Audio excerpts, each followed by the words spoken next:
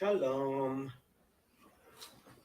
So, as you can see, Jason is not here because he had to work. He might be able to get out of work early. But tonight will be Tisha B'Av, which is the 9th of Av. There are 6 fast days, unless I'm forgetting one, in the Jewish calendar. There is the biblical fast day of the Day of Atonement, the 10th of the 7th month, which is from sunset to sunset. There is the fast of Purim, the fast of Esther, which comes from the book of Esther, but in Jewish understanding, these fasts, which come from not from the Torah itself, are not considered biblical in the Jewish understanding. They're considered rabbinic in origin because the prophets were rabbis. And then in, I believe, Zechariah, it mentions 4 fast days. If I remember correctly, it's the fast of the 4th, the 5th, the 7th, and the 10th. And the fast of the 4th is the 17th of Tammuz. Tammuz is the 4th month. The fast of the 5th is Tisha B'Av, which is going to be tonight, which is the 9th of the 5th month of Av. The fast of the 7th is the fast of Gedaliah, who was the mayor of Jerusalem, and that is on the 3rd day of Tishrei, the day after Rosh Hashanah and a week before before Yom Kippur, the Day of Atonement. And the fast of the 10th is actually the 10th of Shvat, which is the easiest of the fast days because it's only a day fast in the middle of winter.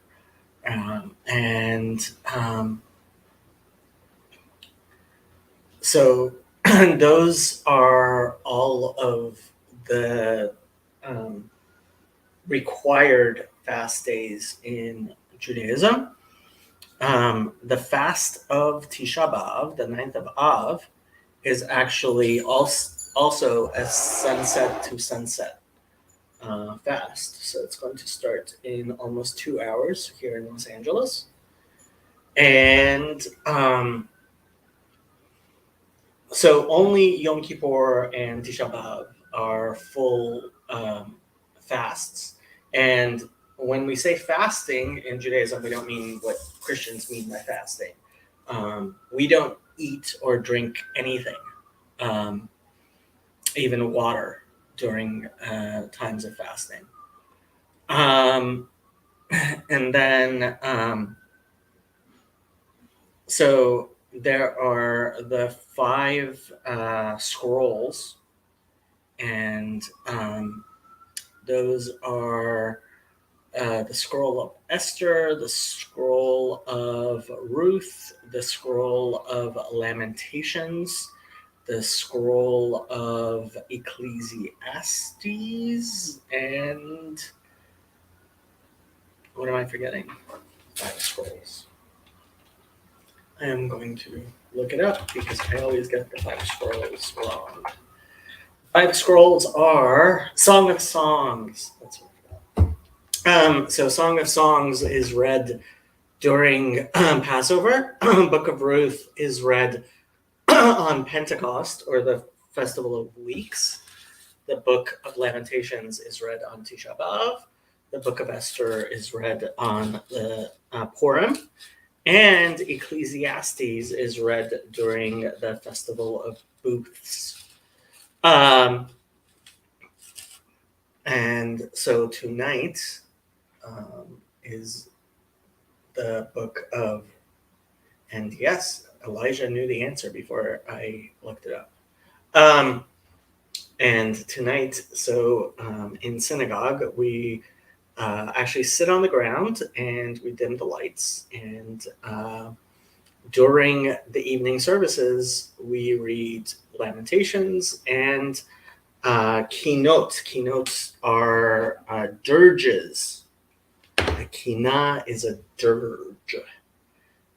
So it is a piyut. It is a liturgical song of mourning. And so I decided I would share my favorite dirge or kina'ah with you. It is from the Syrian tradition, and it's read on the night of Tisha B'Av, which the night of Tisha B'Av always falls on the same night as of the week as the night of Passover. And there's a lot of parallels there. So this is a kin'ah, which actually has the Ma nishtana halayla hazeh, which is part of the Passover Haggadah. Why is this night different from all other nights? And it asks about Passover in relation to Tisha B'Av, the ninth of Av. And I am going to subject you to my voice. There are various renditions of this on YouTube, and I put a link to one of them on my Discord server in the Shirah thing. And just for the sake of making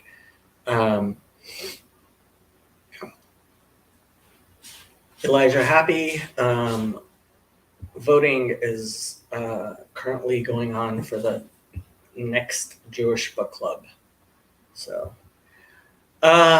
this is called Alechem Eda Kedosha Mechaber Lo Yadua. So the name of it is To You, Holy Congregation, and we don't know who wrote it. Alechem Eda Kedosha Esh'al Mikem She'elot. I will ask from you questions. Ma nishtana halayla hazeh mikol halelot. Why is this night different from all other nights? Madua beleil Pesach. Why is it that on the night of Pesach, ochlim matzot umrorim, we eat matzahs or unleavened cakes and bitter herbs? Atah halayla hazeh savanu vuz umrorim. But now on this night, we have sated ourselves with scorn and bitterness. Al hereg hakisherim, on the death of the righteous. Va'al zera yesharim, and the seed of the upright. Al ken bivichi tamurim. Therefore, with bitter tears, esa koli kecholot, I will raise my voice like profanities, I guess it is, but not as in cuss words, but as things which are not holy. Ma nishtana halayla hazeh mikol halelot. Why is this night different from all other nights? Madua baleil Pesach. Why is it that on the night of Passover, shulchan aruch besimcha, that we set a table in joy? Ata ba'avonatenu, and now in our sins. Beleil ze kol ancha. In this night, it is a voice of anguish. Aha ki lo matzanu. Woe is us that we have not found lechaf ragleinu menucha, to a place of rest for our feet. Oi ki ba'atzara, woe, for comes tzara. How do you say tzara? Bad things? Yeah, tzara. I mean, tzara means things that are tight. Al ken eshkach mecholot. Therefore, I will forget the sound of instruments. Ma nishtana halel hazeh mikol halelot. Why is this night different from all other nights? Madua belel Pesach. Why is it on the night of Passover? Shotim kosot bivracha. We drink cups of wine with a blessing. Ata anachnu belel zeh. And now we on this night, nikra megillat echa. We read the scroll of Lamentations. Echa begalut yashavti. How in exile I have been set. Uvati eretz mevucha, and I have come to a land of weeping. Lachen ani al kacha aorer kol yelalot. Therefore, upon this, I will awaken a voice of wailing, I guess. I mean, I'm translating a lot of things that are different of the same thing. So, like, yeah. Ma nishtana halayla hazeh mikol halelot. Why is this night different from all other nights? Madua belel Pesach. Why is it that on the night of Passover, Korin Tamid Haggadah, they read always the Haggadah. Ata nomar balel hazeh. Now we shall say on this night, Bechi tamrur ukbadah.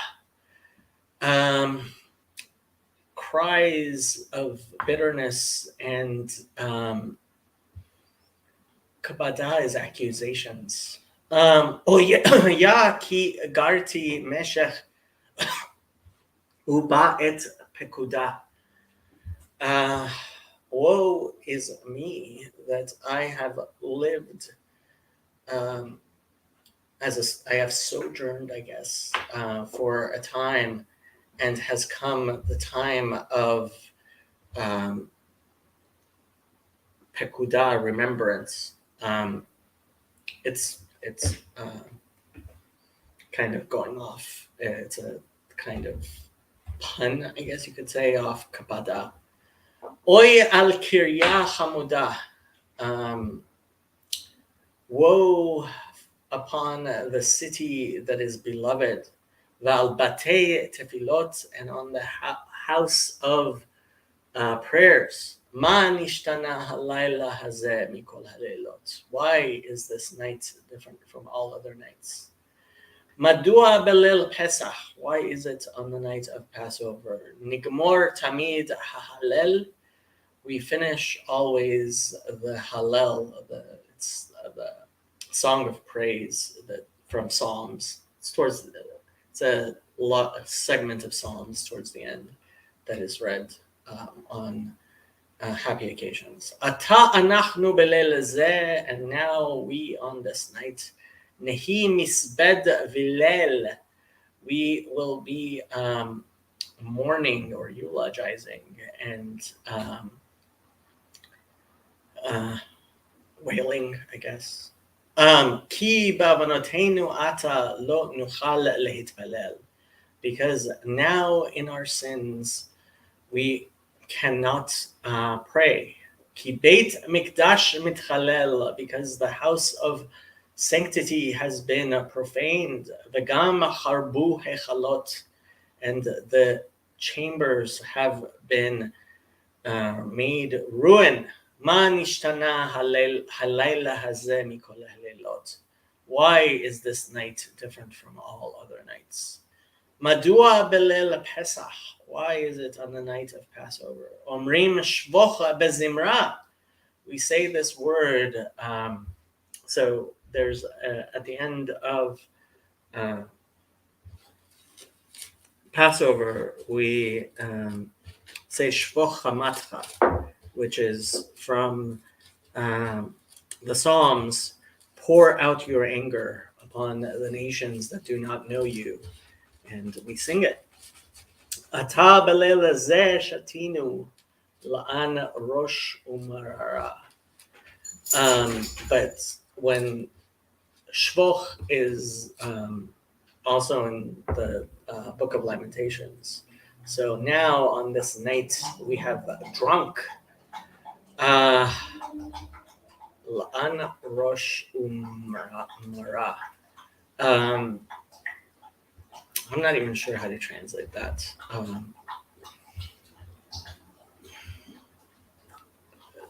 At first, bitterness. Yeah, I don't know how to translate that. Oy ki simcha nedara.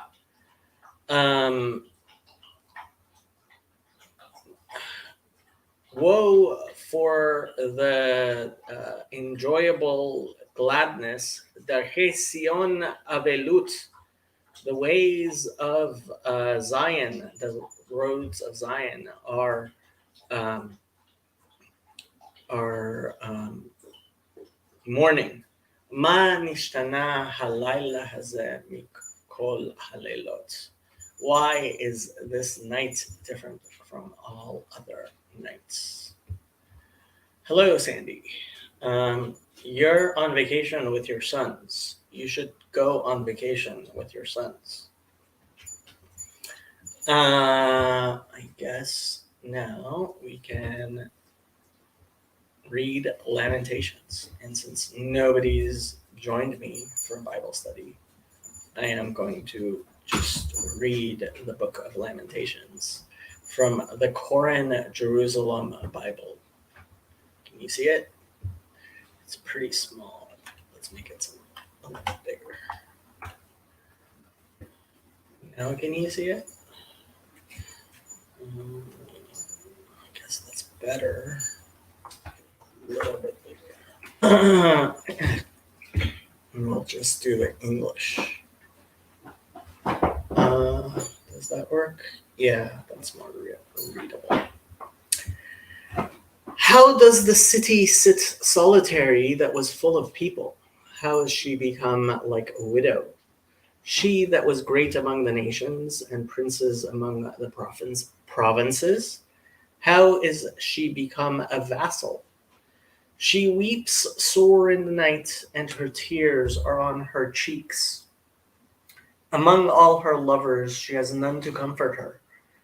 Ein menachem. All her friends have dealt treacherously with her. They have become her enemies. Yehuda is gone into exile because of affliction and because of great servitude. She dwells among the nations. She finds no rest. All her persecutors overtook her within the straits. The ways of Zion do mourn, because none come to the solemn assembly. All her gates are desolate. Her priests sigh. Her virgins are afflicted, and she is in bitterness. Her adversaries have become the chief. Her enemies prosper. For the Lord has afflicted her for the multitude of her transgressions. Her infants are gone into captivity before the enemy. And from the daughters of Zion, all her splendor is departed. Her princes are become like harts. That's Harts. That's deer. That find no pasture, and they are gone without strength before the pursuer. Yerushalayim remembers in the days of her affliction and of her miseries all her pleasant things that she had in the days of old, when her people fell into the hand of the enemy, and none did help her. The adversaries saw her and gloated at her destruction. Yerushalayim has grievously sinned, therefore she has become loathsome. All that honored her despise her, because they have seen her nakedness. She herself also sighs and turns backward. Her filthiness was in her skirts. She took no thought of her last end. Therefore she came down astonishingly. She has no comforter. O Lord, behold my affliction, for the enemy has magnified himself.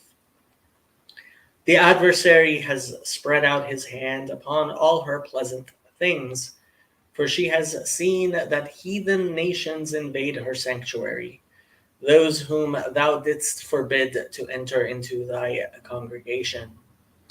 All her people sigh, they seek bread. They have given their pleasant things for food to relieve the soul. See, O Lord, and consider how abject I have become. Is it nothing to you, all you that pass by? Behold and see if there is any pain like my pain, which is done to me, with which the Lord has afflicted me in the days of his fierce anger.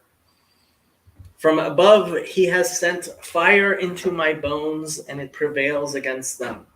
He has spread a net for my feet. He has turned me back. He has made me desolate and faint all the day. The yoke of my transgressions is fastened on by my hand, his hand. They are knit together and come up upon my neck. He has made my strength to fall. The Lord has delivered me into the hands of those against whom I am not able to rise up. The Lord has spurned all my mighty men in the midst of me. He has called an assembly against me to crush my young men. The Lord has trodden the virgin, the daughter of Yehudah, as in a winepress. For these things I weep, my eye runs down with water, because the comforter that should relieve my soul is far from me. My children are desolate because the enemy has prevailed. Zion spreads out her hands, and there is none to comfort her. The Lord has commanded against Yaakov, adversaries round about him. Jerusalem is like a menstruous woman among them. The Lord is righteous, for I have rebelled against his word. Hear, I pray you, all the peoples, and behold my pain. My virgins and my young men are gone into captivity. I called for my lovers, but they deceived me. My priests and my elders perished in the city, while they sought food for themselves to relieve their souls. Behold, O Lord, for I am in distress. My bowels are troubled. My heart is turned within me, for I have grievously rebelled. Abroad the sword bereaves. At home it is like death.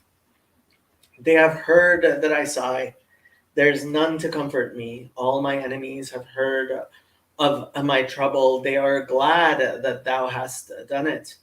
Thou wilt bring the day that thou hast called, and they shall be like me. Let all their wickedness come before thee, and do to them as thou hast done to me.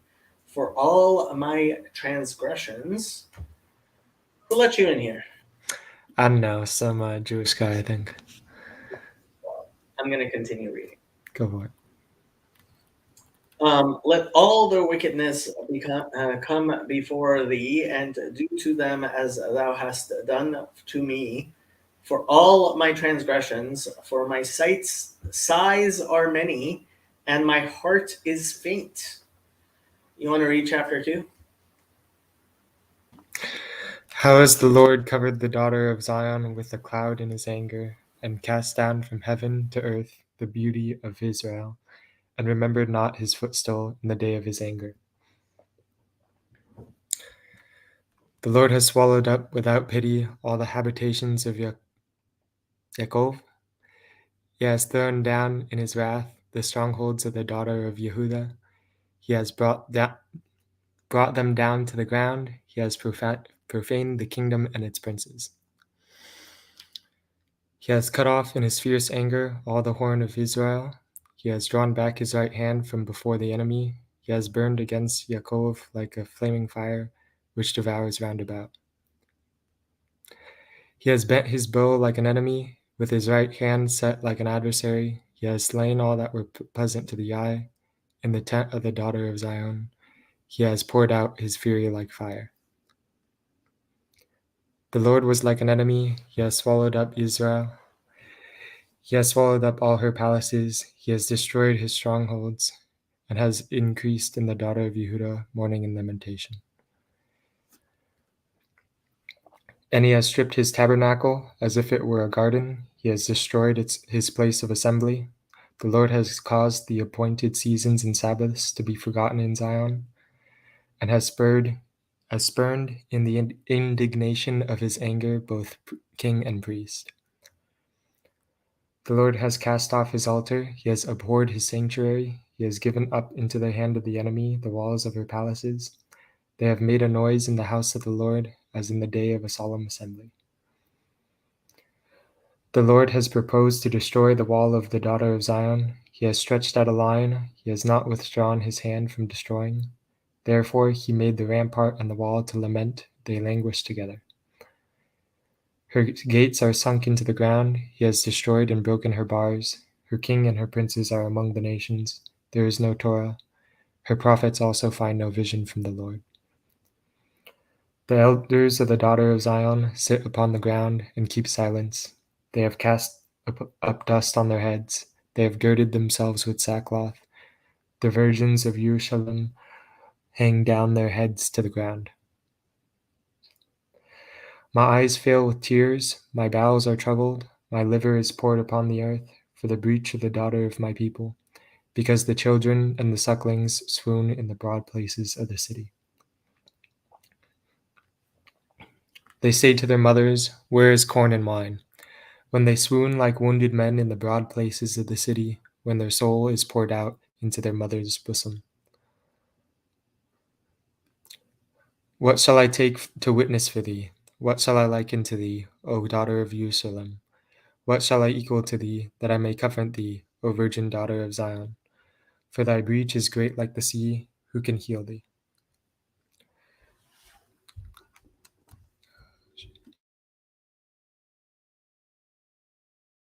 Thy prophets have seen for thee vain and foolish visions. They have not exposed thy iniquity to restore thy captivity, but have prophesied for thee burdens of falsehood and deceit.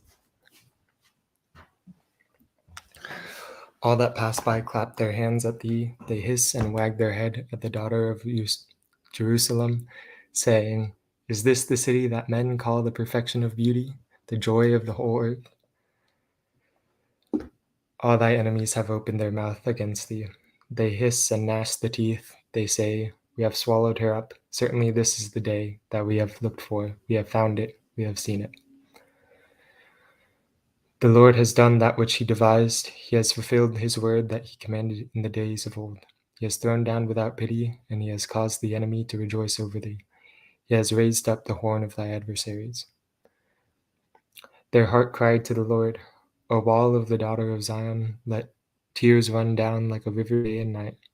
Give thyself no rest. Let not the apple of thy eye cease. Arise, cry out into the night. In the beginning of the watches pour out thy heart like water before the face of the Lord. Lift up thy hands toward him for the life of thy young children, that faint for hunger at the head of every street. Behold, O Lord, and consider to whom thou hast done this. A woman eat their fruit, their cherished. Shall priest and prophet be slain in the sanctuary of the Lord?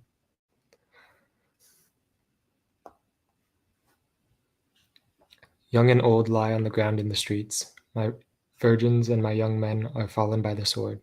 Thou hast slain them in the day of thy anger. Thou hast killed and not pitied. Thou hast called as in the day of a solemn assembly my terrors round about, so that in the day of the Lord's anger none escaped or remained. Those that I have cherished and brought up, my enemy has consumed.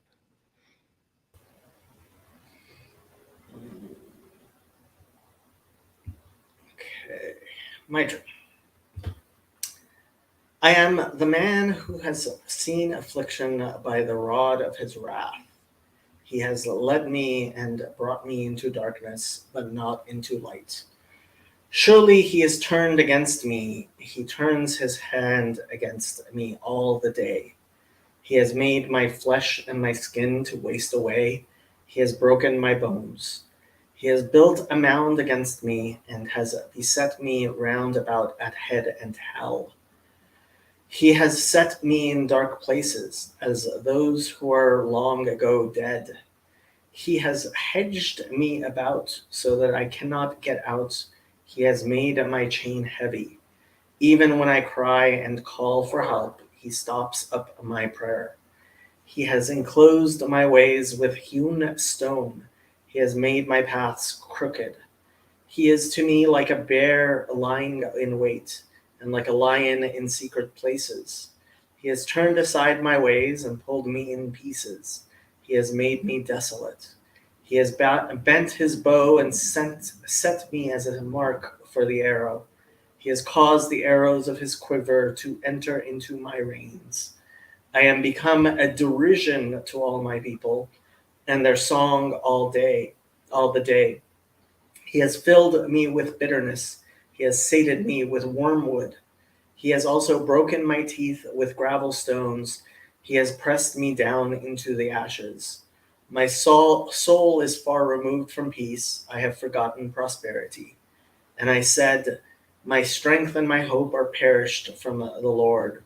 Remember my affliction and my misery, the wormwood and the gall. My soul has them still in remembrance and is bowed down within me. This I recall to my mind, therefore I have hope, that the Lord's steadfast love has not ceased, and that his compassions do not fail. They are new every morning. Great is thy faithfulness. The Lord is my portion, says my soul. Therefore I will hope in him. The Lord is good to those who wait for him, to the soul that seeks him. It is good that a man should quietly hope for the salvation of the Lord. It is good for a man that he bear the yoke in his youth. Let him sit alone and keep silence, because he has taken it upon him. Let him put his mouth in the dust. Perhaps there may be hope. Let him offer his cheek to him who strikes him. Let him take his fill of insult. For the Lord will not cast off forever. But though he cause grief, yet will he have compassion according to the abundance of his steadfast love.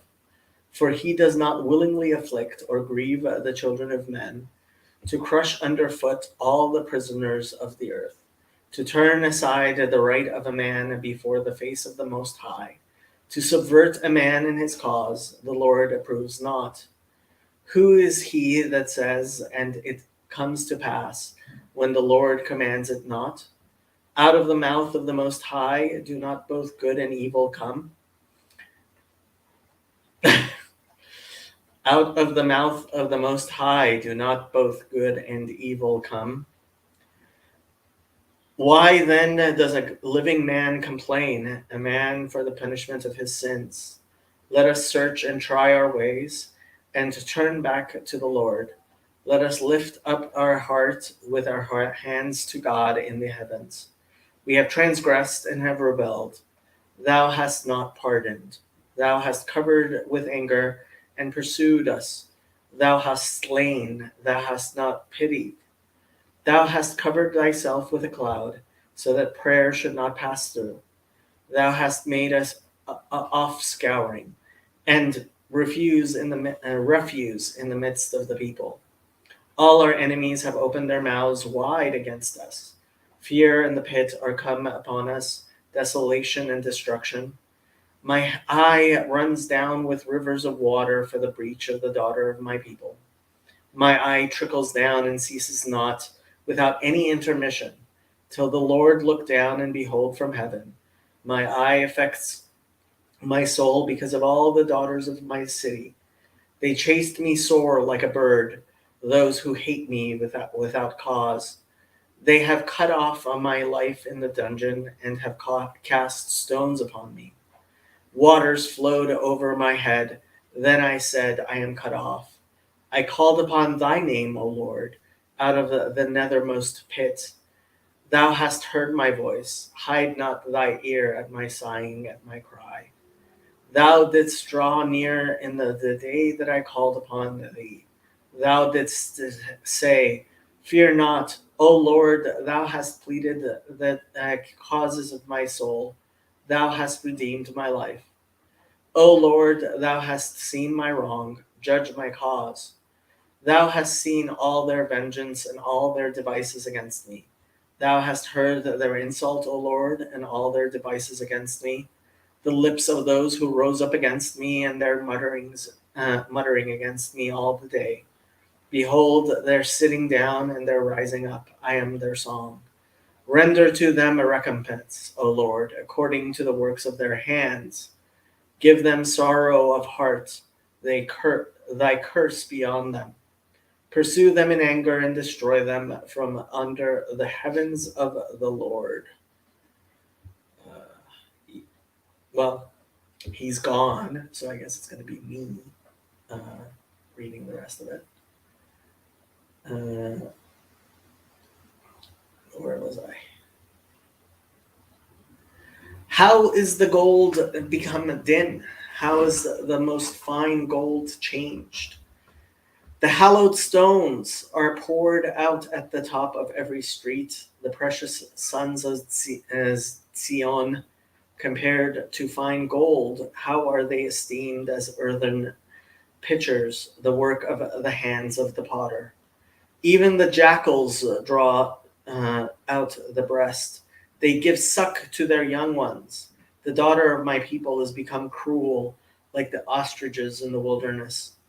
The tongue of the sucking child cleaves to the roof of his mouth for thirst. The young children ask bread, and no man gives it to them. They that did feed on dainties are desolate in the streets. They that were brought up in the scarlet embrace dunghills. For the doom of the daughter of my people is greater than the sin of stone that was overthrown as in a moment, no hands being laid upon her. Her Nazarites were purer than snow. They were whiter than milk. They were more ruddy in body than rubies. Their polishing was as of sapphire. Now their visage is blacker than coal. They are not known in the streets. Their skin is shriveled upon their bones. It is withered. It has become like a stick. Those slain with the sword are better than those slain with hunger. For when pierced through, the former do ooze with the produce of the fields. Hands of compassionate women have boiled their own children. They were their food in the destruction of the daughter of my people. The Lord has accomplished his fury. He has poured out his fierce anger, and has kindled a fire in Sion, and it has devoured its foundations. The kings of the earth and all the inhabitants of the world would not have believed that the adversary and the enemy would enter the gates of Jerusalem. It was for the sins of her prophets and the iniquities of her priests, who shed the blood of the just in the midst of her. They wandered blind through the cities, polluted with blood, so that none could touch their garments. Away, unclean, they cried at them. Away, away, do not touch. So they fled and wandered away. Among the nations it was said, they shall no longer sojourn here. The anger of the Lord has divided them. He will no more regard them. They respected not the persons of the priests. They were not gracious to the elders. As for us, our eyes do not fail for our vain help. In our watching, we have watched for a nation that could not save. They hunt our steps that we cannot walk in our broad places. Our end is near, our days are fulfilled, for our end is come.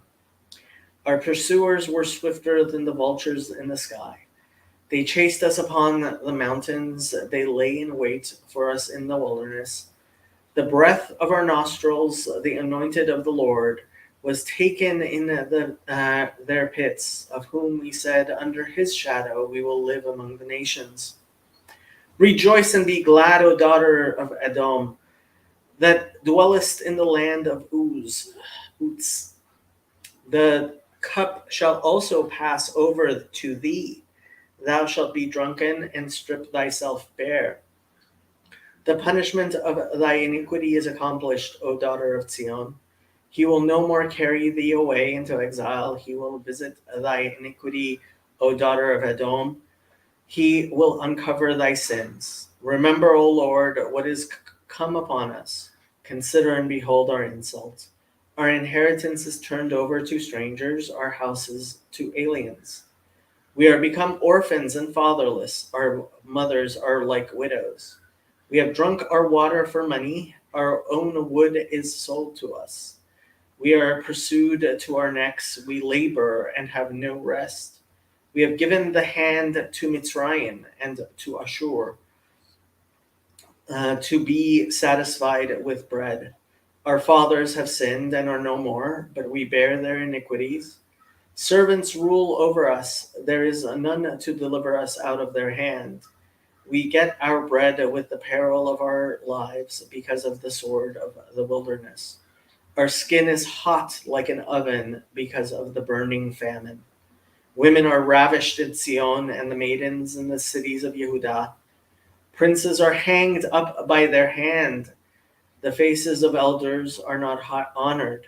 Young men drag the millstone, and youths stumble under the wood. The elders have ceased from the gate, the young men from their music. The joy of our heart is ceased, our dance is turned into mourning. The crown is fallen from our head. Woe to us that we have sinned, for this our heart is faint. For these things our eyes are dim. Because of the mountain of Zion, which is desolate, foxes prowl over it. Thou, O Lord, art enthroned forever. Thy throne is from generation to generation. Why dost thou forget us forever? Why dost thou so long forsake us? Turn us to thee, O Lord, and we shall be turned. Renew our days as of old. Unless thou hast utterly rejected us and art exceedingly angry against us. And the Jewish tradition is to read the penultimate verse again. Turn us to thee, O Lord, and we shall be turned. Renew our days as of old. Okay, so Jason will be home in a while, like 2 hours from now, 1 hour, 2 hours from now. Brad B says hello all. And Andrew Ternay says, connection's too spotty to keep on StreamYard. Sorry. Well, who are the virgins in 2:10? Okay, so let's look to, well, first of all, let's go back to the Hebrew. And then let's go to 2:10.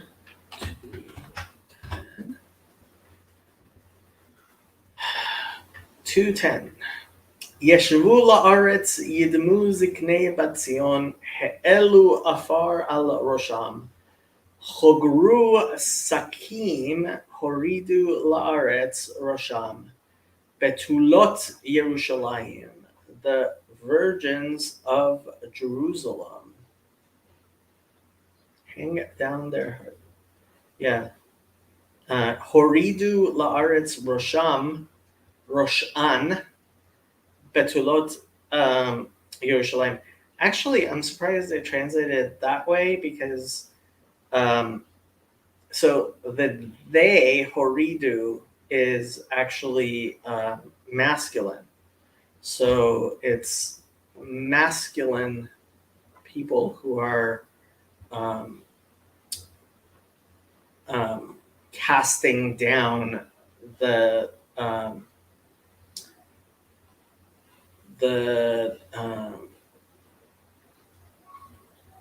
what happened? I was reading 2:10, wasn't I? What was I reading? 2:10, yeah. And whatever, I don't care about the what you call it. Why is this? What happened to Why am I not seeing chapter 2, verse 10? I don't know why the you know what? Let's try this again. 2:8 to 10. Yeah, that got weird. Okay. So let's see what the commentaries have to say. Alon Bachut. I have no idea who the Alon Bachut is. Yeshua Aretz Yidmu Ziknim. He doesn't talk about that.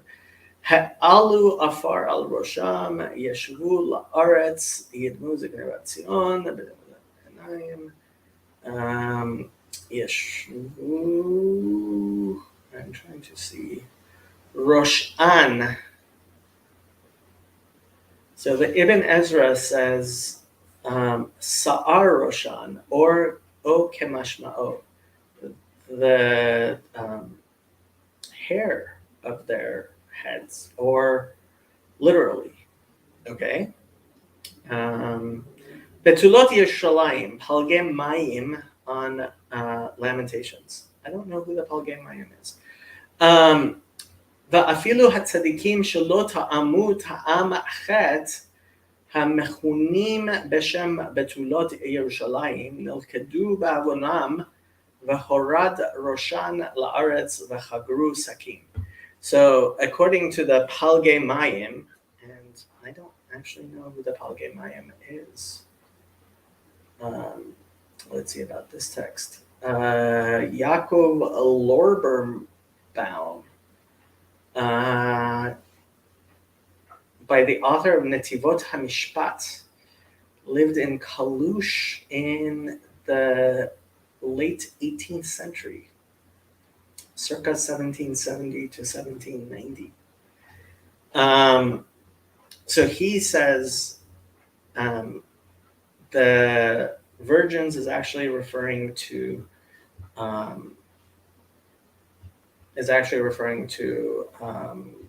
the what you call it, the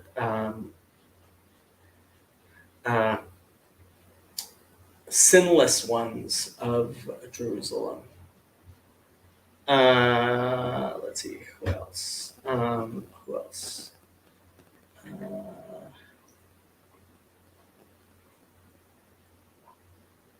So Rashi has this whole thing about Nebuchadnezzar. Torah Tamima. No.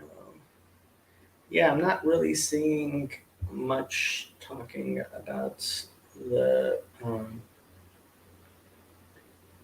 Let's look at the Midrash. Eicha Rabbah, the elders of the daughter of Zion sit on the ground, are silent. They have placed dust on their heads, have girded themselves with sackcloth. The virgins of Jerusalem have lowered their heads to the ground. Usually the Midrashim that are translated to English are the better ones, more interesting ones. The elders of the daughter of Zion sit on the ground, are silent. Rabbi Elazar said, let the portion of vows not be insignificant in your eyes, as it is on account of the portion of the vows that the great Sanhedrin of Zedekiah were killed. When Jechoniah was exiled, King Nebuchadnezzar appointed him over five kings. That is what it is written, send to the king of Edom, to the king of Moab, to the king of the children of Ammon, to the king of Tyre, and to the king of Sidon, in the hand of the messengers who come to Jerusalem to Tzidkiah, king of Judah. Jeremiah 27:3. He would enter and exit before him without permission. One day he entered before him and saw that he was ripping the flesh of a hare and eating it raw. Nebuchadnezzar said to him, take an oath to me that you will not publicize this about me. And he took an oath to him. On what did he administer the oath to Zedekiah? Rabbi Yosei ben Rabbi Hanina said, on the inner altar. The five kings were sitting and maligning Nebuchadnezzar before Zedekiah, and saying to him, the kingdom is not suitable for Nebuchadnezzar, but rather it is suitable for you, as you are the offspring of David. He too maligned Nebuchadnezzar and said, I saw that he was ripping the flesh off a hare and eating it. Immediately they sent a message to the king saying that this Jew who enters and exits before you without permission said about you, I saw that Nebuchadnezzar was ripping the flesh of a hare and eating it. That is what is written, Zedekiah rebelled against the king of Babylon, 2 Kings 24:20. Immediately he came and settled in Daphne of Antioch, and the great Sanhedrin went to greet him. When he saw that they were all men of noble form, he issued a command and had seats of honor brought for them, and he seated them. He said to them, teach me the Torah. Immediately they began reading each and every portion and translating it before him. When they reached the portion of vows, a man who takes a vow, Numbers 33, verse 3, he said to them, if he wishes to renege on it, can he or can he not do so? They said to him, he can go to a sage, and the sage can nullify his vow for him. He said to them, it seems to me that you nullified for Zedekiah the oath that he took to me. Immediately he decreed and had them placed down on the ground. That is what is written, the elders of the daughter of Zion sit on the ground, are silent. They have placed dust on their heads. They began mentioning the merit of Abraham, as it is written, I am dust and ashes, and afar va'efer. Have girded themselves with sackcloths. They began mentioning the merit of Jacob, as it is written, he placed sackcloth on his loins, Genesis 37:34. What did they do to them? They tied their hair to horses' tails and had them run from Jerusalem to Lod. That is what is written, their virgins of Jerusalem have lowered their heads to the ground. Rabbi Abahu, in the name of Rabbi Yossi bar Chanina, began, its gates will lament and mourn, lamenting from within, mourning from without. Its gates, the first destruction and the second destruction. It will be emptied, Isaiah 3:26, empty of words of Torah, empty of words of prophecy, empty of the righteous, empty of mitzvot and good deeds. Therefore it will sit on the ground, Isaiah 3:26. The elders sit on the ground and keep silent. Ein Yaakov. This is one of the more popular midrashim, Ein Yaakov. Folio 65. We are taught in a Braita, that is a Tanaitic statement, whoever makes a vow prohibiting his neighbor to enjoy anything of him cannot get a nullification of that vow except in the presence of the man who was involved in that vow. Whence do we learn this? Said Rav Nachman, and according to others, Rabbi Yochanan.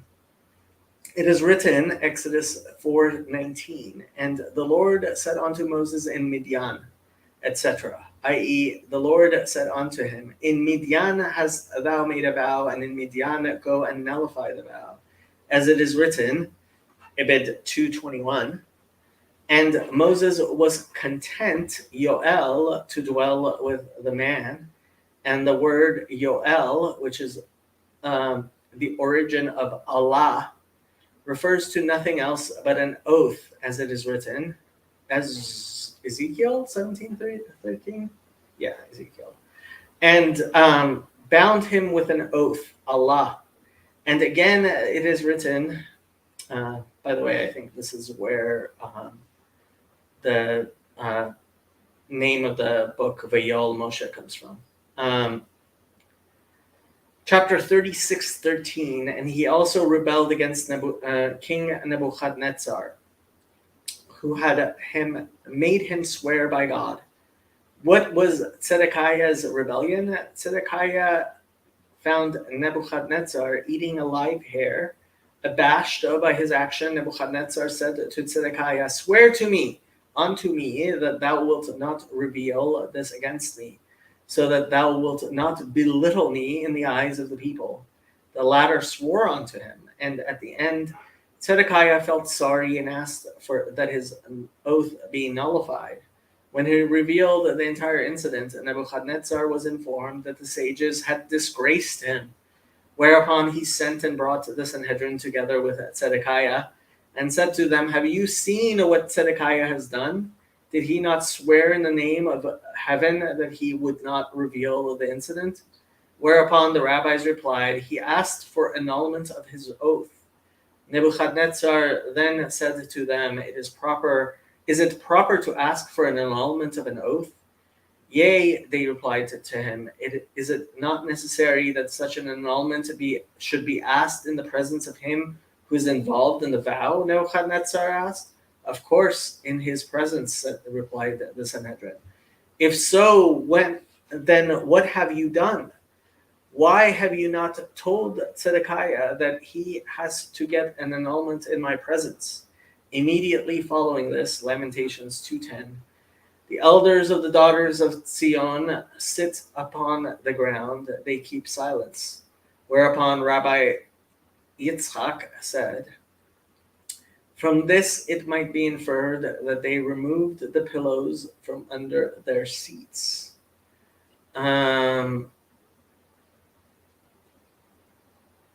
This is the Hebrew of the exact same thing.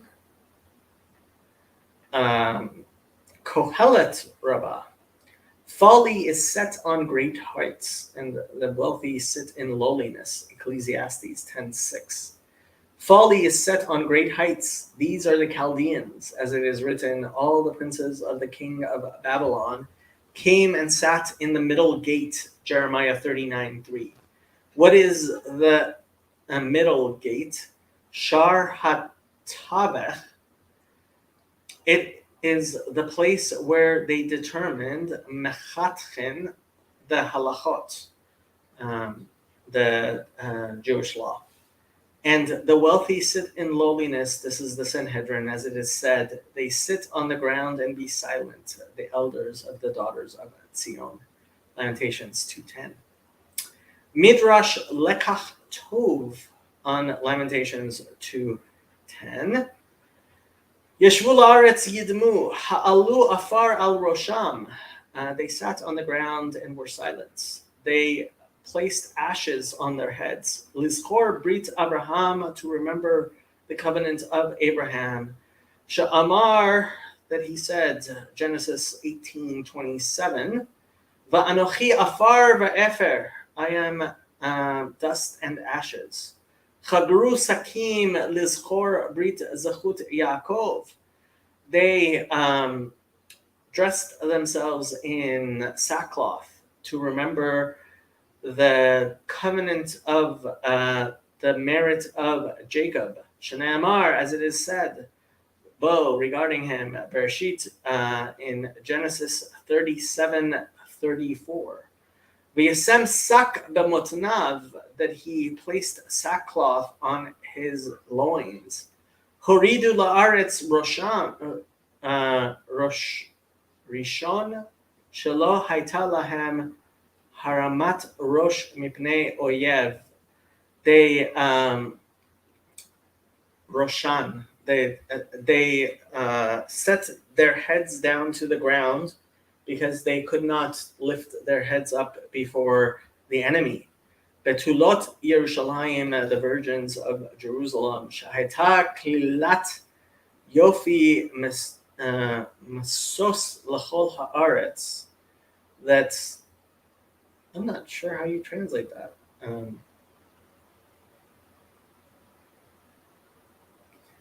That the entirety of the beauty of the land was despoiled, I guess, by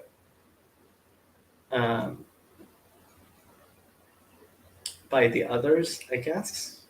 I don't know. Midrash Tanchuma Buber, V'etchanan 1:1. Deuteronomy 3:23. I besought the Lord. This text is related to Job 9:22.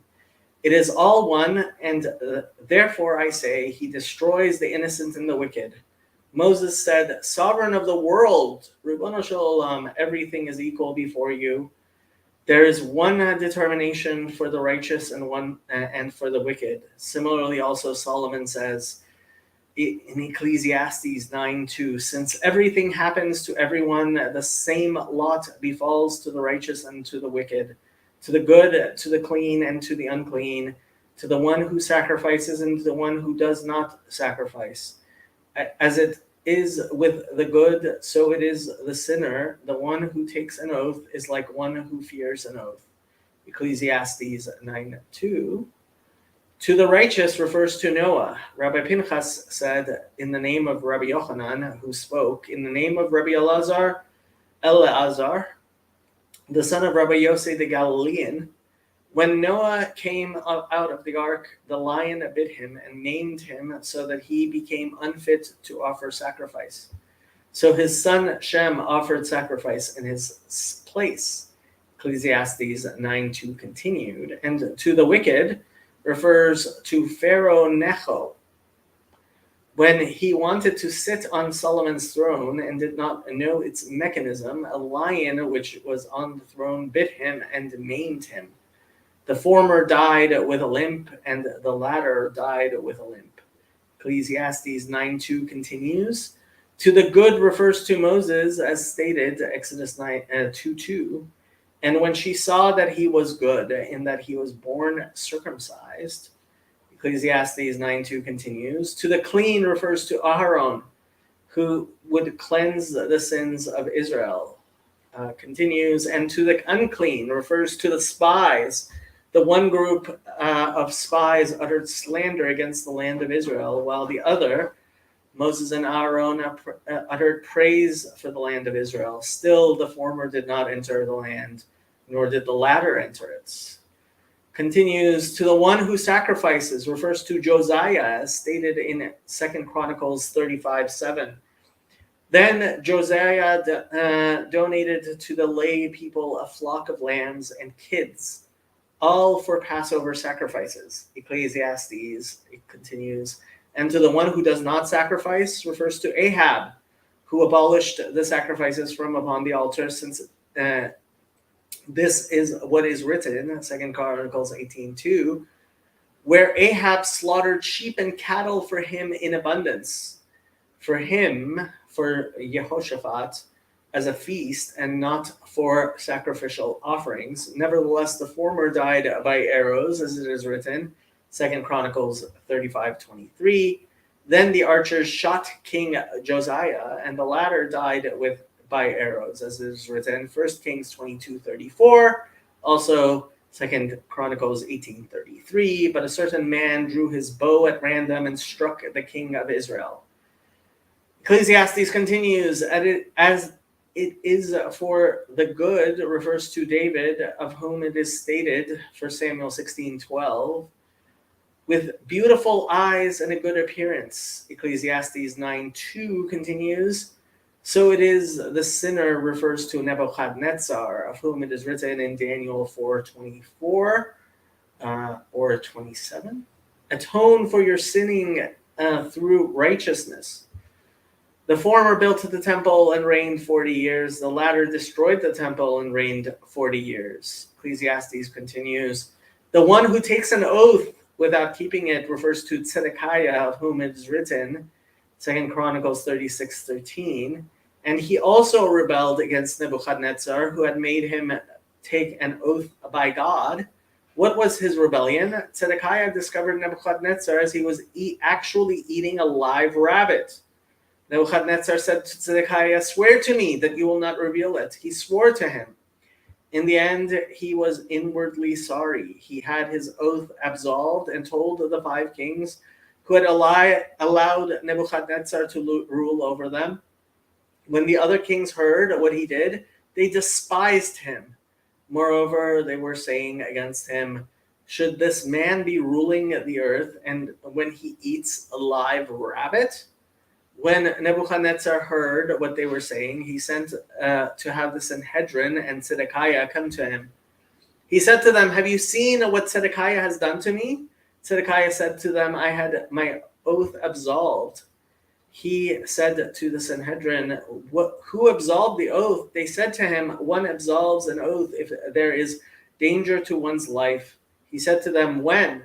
They said to him, on the same day. He said to them, in the presence of him to whom the oath was sworn, or not in his presence? They said to him, in his presence. He replied, but what was the reason for not saying so to Zedekiah? Immediately, in the words of Lamentations 2:10, the elders of the daughters of Zion sit on the ground in silence. Rabbi Isaac said this teaches that they remove the pillows and cushions from beneath them. Ecclesiastes 9:2 continues, like one who fears an oath. This refers to Samson, since it says in Judges 15:12, then Samson said to them, swear to me that you yourselves will not attack me. From here we know that he feared an oath.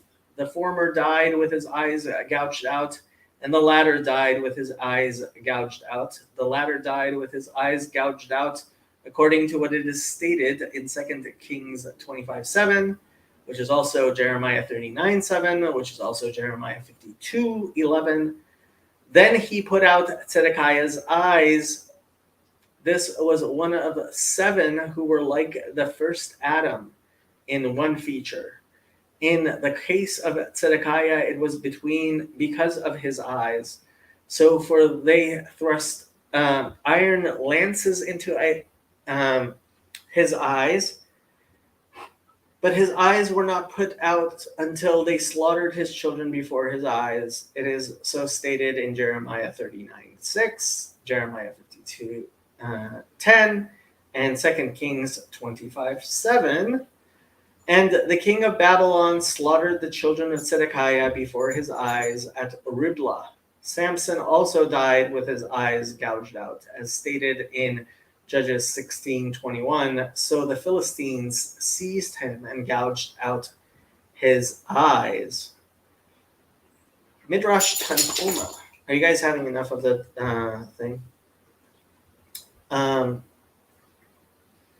You ever get so hungry that you eat a live hare? Nebuchadnezzar has. We all know what he would do for a Klondike.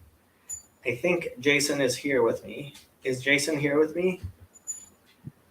Yeah, I'm here. I'm just walked in the door, so I'm kind of. I'll be in here in a second. I'm listening. Rabbi Daniel Shalom is sitting here making fun of me on the night of Tisha B'Av, and it's already Tisha B'Av where he is. He is in Maryland. By the way, Donnie, I hope you're going to Yosef's house for Shabbat. I know he has, in fact, invited you, and I only have 50 minutes to do my drinking of water. I'm really not sure about this River King guy. Was Edom a real place, or is it referring to the enemies of God, the spirit of the world, and the wicked people? So Edom was actually a real place. And Elijah demands, Jason, if you're here, make your presence known. Rabbi Daniel Shalom says, I'm not making fun. It's a great look. Rabbi Daniel Shalom, you should actually click on the link and come on, because I'm talking too much. How are you doing, Jason? Jason is doing stuff, getting ready, and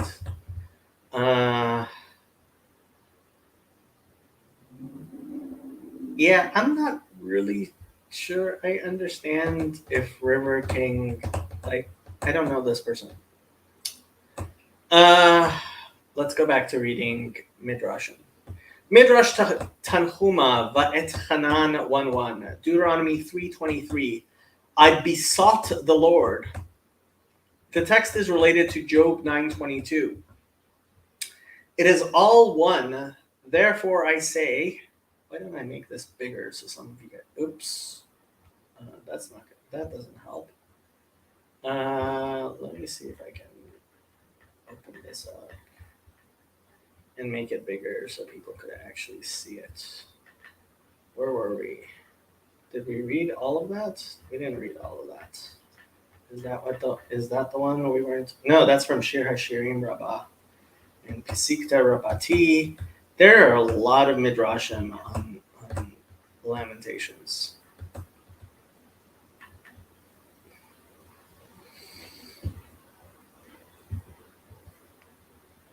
Are we still in Lamentations? I am, yes. So I am still on Lamentations. How are you doing, Mr. Jason? I'm good. Going back in to grab my Bible. Your Bible? What do you need a Bible for your Bible study? There it is. It's in my bag. Because I might need to reference it. I'm a Bible nerd. You are a Bible nerd. This is true. That's what Luke Thompson always calls me. Bible nerd. Well, if Luke Thompson says it, it can't be true. Ouch. Ouch. I guess I'm not a Bible nerd. Wish I was. I don't know. So how's it been going? What have I missed? We read my favorite Piut, which is so to starting in about 40 minutes is the 9th of the 5th month, which is the month of Av, and it is the official day of mourning in the Jewish liturgical calendar. And it is a fast day. And what we do on Tisha B'Av is we sit on the ground, we dim the lights, and we read the Book of Lamentations, which with the help of Andrew, I read the Book of Lamentations in English. And we read what are called kinot, which are, and that's actually an interesting thing. You asked about how in Jeremiah it was asked, it says it was a lament, and it was, and it has become a lament, right? So the word there is actually kina, which is a dirge. The StreamYard link I will put into the chat again.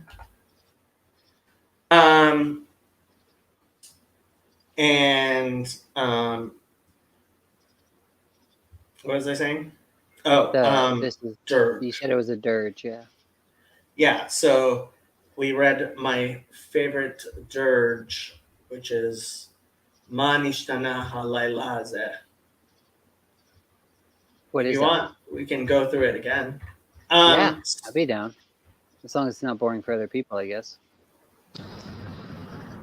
Trey! Hello. What's up? I just rather do this than call you. Do you want any food? I'm picking up food, Jacob. No, I don't It's want a any it's a food. fast day. He's not allowed. Well, He's got the 40 fast- minutes. You better hurry. Yeah, the fast starts in. I actually ate. I'm just gonna have some water. Yeah. So no, thank you. Okay, I'll be back. I'll be there in a bit. Thank you. He's coming to help me move some stuff. Cool. And to participate in the whatchamacallit, Bible study. So my favorite Tisha B'Av dirge. We're gonna go over it again.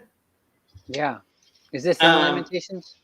No, this is Okay. This is a poem that an unknown person, likely somebody who is Connie wants Trey to pick her up a Big Mac.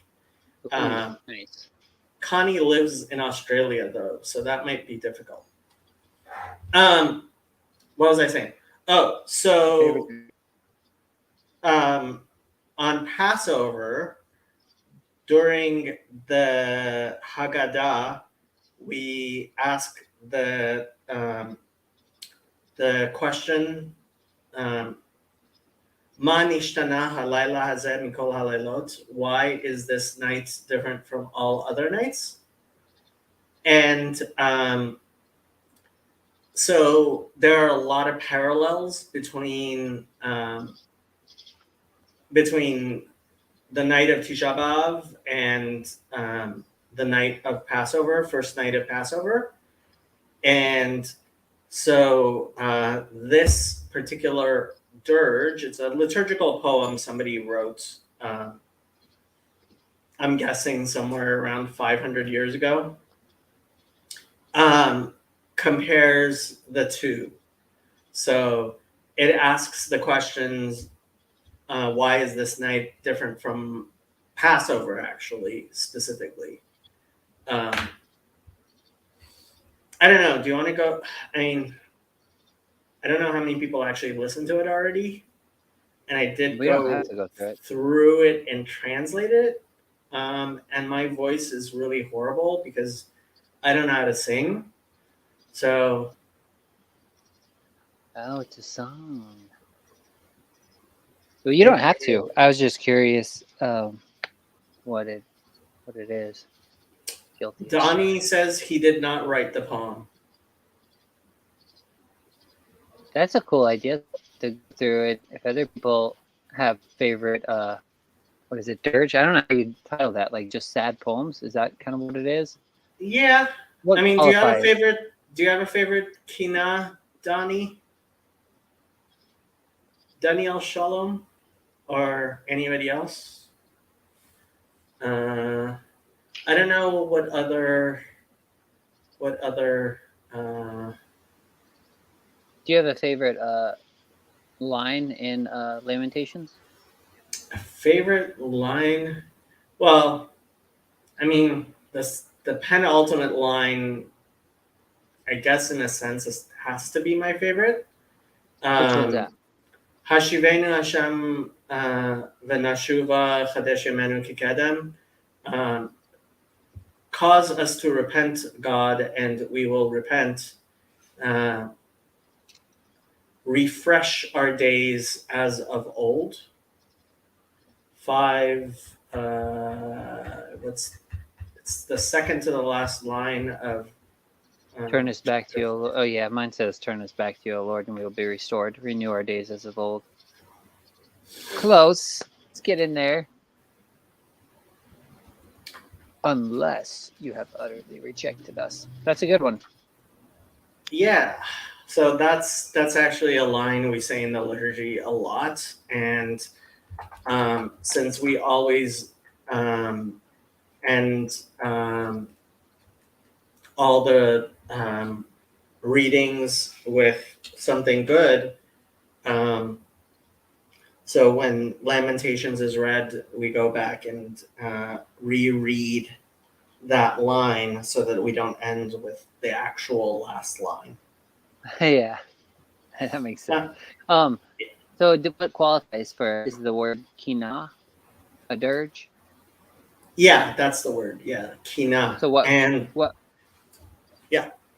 is it? Just, I mean, what qualifies for that? Is it just kind of a song that's like a sad song that's like looking back, or what? I mean, so I like sad songs. The word kina, I mean, it's related to the word nest, and it's related to the word as in a bird's nest, and it's related to the word acquire, and you remember in Genesis 4, I think it is, that Eve names Cain Cain because it comes from, she says, Ki ish kaniti me Hashem, me Elohim, I think it is, because I have acquired a man from God. Yeah, so I think that, I mean, What was the verse in Jeremiah that you Well, were it was Ezekiel. Let's see. Ezekiel? Yeah, Ezekiel. I want to say it's like 20 something. Let's see. I think I have your message somewhere around here. Jason 19. Ezekiel The last line in 19:14. Yeah, it's the very last line in 19. Ezekiel Your mother was a lion. 19:14. ותצא איש אש ממטה בדיך פריה אכלה ולא היה בה מטה עוז שבט למשול קנאה היא ותהי לקנאה. And fire is gone out of the rod of her branches. It has devoured her fruit. Piryah achala. So that she has no strong rod to be a scepter to rule. This is a lamentation, and a lamentation it has become. Kin'ahi vatihi lekin'ah. Let's see what the so Kina, lamentation, dirge, elegy, according to open scriptures on GitHub. Kina, lamentations, a town on the extreme southern border of Judah next to Edom. I had never heard of that.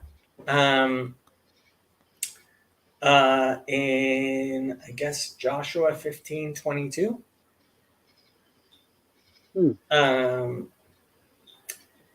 Elegy, dirge, Kinim, Ezekiel 2:10,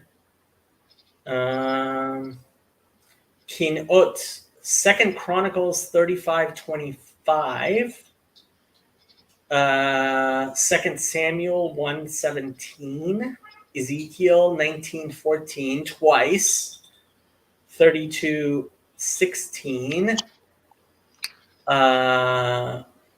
plural. 2 Chronicles 35:25.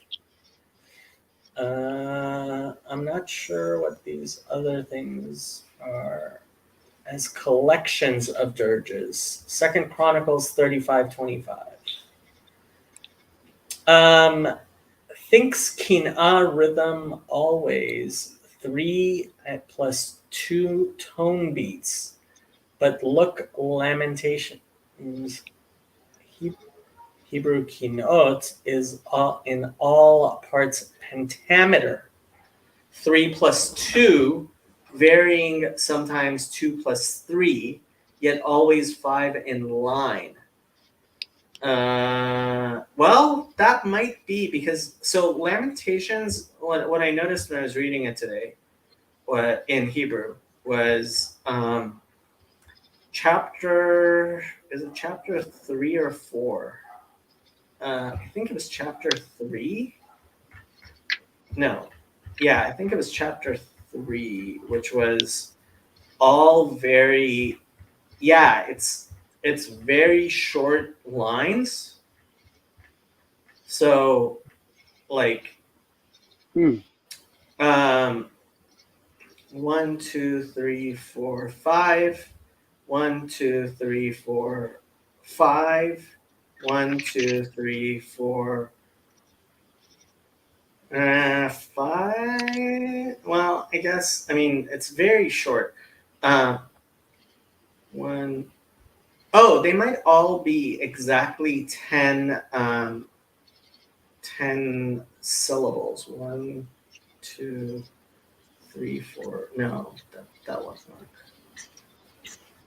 1, 2, 3, 4, 5, 6, 7, 8, 9, 10, 11, 12 syllables. I mean, they're all, it appears to be all lines of the same length, kind of.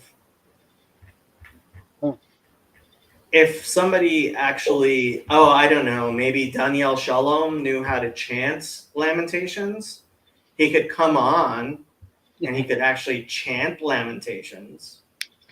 I don't know. Maybe Daniel Shalom. I love Lamentations. Let me see if I can find Lamentations chapter 3 being chanted anywhere.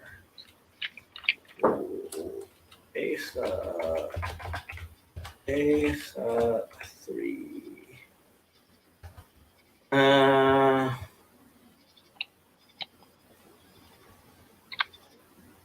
Do you have any favorite sad songs? Sad song. Yeah, one time Mitch messaged me and he was asking about his friends. You mean and other than song sung blue? And what? It's a Neil Diamond song. Song sung blue. No, I heard that. Here, let's see. אני הגבר העוני בשבט עברתו, אותי נהג ויולך חושך ולא אור, אך בי ישוב יהפוך ידו כל היום, בילה ושרי ואורי שיבר עצמותיי, בנה עליי ויקף ראש ותלאה, במחשכים הושיבני כמתי עולם. גדר בעדי ולא אצא, הכביד נחושתי, גם כי אזעק ואשבע, סתם תפילתי, גדר דרכי בגזית, נתיבותיי עיבה, דוב עורב הוא לי ארי במסתרי. So that's the first 10 lines, and like the entire chapter is like that. That's cool. I like it. It's really pretty. Yeah. It doesn't give me very many sad vibes, though. Maybe if you slowed it down a bit, you had a bunch of people singing it with him. Oh, you know what? Was it? Did I have it set? Yeah, I had it set at 1.5. I was wondering about that. That's I liked his my little fault. pointer. His little Yeah. hand. That was cool. Here, let's listen to a bit at normal.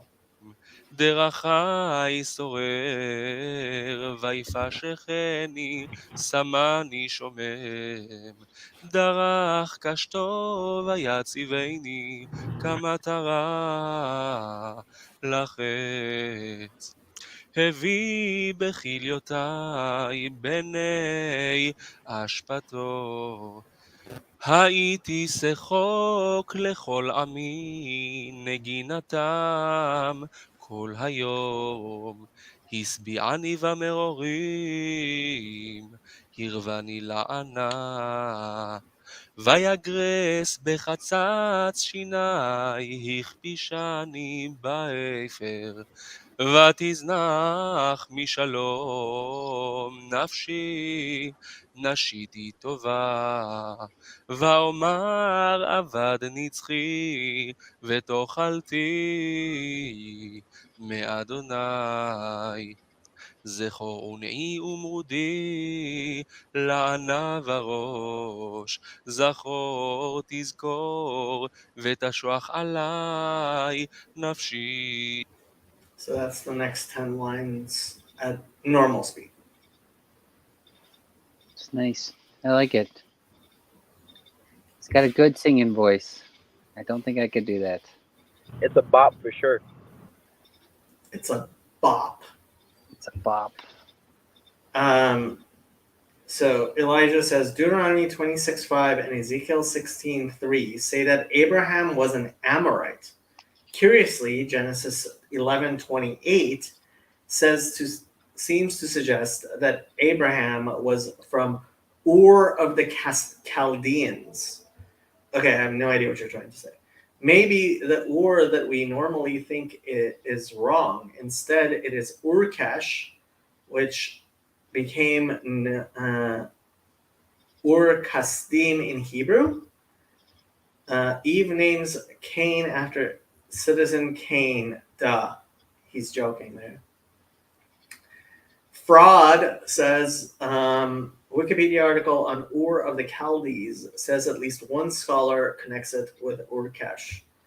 I know nothing about these cities named Ur. My in this New King James, it says that he was a Syrian, and then it says or Aramean in Deuteronomy 26:5. But I don't know. I don't either. Or I think is the Babylonian, right? The Chaldeans. As far as I know.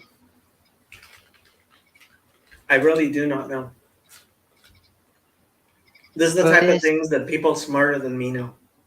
But this is in the first fight. This isn't even in the girl part. Yeah, well, the problem is I'm not the the smartest guy in the world. That is a problem. If Yosef was here, but he's not. Too bad. Too bad. Yep. Trey, do you have a favorite sad song? A favorite what? Favorite dirge. Your favorite dirge. Dirge? Sad song. Sad song.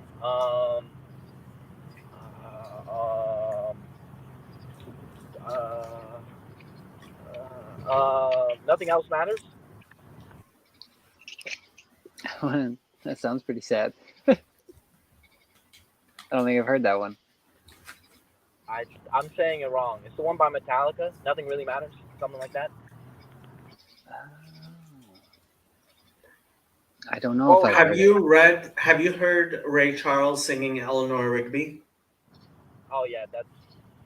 I mean, Ray Charles's version of Eleanor Rigby is much better than the whatchamacallit. Ooh, we have David Busatil. No, I got a better one. White Ferrari, Frank Ocean. Easy peasy. Nothing else beats it. Not even a question. Not even a question. What's your favorite sad song, Jason? Oh man, I don't know. I got a list. Like I said, Mitch asked me to make up a list one time, and I had to whittle it down. Almost all the songs I like are sad songs. I get away with some Modest Mouse sometimes. That'll keep me upbeat a little bit. But other than that, I don't know. I mean, I could name off a few. There's one Celtic song I like that's pretty sad, or at least it has a sad vibe. Can't remember the name of it though, off the top of my head. Fraud says, you want to hear a sad song, type Charles Bradley Changes into your YouTube search bar. Gosh, Fraud is actually like with the culture. Oh my gosh, that song slaps. There's a song called Happy Birthday Baby that I like a lot. That's pretty sad. Yeah. Doesn't really seem like you listen to that many sad songs. Me? Yeah. Why do you say that? Because your song selection for sad songs isn't that like phenomenal. Do you know Gregory Alan Isakov? All his songs are so melancholy. He's a great artist, but I would probably classify as sad, even if they're happy lyrics. They're probably going to sound sad. Let's see, Golden Embers is a really sad one by what used to be Mandolin Orange. Now they're called Watch House. Dink Song strikes me as sad. That's one of my favorite songs. But that one, for me, it's sad. I don't know if it's sad for other people. That's an old one. Let's see. Go through the list here. That was the one I was looking for. It's called like Eluria's Lament. It's by Ella Roberts. And that one's really pretty song, but it's pretty sad. Oh, here's anything by Lost Dog Stream, Benjamin Todd. I have to be careful on listening to that because that'll send you down a spiral for sure.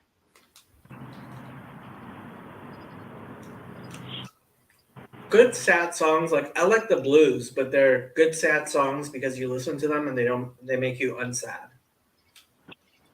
Well, that's good. Yeah, Benjamin just makes me sad, but it's so relatable. Do you guys have a crying playlist, or is that just me? A what playlist? Crying. A crying playlist? No, I don't. I do not have any Yeah. playlist. I have one playlist. It's liked songs on Spotify. That's it. Oh my gosh, yeah, you guys really have not gone through a serious breakup. Ouch. Golly. There's a song by Benjamin Todd called Mercy Bark that Mitch said was made for me, and it's about him putting his dog down. So how's that for sad songs? That is sad. That one's pretty You rough. have a sad song playlist. You're not with it. I do. I went through a very serious breakup, and I don't have a sad song playlist. Trey means Elijah says, I'm never sad, so why would I listen to sad music? Boo! I'm Make sorry, yourself Elijah. sad. You're a stoic. Oh, get over yourself. Oh wait, no, I know why he's never sad, because he's never had a girlfriend. Oh, that's why. That makes sense. Oh.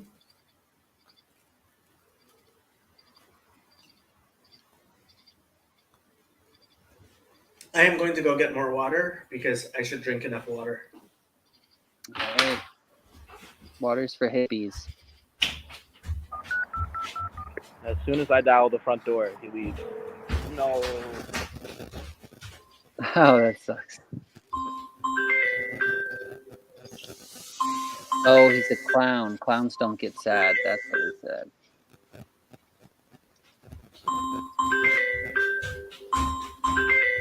Connie said, when you're sad, the sad music makes you feel validated, less alone. You pick exactly when I leave my chair to call. Exactly. That's exactly what I was saying. She was keeping.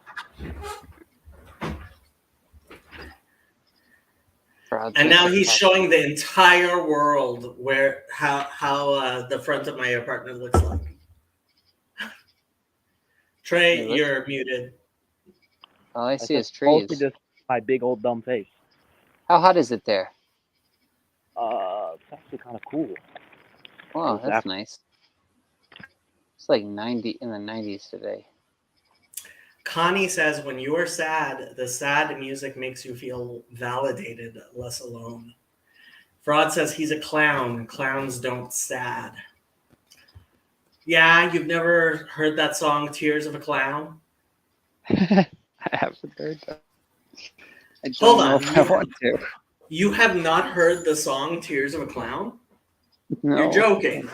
Yeah, I'm not joking. I haven't heard it.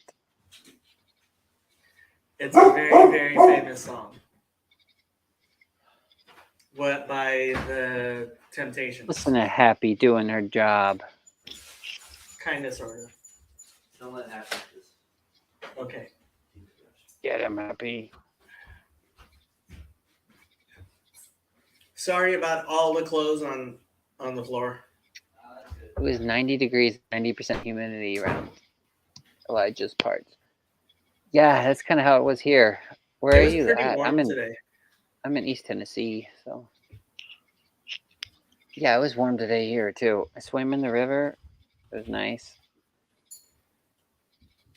It was a high of 88 degrees where I am.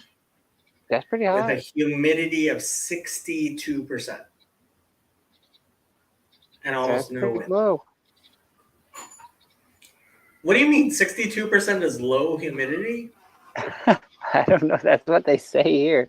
Everybody always says it's like super humid here, and but I don't ever think it is though. Humidity doesn't usually bother me.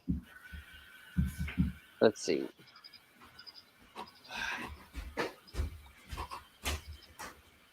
It's 84 degrees right now. Let's see.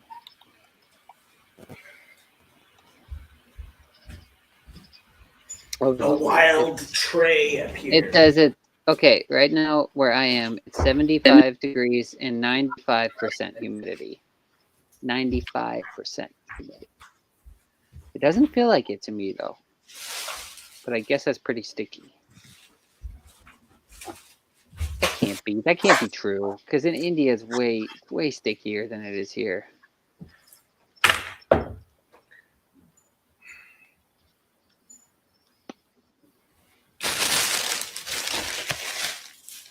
Well, and Lamentations. That's okay. I read it earlier today. So when you have to sit on the ground in the dark, are you supposed to read Lamentations during that time?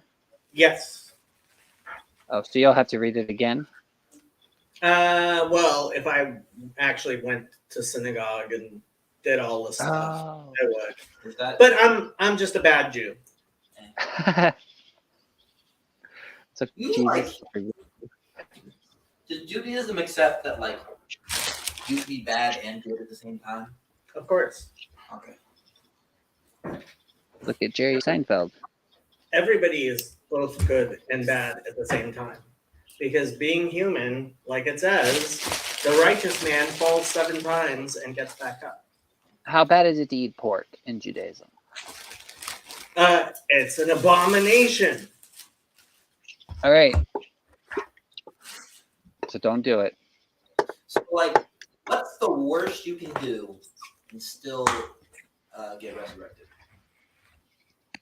That's up to God. So you don't know. Nope. That I mean, I guess I would reveal the secrets because if God told you the least amount you could do, everyone would do the least. But it kind of makes sense why everybody's No, because we believe that each person gets punished according to how bad of a person they are, and gets rewarded according to how good of a person they are. Mm-hmm. Because it's not some sort of binary, silly, like, it's God's perfect justice, which gives you precisely, exactly, 100% according to what is fair. How many fast days do you have in a year? There are, unless I'm forgetting something, there are 6 fast days, which are the fast of the Day of Atonement, which is the only one that's from the 5 books of Moses. And then there are 5 others, which are from the rest of the Bible. But so we say they're rabbinic in origin because they're not from Moses. And one of them is the fast of Esther. And in, I believe, Ezekiel, it talks about the fast of the 4th, the 5th, the 7th, and the 10th. Zechariah, yeah. Yeah. So those are 4. So the 5th month, the 4th month is Tammuz. So the fast of the 4th is the 17th of Tammuz. And the fast of the 5th is tonight, because tonight is the 9th of the 5th month. The fast of the 7th is on the 3rd of the 7th month, which is exactly a week before Yom Kippur. And then the fast of the 10th month is the shortest one because it's in the middle of the winter. All of them are day fasts, meaning from sunrise to sunset, except for the Day of Atonement and tonight, the fast of the 9th of Av is from sunset to sunset. And like Zach points out, but they are true strict fasts, unlike the EO. You're not even allowed to drink water. What? You're not? On this, Oh my gosh. like on the one you're doing today? Yep. In 10 minutes, I am going to stop drinking water. Well, like how do you? Good for you. do So that? they do this on the Day of Atonement as well. There's no food, no water. Correct. But I thought that was just for Levitical priests. Am I wrong? Or is Nope. that for all Jews? Everybody. Okay. For all Jews. Okay. Well, I passed today. It's like sunset or whatever, so I'm good. Good job.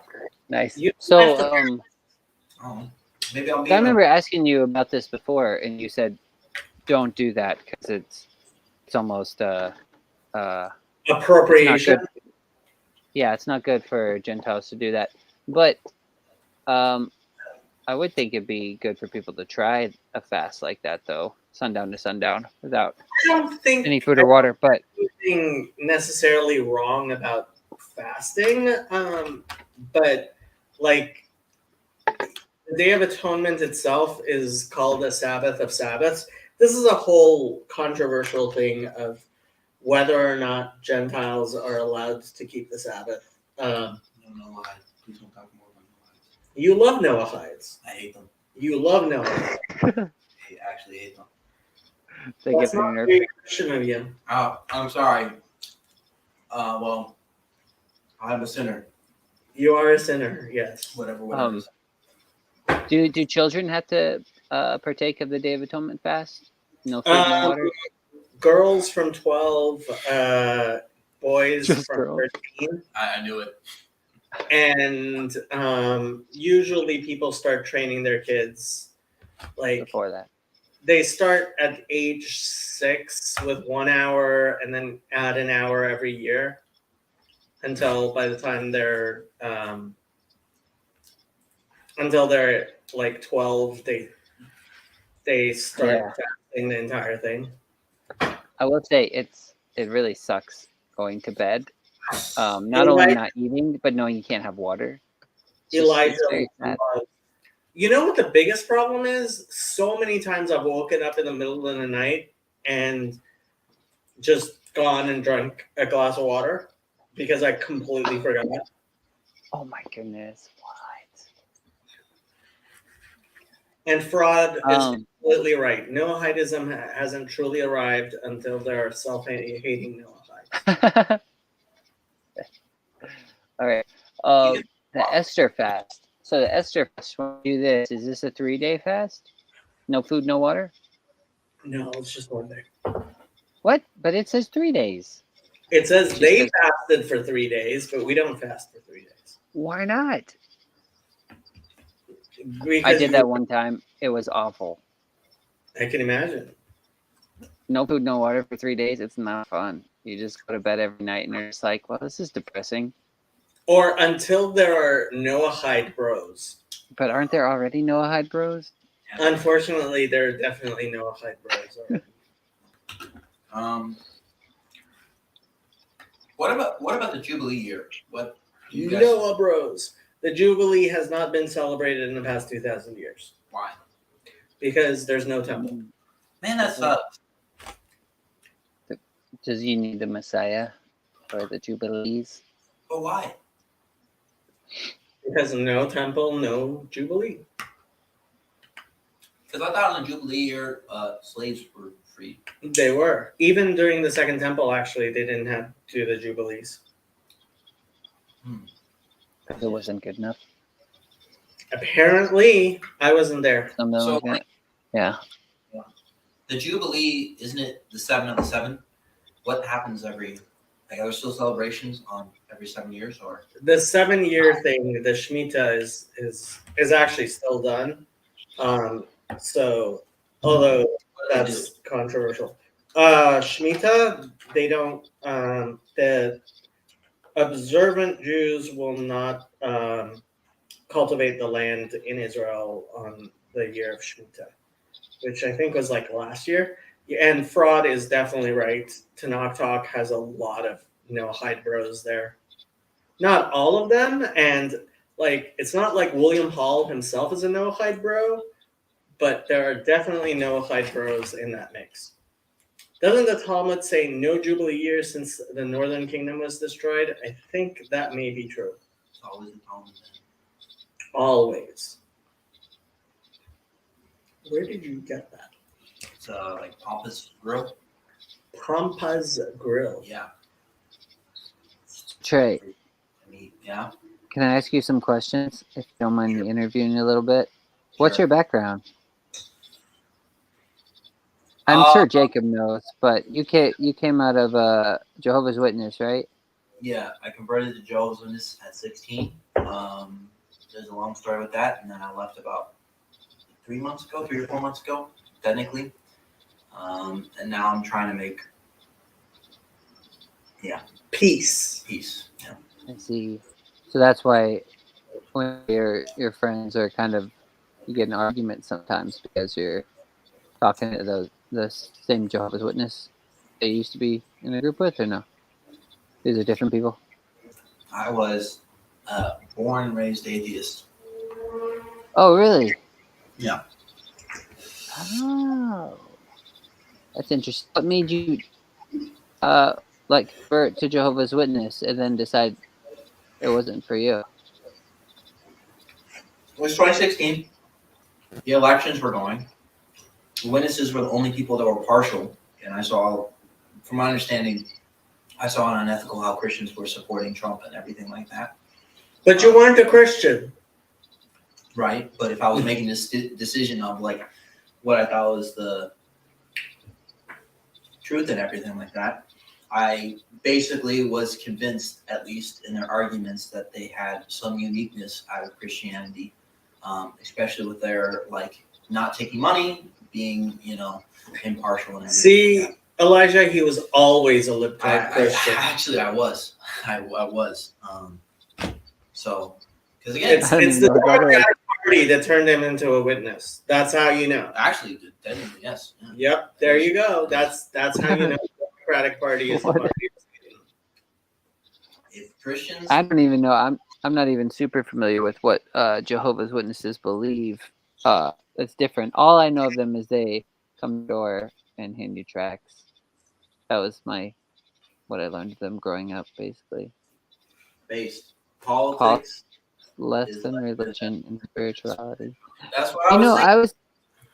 I was thinking about because some people get really, really wrapped up in politics, and it never strikes me involved in those conversations. But when I was trying to be generous, I was thinking it seems the reason that a lot of people do is because you're kind of like judging the Jews, especially in this country. You get an opportunity, so you're kind of almost judging the gods in a way, where it says you are gods.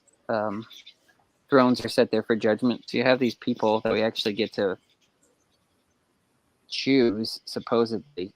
And so that's probably why people get so stirred up about it, because it is something important in that way, I guess. It never interests me, but I try to stay interested in it because I know people that are really interested in it. Don't stay interested in it.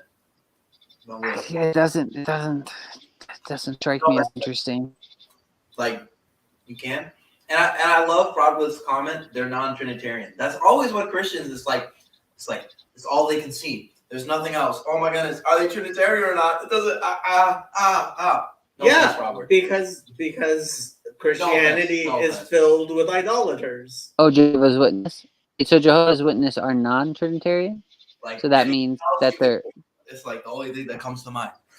so they're not idolaters then, right, Jacob? They're good to go for the most part. They're pretty good in relation to Christianity. Yeah. They're pretty good. Have you seen Curb Your Enthusiasm? You sound just like Larry David there for a second. Pretty Lighthouse? good. I have no idea what the Does he mean lighthouse is. Watchtower? I'm guessing it's a book about the witnesses, not a book by the witnesses. Because it's relevant channel. Whoa, hey, based. Fraud was a JW. I think we discovered that last time, but Fraud never Ooh. comes on. I can never talk. Secrets coming out. Huh. Shadow was Sky Cat. Yeah, I did read Crisis of Conscience. I actually read it as a witness. It was in my college public library. And so Crisis of Conscience is basically like I think Mormons have like an apostate book. Like I remember there's a big one that like every Mormon says. But anyway, that's sort of our big one. And the reason it's important is because that book, Crisis of Conscience, a governing body member wrote it. So it's basically, instead of having like one pope, we have like 10 popes. And imagine one of the popes leaving the witnesses and writing a whole expose saying like, this is bad. So the crisis of conscience just kind of lets you know when you're a heretic or something? No, it's basically it was, okay. So witnesses during 1975, No. During 1970, they thought the world was going to end in 1975 because I believe they traced it back from Genesis, and they said it was like 7,000 years since Adam was born or something like that. Yeah, And sounds legit. yeah, and basically, like Raymond, the person on the governing body, was, Raymond, who was on the governing body, was like, hey, it doesn't really seem like we're looking at the Bible for these options. We're just sort of like guessing it. And everyone on the governing body was like, yeah, we sort of are guessing it. And then he sort of was like, well, I don't think that's right. And then he had to leave. So before that, they didn't really have a word for disassociation. So if you wanted to leave, you could sort of leave. And Raymond Franz, because of him, they had disassociation. So Oh. that's basically if you like say you're not a witness anymore. They didn't disfellowship him? Not until after that. They created a new rule for him. Is what I read. Fraud can double check me on that, but from what I understand, that's true. Important question Elijah has to ask. So, Do your popes have funny hats? We actually have no hats. It's only suits. So everyone only wears suits. Nobody wears hats? No hats. I don't know. is I it mean, a specific a religion type of without suit? funny hats isn't. I don't know how you have. Can a you wear religion. any type of suit, or is it a certain kind? A corduroy? So Watchtower book. I don't know what that means. There's Watchtower. Sorry, I'm reading the comments. Garth said, yes, the Watchtower book. The Watchtower is a company. That's the name for their official publishing house. So Witnesses started out because they made a Watchtower magazine and eventually became Witnesses. So, if you could describe what's in the book, that would be more helpful. But no, you can wear suits, but if it's too tight, we have a bunch of things on wearing too tight suits. You were Can't bum Tight? Oh no, that's not tight. That's not tight. You can't see like. I'm not gonna be. your pecs and your bum. I was gonna That's say too bad. What else was I gonna ask? Oh, so when you left, did you just leave, or did you have to did you make an official statement or something, or no? I don't want to make an official statement. I'll say the part I like about. Well, okay. Basically, I'm not gonna tell the full thing, but You don't have to. I was just curious.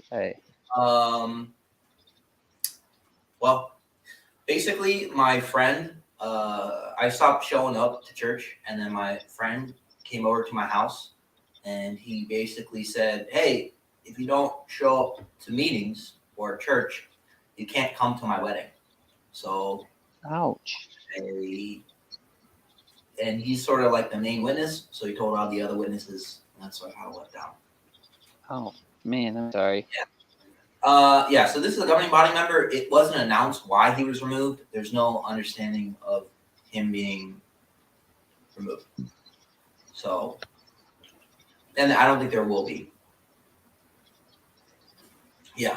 So that was, yeah. So they didn't even say if he was removed. He could have stepped down. Again, though I think ex-witnesses are in the right place, sometimes they get a little hyped up. So what we're reading is basically one of the governing body members. We just had an announcement that just said he's no longer part of the governing body. See. So what are the fundamentals of he was witness? Okay, that's okay. That I don't think that's true. Fraud, I'm not trying to defend him, but I think there was 1 or 2 or 3 videos of Anthony Morris getting vodka, and I think people blew it up. I could be totally wrong on that, but that's what I understand. That's what I understand happening. You can correct me on that.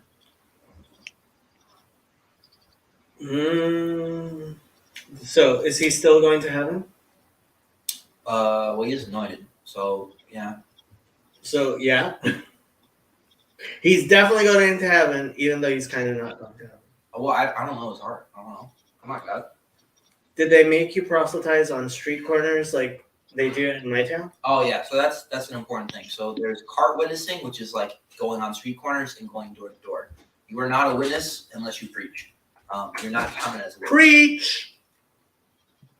You're not counted as a witness unless you preach. I don't think I'd be very good at that. Yeah, fraud with. I have officially no opinion why it was removed. You're saying it's right. That's what I'm saying. Like, yeah, like. So I trust fraud with. But yeah. I knocked on a bunch of doors. That's my thing. What's up? How's it going, Jason? Good, how are you? Good. Your Looking girlfriend, Andrew. What'd you say? Wait, he has a girlfriend? Based. Girlfriend. No, I've been going on a lot of coffee dates, Like Oh, that nice. first Going half, on not a date, dates. half. Yeah. Oh my goodness. I don't want to reveal anything, but honestly, I'm happy for you. Andrew, is your birthday today or tomorrow? Yeah, today. Today. Oh man, happy birthday. Mhm. All committed sin. All saying happy birthday. He's no longer a teenager. Mhm. Oh nice. 20 years old. Mhm. What'd you We do? love to see it. You buy porno Um, mag? I'm just kidding. I got pigs in blankets. So Oh that's nice. good. Mhm. That's You got them or you made them? Um, That's so much better. they're like Costco, Okay. Nice. Nice. Andrew's not allowed to have a birthday party. what? It says You Andrew converted? can't be Oh one my of the gosh. boys anymore if he has a girlfriend. What? Dun dun Is that the dun. rule? No. I don't have a girlfriend. I've been on a good number of those like half informal coffee date first dates, like Yeah. right. The ones It where was kind of the like girl tells you she has a boyfriend?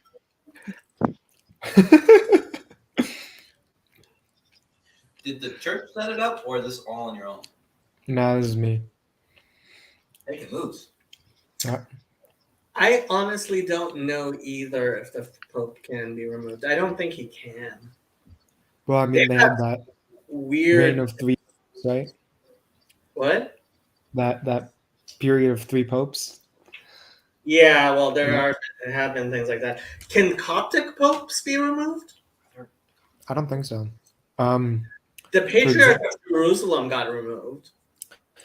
the only instance I know that's somewhat reminiscent of that is Patriarch Usab II, where put under house arrest kind of by the Egyptian government, and he was already kind of a bad patriarch, so he just didn't do anything, and everyone was chill with it. He actually got assassinated, but yeah, we got one of our best popes ever after that, so So, according Yep. to Reuters, popes cannot be removed. There is no impeachment procedure for a pope. So there you go. Well, at least the Catholic pope. Well, yeah. Some people believe patriarchs can be removed, but there are. There are canons from the ecumenical councils that detail various things for which clergy can be deposed. I imagine these probably apply to the Pope. I don't know if Catholic theology allows for that. Yeah. Who removes the Pope? It's only God. So unless he gets smited. Smited. Hey, do you have salt? Yes, I have plenty of salt.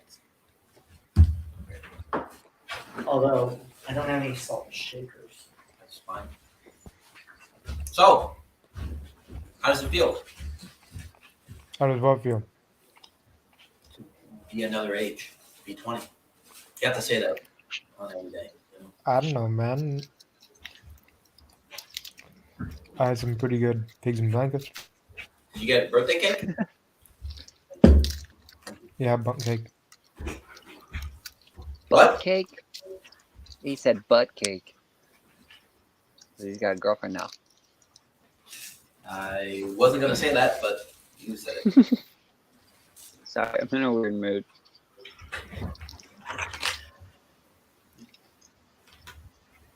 You can boot me off if you need to. Moment.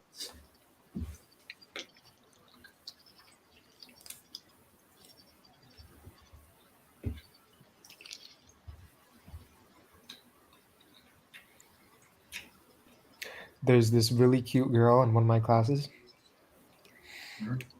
but did not have enough time to ask her out. So, Not have enough time. How long does it as take? in, well, she went up and started talking to me like a week ago, Oh my and gosh. then the next next lab after that, she left early, and then we had different final times. So kind of screwed here, Oh my gosh. To You see got her rid. again. Why don't you write her a note and make it into a paper airplane and throw it at her? Trust me on this. Yeah. It'll work. Are you going to date? But you got to put your picture in it too, so she knows who it's Mhm. from. Okay. Then do the check mark thing on the back. Yeah, Oh, no, for real? maybe. Orthodox or not? Kidding. She is Coptic Orthodox. So yeah. Okay. It would be really great. Really great if Oh, she's Orthodox? yeah. That's why she came up and talked to me. Okay, you okay. No, you can't. Come on. Yeah. I don't know how Date to her. dude, I can't contact her. I don't know anything about her. Class is not over yet. Find No, her. it is. Slide into her DMs, man. Let's find her on Facebook. I mean, there's assignments, but there's no more like labs or anything. Okay. Actually, you shouldn't find her Yeah. on Facebook. Yeah, so Yeah, that's the problem. Jason's right. Find her on Facebook. Wait, Okay. what did you guys talk about? Instagram, right? Instagram's probably better than Facebook, I would Do think. you know her What'd last you say? name? Oh, he's frozen. Do you know her last name, Andrew? No. Yeah, we're done for. It's okay. You can Wait. find her. Okay, we are yeah, we're looking. Oh, he's Just right. put- You have Canvas for Yeah. the class? Do you have Canvas? Yep. Oh yeah. You already know. Yeah. If you're in the same class with Canvas, you can find her. You silly boy. Why are you so silly? Yeah, I'm a silly guy. Do you have any events going on? Yeah, Connie is absolutely right. She came up to, and is she the one who bought you boba for your birthday? Did she buy you those pigs in the blankets? No. Yes. Did she buy you boba for your birthday?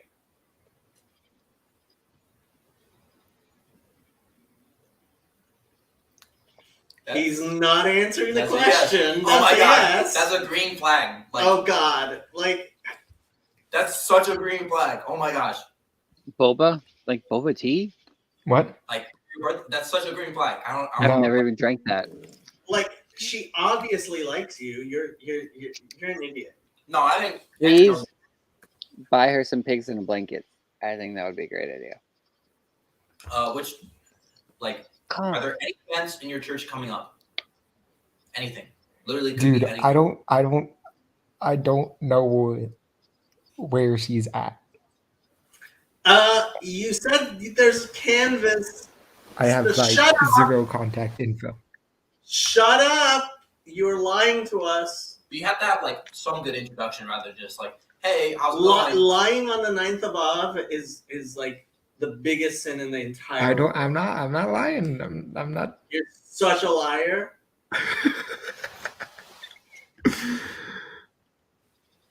Connie is so disappointed in you.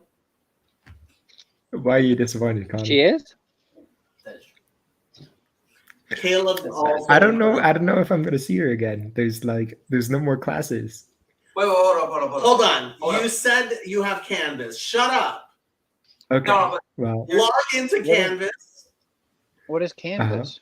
hold up. Canvas It's is this like the online school thing. website. Yeah. School Oh, website. okay. Yeah. hmm Okay, what major do you both have?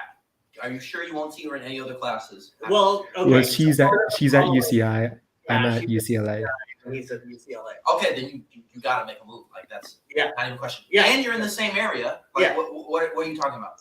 Yeah, like log into Canvas, find her name, send her an email, be like, how do I do this assignment? I'm gonna totally fail. You have to help me. No, that's not. I mean, that's powerful, but that's not the best. What did you guys talk about? That's not the best. What did you guys talk about? This is the most important thing in Bible study. Like, Oh my god! Oh my goodness! Oh my goodness! Oh my goodness! I got it! After since I live in Irvine, I need to find an Orthodox church near me for the summer. Hey, do you know of any nearby? Yeah. there you go. Yeah. There you go. You could just say, just ask her if she wants to get some coffee. Coffee's pretty harmless, right? I think coffee's a little bit too upfront. Ask about the Orthodox church if you go to the summer. My guess is she found out you were Orthodox by seeing the tattoo. Yeah, that kind of sealed the deal for it. Well, I think. Oh my gosh! Oh my gosh! What? Oh my gosh! So this is how one You gets are- more girls, is by We are so up getting right now. more tattoos. Oh my goodness. We are so up right now. tell her that you could be her Boaz. She is a Christian Yeah, girl. please do that. Listen to Elijah. Don't. And she's Don't listen looking to- for a man who's a Christian. See? Okay. This is This I fully support this. Yeah. just don't fumble it. Message her on Canvas. Just ask like, hey, any Orthodox churches you know of? You know. How do I find the people who are taking this Canvas course? so when you go into the email, you can choose the class and then start typing in her first name and the rest of her name will come up. That's what I just talk. You go to the Canvas website and then you can look under class and you can look under people. Can you? Yeah, it doesn't show people though on the No, tabs on the left. What do you mean? Um. No. That's If you the go to inbox, go to inbox. Oh, okay. Okay. Yeah. And then start compose a new message, and then you have to select your course, and then you start, and then under students, you can see a listing of the students. Yeah.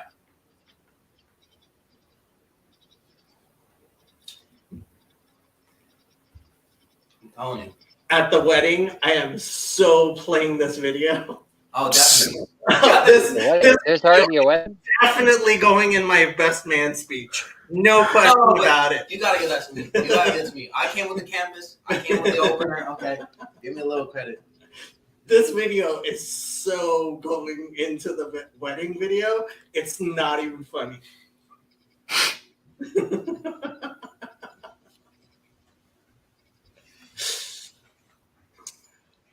You found her?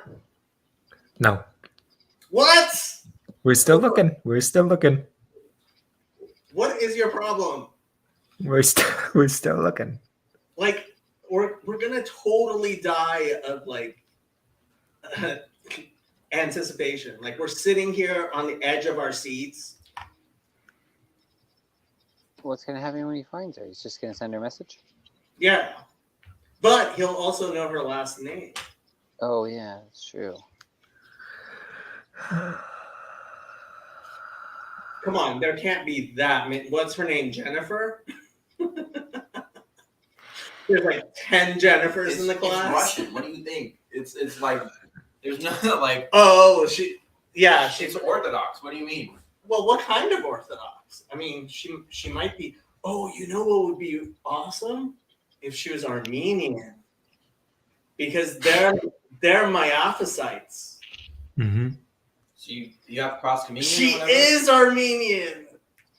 Oh, wow. See, I told you should have gone with the Armenian church. Now she's going to have to become Coptic. It's okay.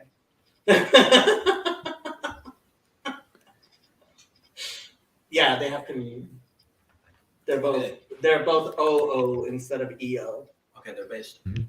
Okay. He's in. He's so in right now. Oh my gosh.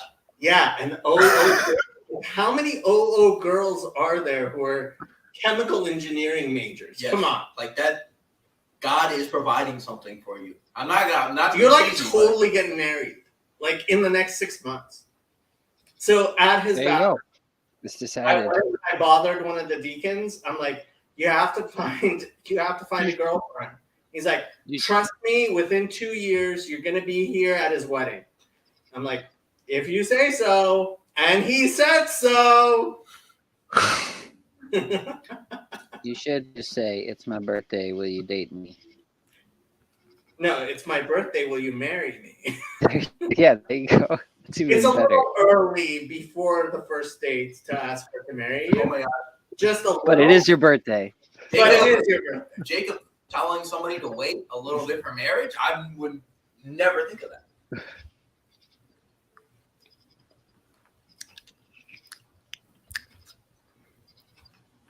Okay, you're just gonna sit in silence and not tell us, like. Watch. I'm She looking. watches my channel, and that's how she He's knew of gonna it. sign off when he finds her. It'd probably be smart. Why is it taking you so long to find this girl? Don't you know her name? Dude, we are actually done for. I cannot navigate Canvas. Okay, you're in Canvas, right? Mhm. Okay. Did you click on inbox? You're on the Mhm. left. You see inbox, Oh, right? Okay. yeah. Now, top line towards the right, there's compose a new message. You see that? Mm-hmm. Click on that. And then select course and select the course, right?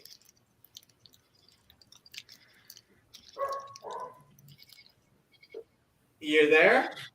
Mm-hmm. Okay, and then where it says to, when you click on that, it'll have teachers or students. Click on students.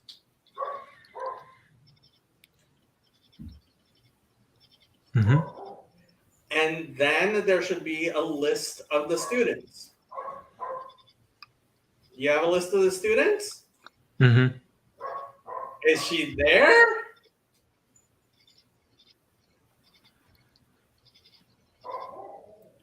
Oh.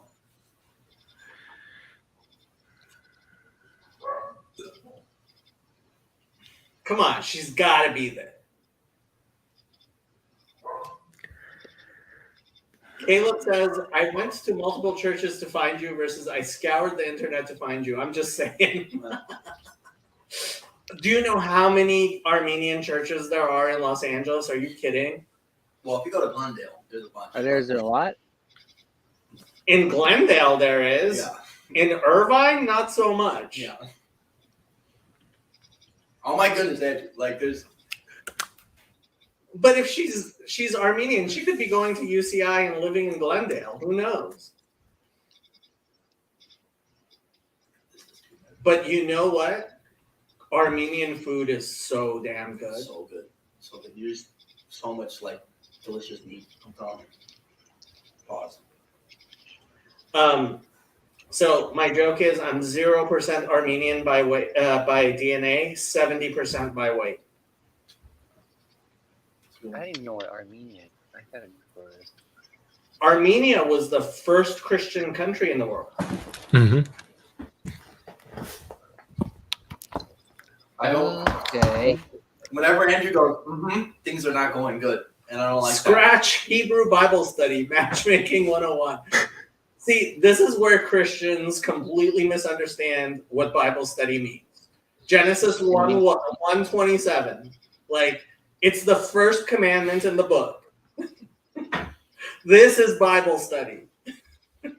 I love that. We used to make the same excuses when we were preaching. I'd be like, going to a coffee house is preaching. I don't know what you're talking about. We show up in suits. You just gotta twist it a little bit, you know?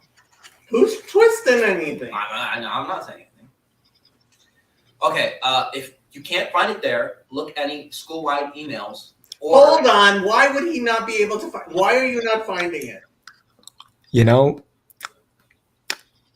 pretty sure I forgot her name, but It's Look at her images. it's- Eliminate. Oh my gosh. it's Anita. Come on. If she's it's either Anna or Anahita or Anita or You're so bad at this. Okay. First of all, Yeah. I'm going to guess there isn't that many girls in the chemical engineering class. No offense. But all you have to do, right, is look up each name and just do Instagram, okay? Yep, that's what we're doing. Instagram or Facebook. Or Facebook. Facebook works. And you should get an image. And if you can't get the access to the Instagram profile, you click on images. Actually, you could just Google search The name, Google yeah. image search the name. Yeah, there you go. Oh, image search. That's what I should do. How many? How many people in the class? Yeah. How big is it's a lab class? It can't be that big. Yeah, but it's like a OChem lab. It's one of the early labs, you know. Oh shoot, that may be tough. How many people are in there? What, like a good 80, 90-ish? Okay, that's gonna be tough. Okay, like That's gonna be what? tough. 20% are female. That's not hard. This is the woman of your dreams. What's 80 Hey. or 90 people? Down from 8 billion to 80. Yeah. It's perfect. Yeah. I could write a script that could do it like pretty easy.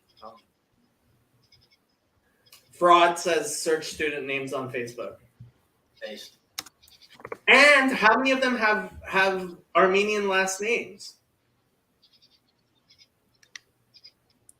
What if she doesn't have an Armenian last name? Like just this. She can't not have an Armenian last name. She's Armenian.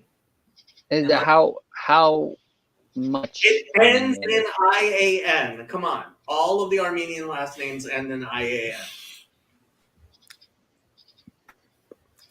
I hate when Andrew gets quiet. It makes me really nervous.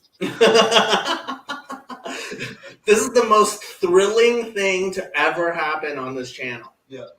It's so going viral. Searching for girls on the internet. We should do this more often. What if like Paul Vandercliffe comes on and starts like helping us? That'd be awesome. It's hilarious that me, who like barely can understand Canvas, so I'm taking these classes and like my professors are like giving me zeros on assignments because I can't figure out Canvas, is telling Andrew how to do things on Canvas. I'm like 3 times his age. Yeah.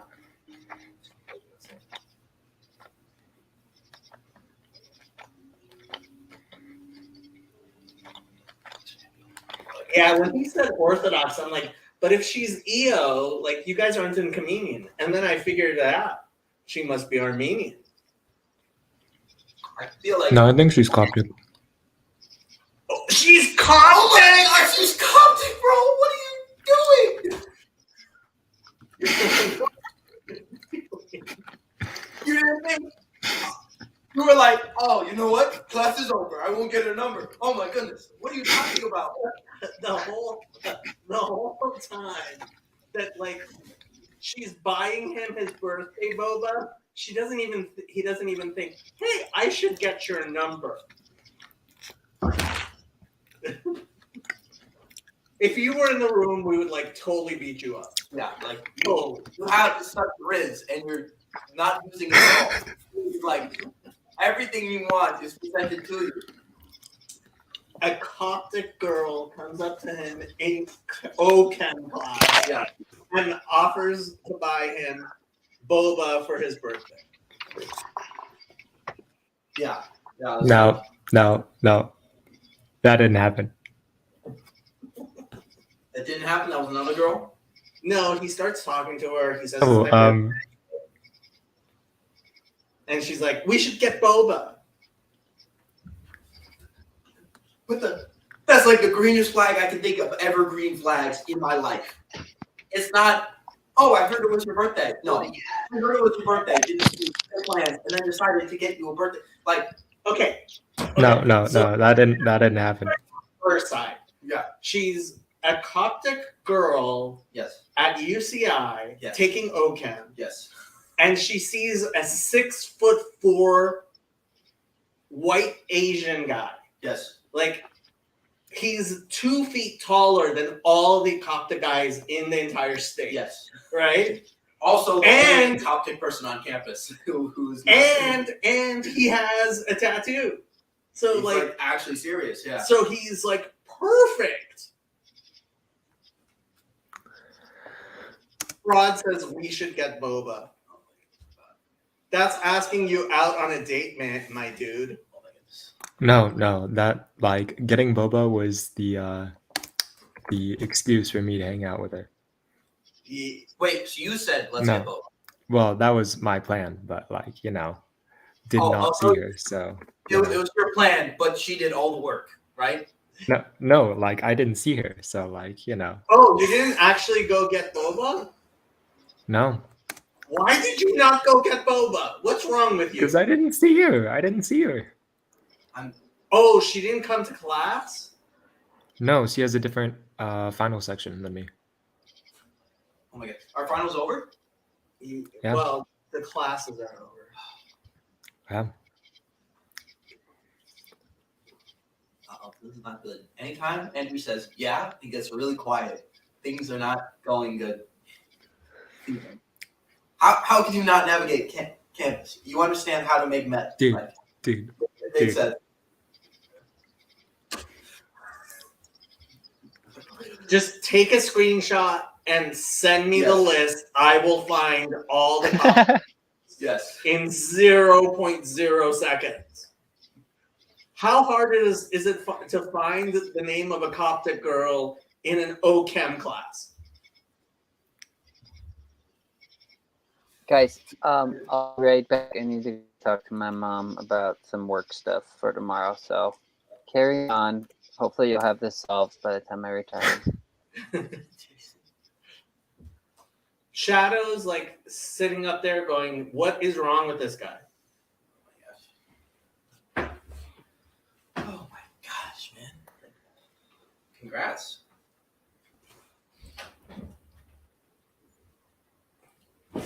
He's Shadow? cheesing right now. He's cheesing. This is the face of a guy who's an idiot.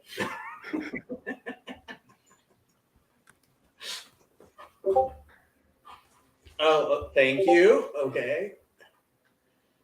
What are you doing? Yeah, that sounds like it could be her. The first one? Yeah. I tried searching it up, could not find anything. Okay, Hold Shadow. we're gonna do this. Okay, so That definitely sounds like a whatchamacallit. That definitely sounds like a Coptic Coptic name. Yeah. hey, hold up. Do it. But Hold on, that's not her misspelled with an E, the second to the last letter. No, that's in she's in Maryland. could you text us? Well, I think we know her ethnicity, but ooh, Is this her? I've got a photo of her. We found it. what do you No, this can't be her. No. I don't think so. Okay, so wait, hold up. You guys each have lab times, right? Oh shoot! Did I find her? There's. Can you just find? Wasn't it released the lab time and the persons who are in that lab? Am I crazy? Yeah, like the groups, right? There are so many girls in these classes. How'd you find classes with so many girls in them? You know what? Probably a bunch of girls were like, "Oh, this." Well, It's probably necessary for psychology. wow. I would not be surprised. Oh, OChem? Yeah, OChem is necessary for a lot of stuff. Yeah.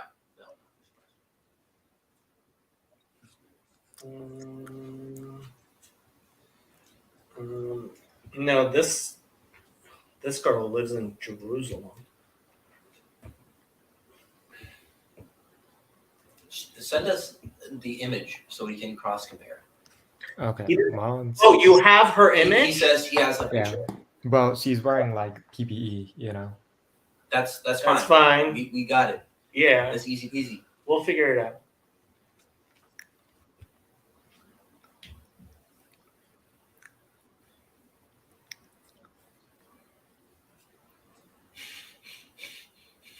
Might be that.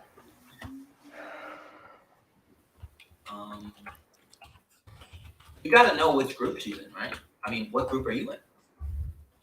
What do you mean? If that's her, you're so lucky. She's, That's pretty hot. um,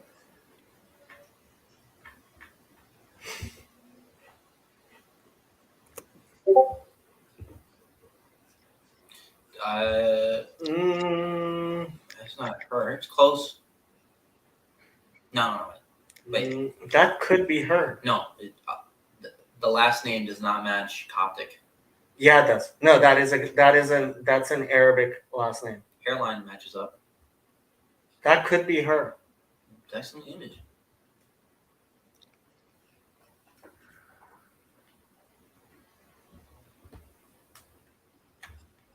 I don't think we're done. Is this her?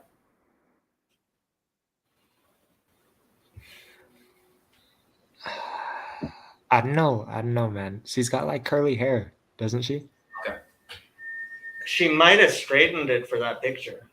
That picture is like 3 years old. Wait, you don't know her face?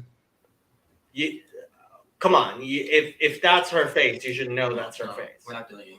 We have to do better. Okay. You know which group she's in, right? Obviously. Mm-hmm. Then So if you know which group she is, then that has to be her. If she's in that first group you sent me, that is a Arabic last name.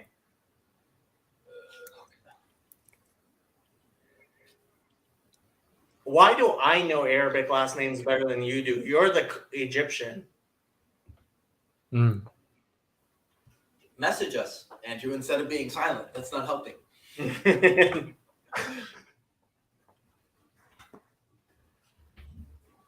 It is the I one, think that could be her. It I is- mean, if she is, she's hot. It is the group on the left, right? On the left, it's either one. It's Either one. Okay, It's we got either more. We one. got more. That's not a thing. That is not. No, that's not a Coptic last name. What are you talking about? We have to go with each one. Okay, we can try it.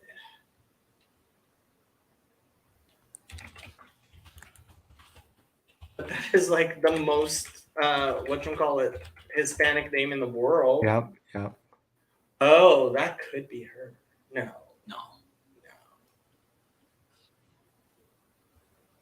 No, that's like the most Hispanic name in the world.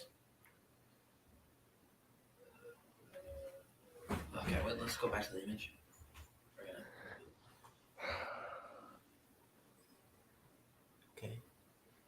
Okay. She looks very Coptic. That's yeah. You know That's what? Not her. That's not her. Like Nose. nose? And How can you even tell behind the protective equipment? because the nose is too large. Her nose is small. And I think it's no. That's a pretty large nose. No. I think it could definitely be her. Okay. And especially if she straightened her hair, which like a lot of Coptic girls do. Yeah, Well, okay. that could totally be her. We have more names. We do what names? If like that could be a Coptic name. That could be a Coptic name. That's Korean. That's a guy. That's a guy. Yeah. That's a guy. You do all the names, and then you ask which matches up. There's- You can't leave any stone unturned. Come on, that is a Chinese name. Fine, I will try. Like if she's not giving us the green light on any of these, then what are we doing? There is no way this is her. Okay, she is white, correct? Well, she's Coptic. Have you never seen a Coptic woman before in your life? I understand Coptic, right? But she doesn't look like Persian. She looks Asian. Coptics aren't Persian. They're Egyptians. Okay, I'm sorry. Yeah, no. I mean, if she was Armenian, yeah, but like, no, she's Coptic. That has to be her. The one we just met. Okay. It has to be that one. I mean, it's one of those two. It's one of the first two. That it has to be one of those two. Message the both of them. Hell, message all the females in there. Individually, not a group email. It's not her. How do you know? ISU. What's ISU? That's the college she's from. And yeah, it's not her. That's the wrong name. Let's see. ISU 26. Where the F is ISU? On the top of her profile. ISU 26. Yeah, but where is that? I don't know a university called ISU. Yeah, that's my point. It would be Irvine. Oh. Maybe, like, let me find where ISU is. Part of me says we should do this online, but it's kind of fun. Oh, it's Illinois State Yeah. University? Yeah.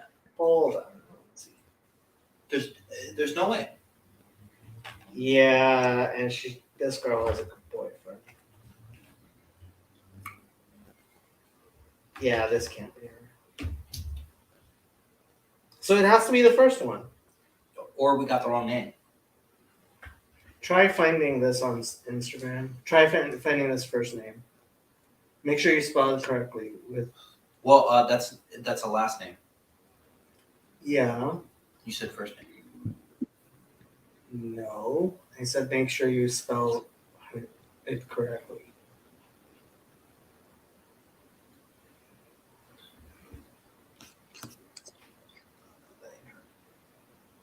Yeah, that's the wrong name. Yeah.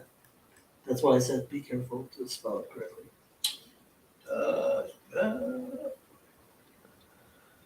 I don't have Instagram, so check on Instagram. I need to re-download Instagram. You checked on Twitter? I'll download Instagram.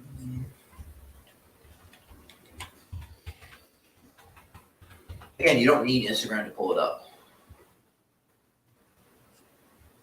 That way too young.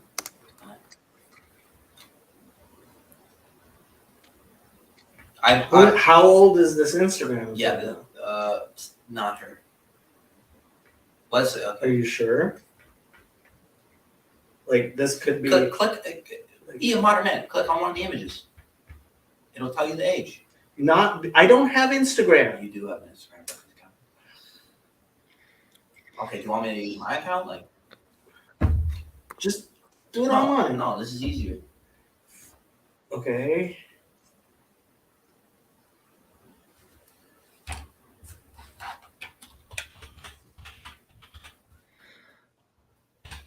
You know, she's probably in the UCI Coptic Club. There you go. Oh my goodness. You should have done it easier. Yeah, no.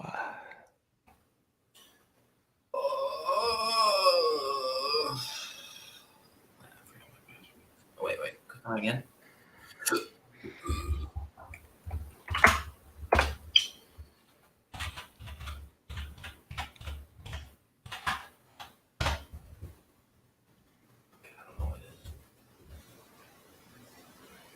Fine, I'll just use my Instagram.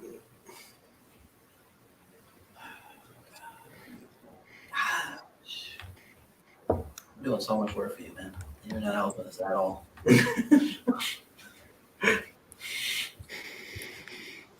Thanks.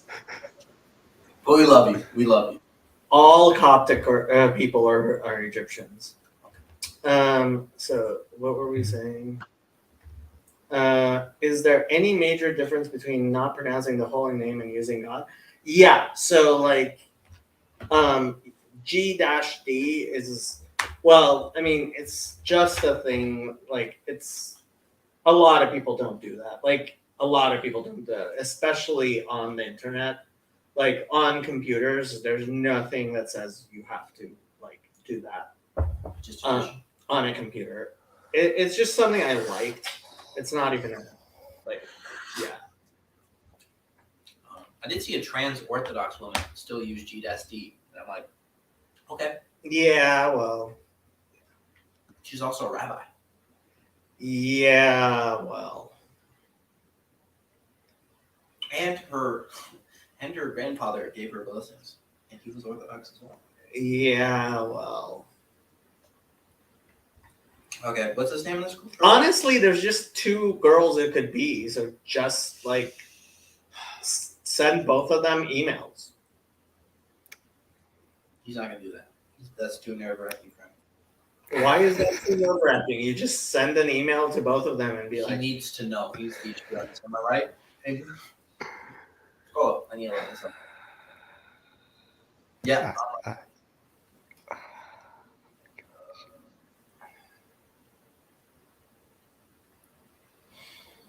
I think Instagram.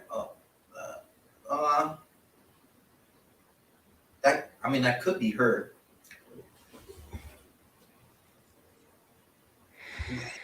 Okay. Do not press the follow button. I did not press the follow button. I'm just but saying. Can you see the? Yeah, I can.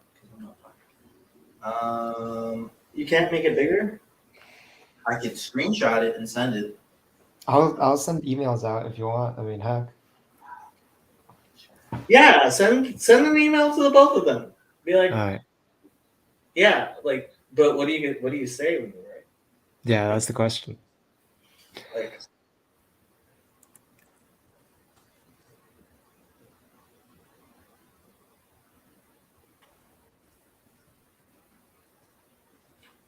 Dang, this girl pretty wild. you think that's right? Oh no, I'm looking up in this Instagram. It's a different beast. I mean, odds are it's her. But actually, no, that can't be her. Why? A little too shapely. How can you tell what her shape is? I She's behind underneath a lab coat. I can just tell, bro. If you're a man like me, I can tell.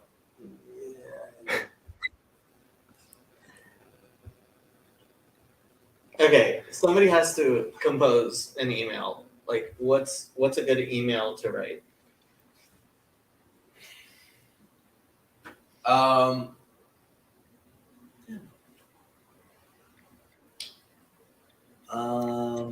Hey, I wasn't sure this was you. Yeah, it's fine saying, hey, yeah, but that's gonna be bad. He doesn't even remember her first name. You don't remember her first name? Yeah, even the dog. Yeah. I'm terrible with names. There's like, oh my goodness, I can't like. And both of those names sound so similar. They kind of do. Although, you could be really schemy and like. Actually, be smart. Okay, here's what you're gonna do. Just Hey, lean into it. No. Hey, I'm leaving. Hey, I want to keep in touch with the people from the class. Could I get your Instagram? And then check her Instagram, see if it's her face, and then you make the move. but if it's the girl that he talks to, and he's like, "Oh, I'm just sending this to everybody in the class." No. You don't say this sending it to everyone in the class. Just say like, hey, Hey, I wanted to keep in touch. This is my Instagram. I don't have an Instagram. Make an Instagram. these are What am only. I? You have a Facebook, right? No, I have nothing. You have nothing. Honestly, just make a big Instagram. Like, No, forget it. You know what? Just give them your school email address. no, who's gonna do that? What do you mean? No, here's what he needs to do. He needs to know who it is without being. He needs to know who she is without being slime. Instagram is the only way. She is a 21-year-old girl at UCI. She has an Instagram. That's not even a question. Nah, I'm not so sure about that. I would probably. I think. I've never met a Will girl. you at least listen to what Sorry, I'm saying? Fine. I think you can write an email and say, Fraud says, I have nothing, based unironically. I would just send an email, be like, hey, I just wanted to keep in touch. My school email is andrew@ucla.edu. No. What? She's not gonna if she wants to contact him, she's gonna send an email. That is. And she does she did want to ask contact him. about Ebola. That is true. Yeah. That is true. Yeah. So just give her, you know what? Give her your phone number. Be like, hey, I want to keep in touch. Just write, hey, I want to keep in touch. My phone number is XYZ. There you go. And then whoever Whoever responds is her. Because if it's not her, she's not going to respond. if they both respond, then we have a problem. Then that's for Instagram. But I agree with Jacob. I'll admit to that. If they both respond, then win.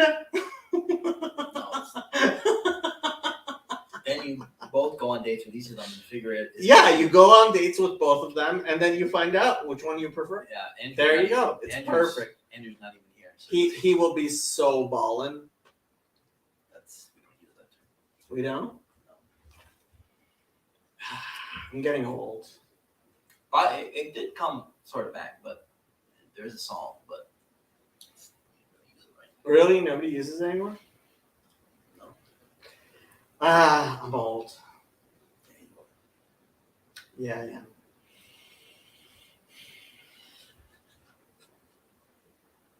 What are you looking at? Grills, Yeah, why are you looking at pictures of grills? because women who have grills are really hot. No, they are not. Oh my god. Yeah, look at that grill. That's pretty sick. Are you kidding me? Right, but I have stated the woman I'm attracted to. So Yeah, but grills? that's Snow Allegra has grills. If you say so. Look up Snow Allegra with grills. I Okay, have no idea who you're even talking about. I know because you're old. Snow Allegra. She's pretty. Yeah, and she has look up Snow Allegra with grills.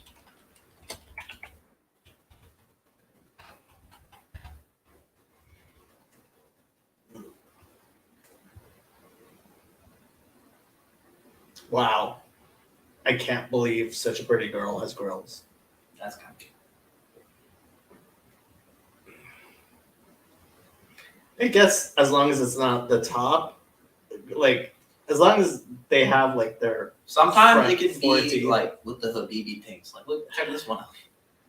oh god, Yeah, it's pretty bad. that's horrible. It is horrible. Yeah, no one cares. Okay, this is the worst Tisha B'Av whatchamacallit, Bible study? Bible study ever. If my rabbi saw this, I would be forever condemned to hell. Why? Just because we set a man up? No, because we're sitting there looking at pictures of women With grills?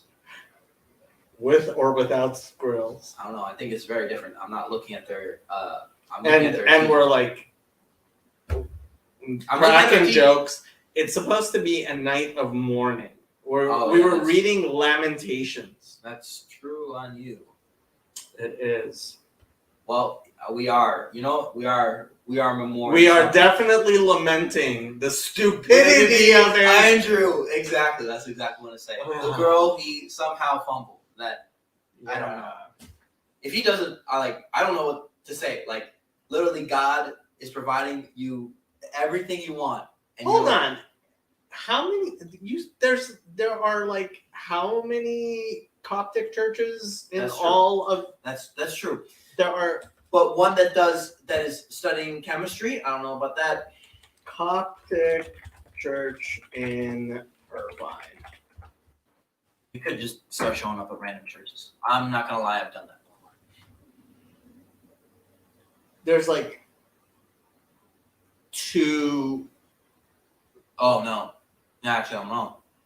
There's two Coptic churches in all of Irvine, and that one's not even in Irvine.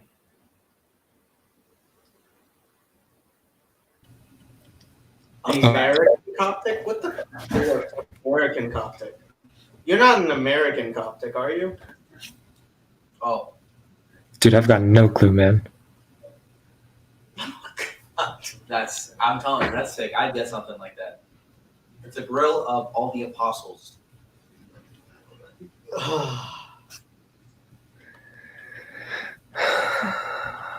Okay. Making an Instagram account? No, send her your telephone number. Yeah. Yeah, just send her your telephone number. Hey, I want to keep in touch. My telephone number is XYZ. Most likely, only one of the girls are gonna respond. But if both of them respond, cha-ching.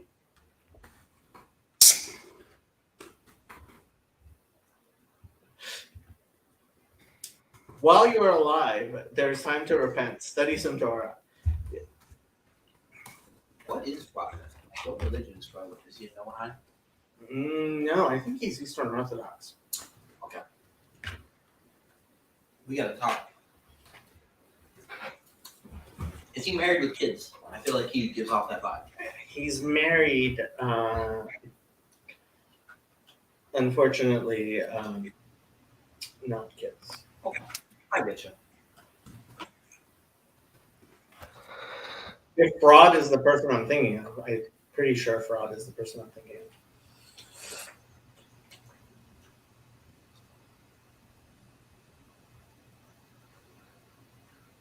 What? Let me run this by you. Hey, I wanted to keep in touch after class. My number's blank. Text me a name so I remember. Do I need anything else or what? Wait. No. Text me your name so I know who it is. No. Don't do that. Do not do that. No, so I know who it's from. Oh, okay. Yeah, okay. Yeah. Okay. I thought Text you were me gonna your ask, name like, so I know it's from. Yeah. Yeah. Alright, I'm copying that. Fraud is the person you're thinking of. Okay. I'd like to meet you in person, Fraud. I feel like we have a lot to talk about. Fraud lives north of here. Oh, you could come to the Orthodox Church with us. You could come to the Orthodox Church with us, Fraud, if you want to drive all the way down to Dunlap. The other guy's doing it. Tim is coming from not as far north as Fraud is. He's coming from SF. Yeah, Fraud is further north. What? There's people who live further north than SF? Oh my gosh. What do you, like, just chill in the woods by yourself? There are whole countries north of... No, I mean in California. Oh, he's past California? I didn't say he was in California. I'm Oh, not right. going to Sorry. say where Sorry. exactly he is. I apologize. I'm not trying If to... he wants to say where he is, he can. I'm not I trying just to said dox he's people. north of SF. You're right. I'm sorry, Fraud. I messed up. He could be in Alaska. He could be in Alaska. He could be in Canada. He could be in Antarctica. No. It wraps around. It does wrap around, but wouldn't you like get to like Africa before you got to Antarctica? No, you get to Russia before you got to Antarctica. Yeah. Okay, just so we're on the same page, it's the first two ladies, yeah? Those are our guesses. We'll go back Yeah, I Okay. can imagine like if it's definitely on this list. That's a dude. I mean, all you have really is the top three. Those are your options. But our guesses... What? No, that's not. No, I don't think the Kim one. Nah. Yeah. I was thinking second to last. Mm, On the right column? Yeah. that is not. I mean, let's see if we can find that person. Wait. That's an Asian last name. Yeah.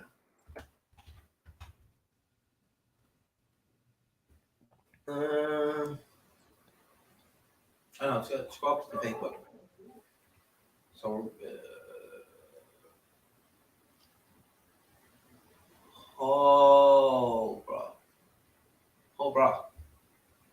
bro.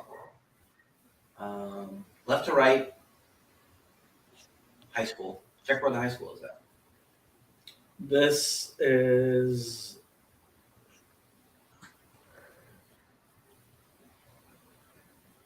Come on.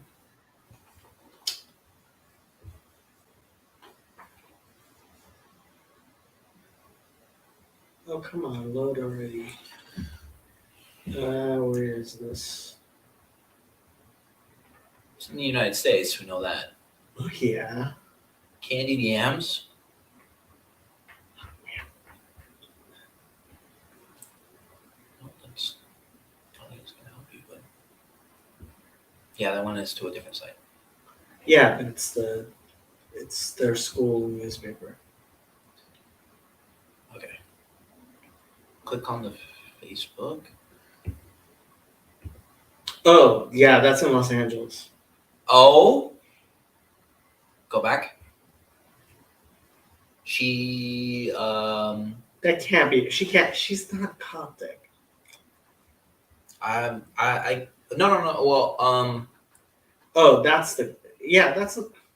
that's not her. Well, That's we've not- eliminated it at the Yeah, very least. that's We've- not her. That's Yeah. not her. That's not her. Yeah, no, it's got to be one of the first two. Harris or okay. I'm sorry. Well, ugh. I mean, First name. first name could be Coptic, and last name, like, maybe her dad's not Coptic. Is white. Yeah, could be. I mean, may as well search it up. That's right here. I don't even remember her name. Not even an idea of her name. Oh no. I don't think that's true. That could be her. No. Are you serious? That's the type of woman I date. What are you talking about? Look at that. Are you retarded? What do you mean?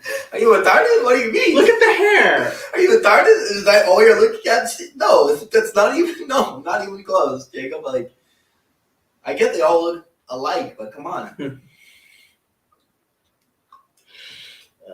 Go to images. I'll go to look up her name and then put in UC Irvine.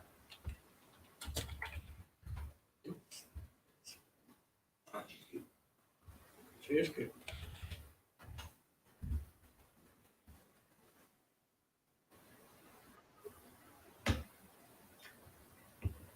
Oh. Okay. Hmm. We're trying to. Maybe so. Well, that's definitely not her. Hey, that's.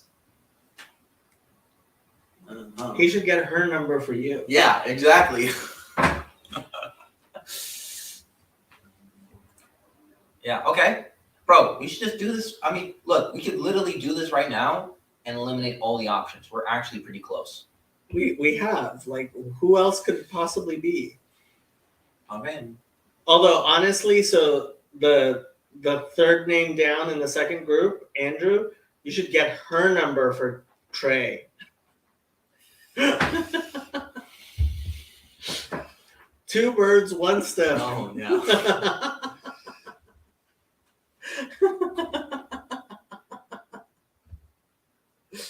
Oh, thoughts in the chat. Can you join the stream, Frog? Well, he doesn't do online stuff. I can give Fraud. I can give you. I can give Trey your phone number. Pretty sure I will.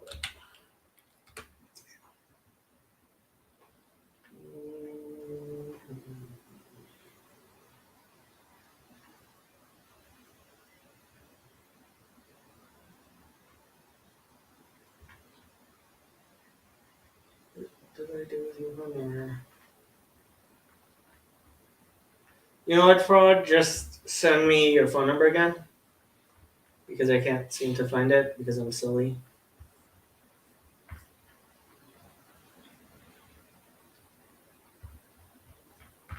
I'm trying not to look at your direct messages. Be a good boy. You're a good boy. Fraud's gonna send it to me, so don't worry. Okay. No, I'll give it to you. Or you could just give your phone number to the entire world. Off. I'm good. I'm good on that. Big Chief Keef. I gave the entire world my phone number. I mean, that's interesting. I don't know. It is. This is the weirdest Bible study ever. It is. But I think we found it, right? We can go back and look at the list. Now, here's the thing. I'm not trying to be suspicious, but again, what if Coptic mother, white man, or different combination? He's got a freaking tattoo. She'll love him. No. I'm saying for the last names. Oh yeah. I was thinking of that, but like Coptic mother and Asian, like really, like yeah. We could just like get them done. Like we could honestly get them done right now. Do you know how many women there are named that in the world? Like there's a billion. You see Irvine, and then you do the graduation class. Don't mess with me, cuz. Alright, I sent those emails. You already sent the emails? Okay. Well, I mean, you could send more, but What's your graduation year? I mean, it's gonna be like 2023 or something. Yeah, But like, okay. You got no chance. I mean, 2020. There's no way. Okay. Yeah, no, it's got to be one of those two girls. And here's Fraud's phone number. Okay. I will text them. I didn't get this. How does it feel though? Oh, yeah, See, we on the figured. side, yeah. hmm You got the phone number? Yeah. Text them.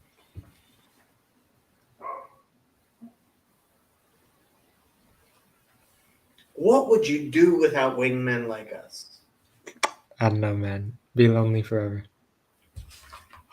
Apparently. By the way, he's not coming to the birthday party we're having for him. Why? I've got finals. Okay. It's after finals. That's why we wow. had the birthday party. Oh yeah. Yeah, I've used up You all gave my me the political date to have capital your at home. birthday party. Wait, say that again, Andrew. You don't have a ride? No, it's not about a ride. You don't have mommy He's and daddy? grounded. Okay, give me your mother's phone. Like, come on. Like you're crazy. You're crazy. It's a birthday party. Look, Dude, Good I've been to like Anti-birthday party. I mean, they're not witnesses, okay? Do you know how rare it is to get me to celebrate a birthday party? Okay, Jacob's the only one I've done it in 6 years. Okay, you'll be the second. You know how special that is? Okay. You can't not come to your own birthday party. Yeah, that's checked out. Completely jacked up. dude, I've been to like 3 other birthday parties in like 2 weeks. How many of them It's have yours. been your birthday party? My parents think I'm some sort of party kid or some shit. Oh my gosh. Oh my gosh. You know what? That's perfectly fine. Oh my goodness. We need to be like roommates or something. Like, because honestly, 3 parties a week is like, it's not even like you're doing like drugs at these parties. Okay. Like, He's been to 3 birthday parties in the past 3 years. oh my gosh.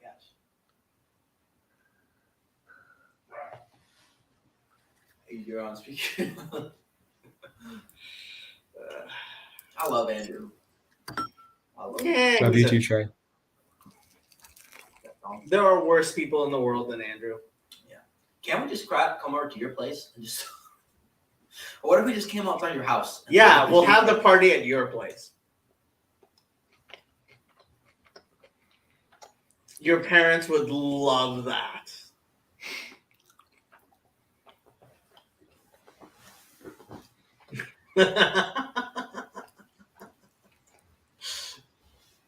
I don't know. By the way, before you leave, we have to put this stuff outside. Yeah, that's not. Yeah, I don't like. You know. Cool. Okay. Well, Now I just have to be blessed. You know what I mean? I'll figure it out. You know, what if on Sunday I go back to that? You know, I'm kind of mad. There are no big, I don't know, not Pentecostal. How do I say this without being mildly offensive?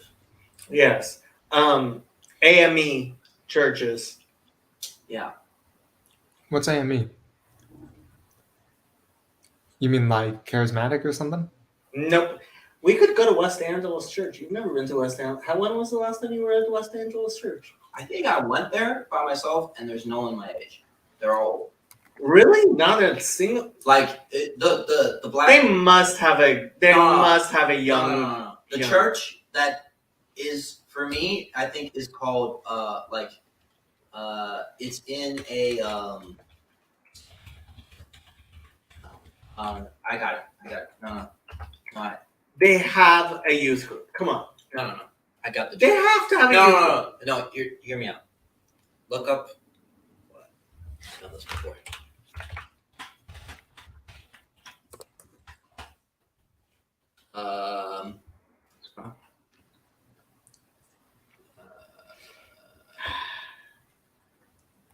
It is something. It's in Hollywood.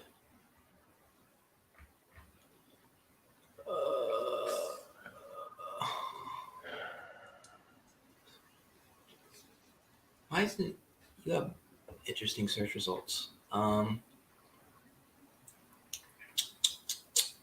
have to look it up on my phone. You can look it up on your phone. But like I know the church I'm going to. Like I know the one that has young people. It's like, super Protestant. Oh, this is not. What? No, that's it. What? That's it. This is West Angeles. Yeah. Look, it's all old women. We can literally watch. Have you actually? I went there. Both of them are old. This is the largest. Old.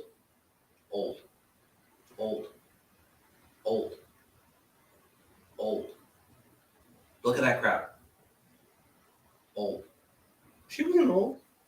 Old. She wasn't old. Now, I got another trick for you. Okay? I got another one. She's not old. Okay, she's not. She was No, beautiful. wait. Those are college sponsorships. That's different. Okay. Don't. These are all old people. Look at the crowd. None of these people are young. He's not old. Look at that crowd right now. Yes, the vast majority of people are going to be old. That's how churches are. Yeah, that's true.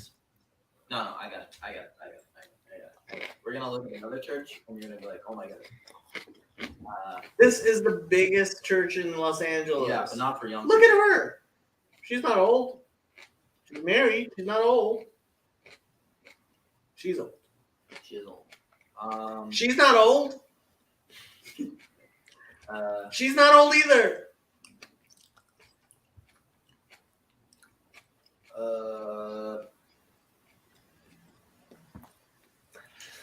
Why didn't it come up? Oh my God. Go to this. You know what? We should go have lunch at Harold and Bell's. I've never been. I've been there once. I don't know what Harold and Bell's is. Oh my gosh, why can't I find it? Something like Rise. Oh my God. This is actually. Here we go. I want to find it. We don't even messing around. We're not even messing around. Apparently, we are messing around. We do a little messing around. Just a tiny bit. Oh wait. No, is it that? No, it's not that. Not Oasis.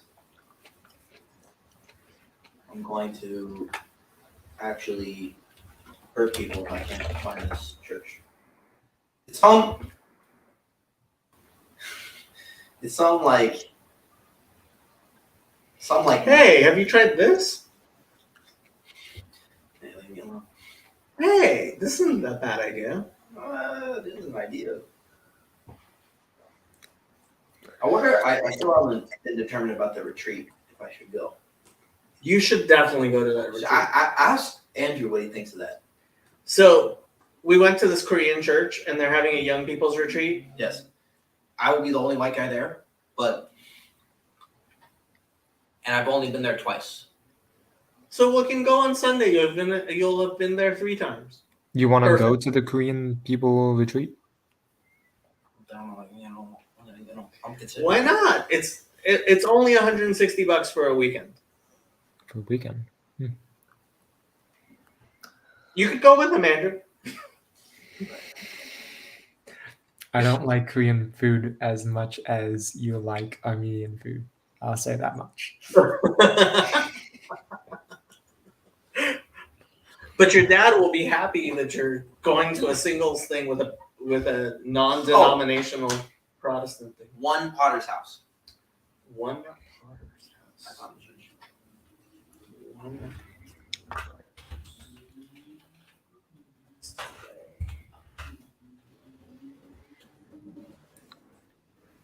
They all look old to me.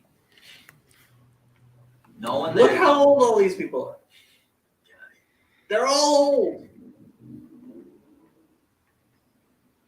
She's not old. Yeah. He's old. She's not old. That's what I'm saying.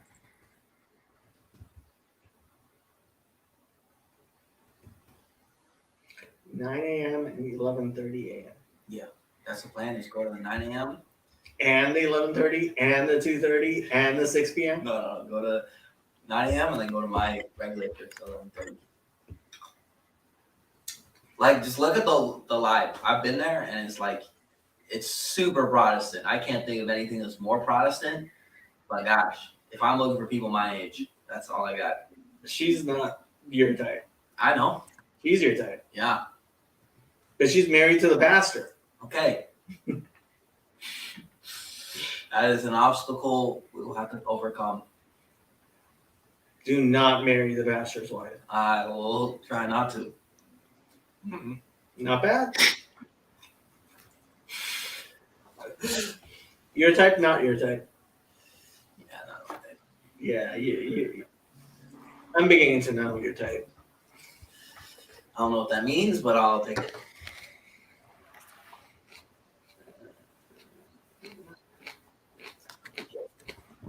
Community groups. Yeah, I checked. It's not like Hey, she's not bad. yeah. I think there's only one of them in the whole entire. She's not bad. You know, I know. You can look at a live stream and it's only. They have a YouTube. They do.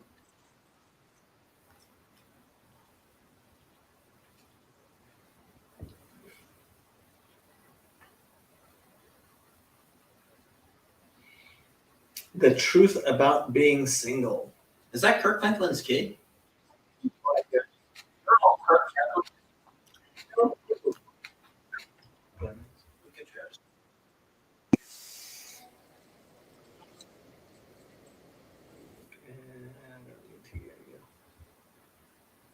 Yeah, they have a lot of young people. That's what I'm saying, dog. Okay, so go there. Yeah.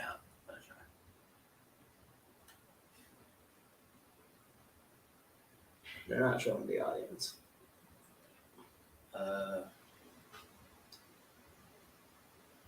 Yeah, but obviously this is like a singles ministry. Yeah. Yeah, they have all these relationship lectures. Yeah, this is definitely a singles ministry. Yeah, you should go. I don't know what that means. Bro, they have almost 1 million subscribers. Yo, Do they? that's Oh like wow, wild. they do. They Oh do. yeah, because like the woman, that's a woman pastor. Mhm. Go figure. And she's like really big. I think I went to one of the sermons and like So there you go. You should go. Luke Thompson says ageist. He's married. Yeah, you're married. Like, what are you doing? Get out of my house, okay? And don't tell him, but his wife's hot. Well, I'm not gonna look at another man's wife, okay? She's a doctor. A I'm jealous. Luke and like Ben Shapiro, they're like twins. Really? Yep. That's sick. They have everything in common. I'm telling you, having a wife who's a nurse or a doctor is like super sick. Not just because it just means they're a good person. Luke, I'm telling you, Luke and Ben Shapiro, they're like two peas in a pod. You're saying that ironically. I know it's ironically, but because I'm going to guess Luke is good on the left, I'm going to guess. I feel like I've watched his channel a few times. I'm telling you, Luke. He seems like a pretty cool guy. Luke and Ben Shapiro, two peas, one pod. That's my brother's name, but spelled differently. See, Garth agrees. Luke and Ben Shapiro, really. Yeah, based. Grey's Anatomy vibes. Should you kick Jason? I want to see if there's a raccoon that comes on. Jason's just. Ivan. No, he has stuff. Except I'm smarter. Me trolling Luke, that never happens.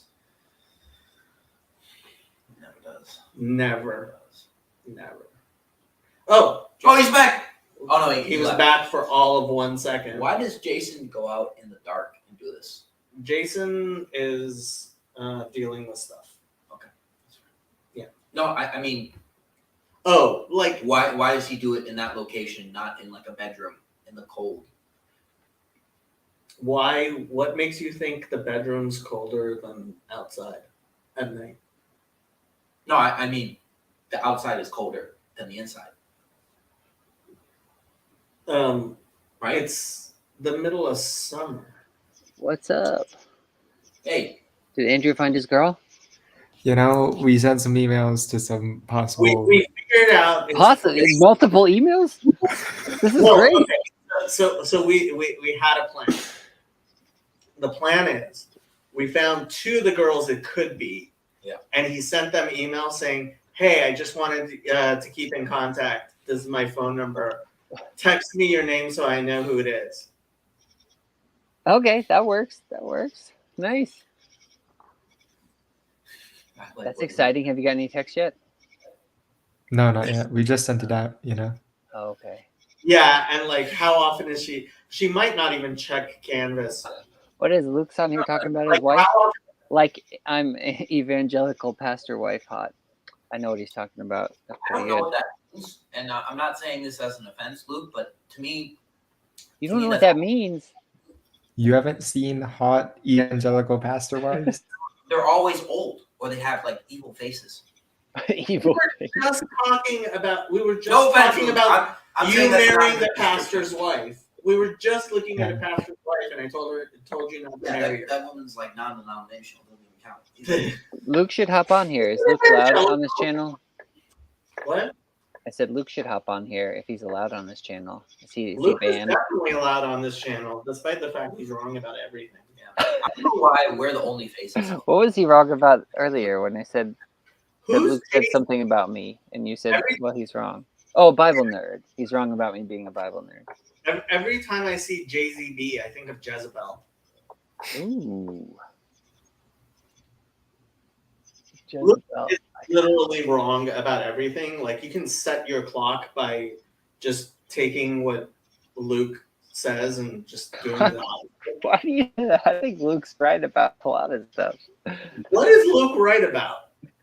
It's almost Maybe everything I hear him say. He sees from this really high level where I think a lot of people find it a pure thing, but I don't find him to say anything that I think I disagree with.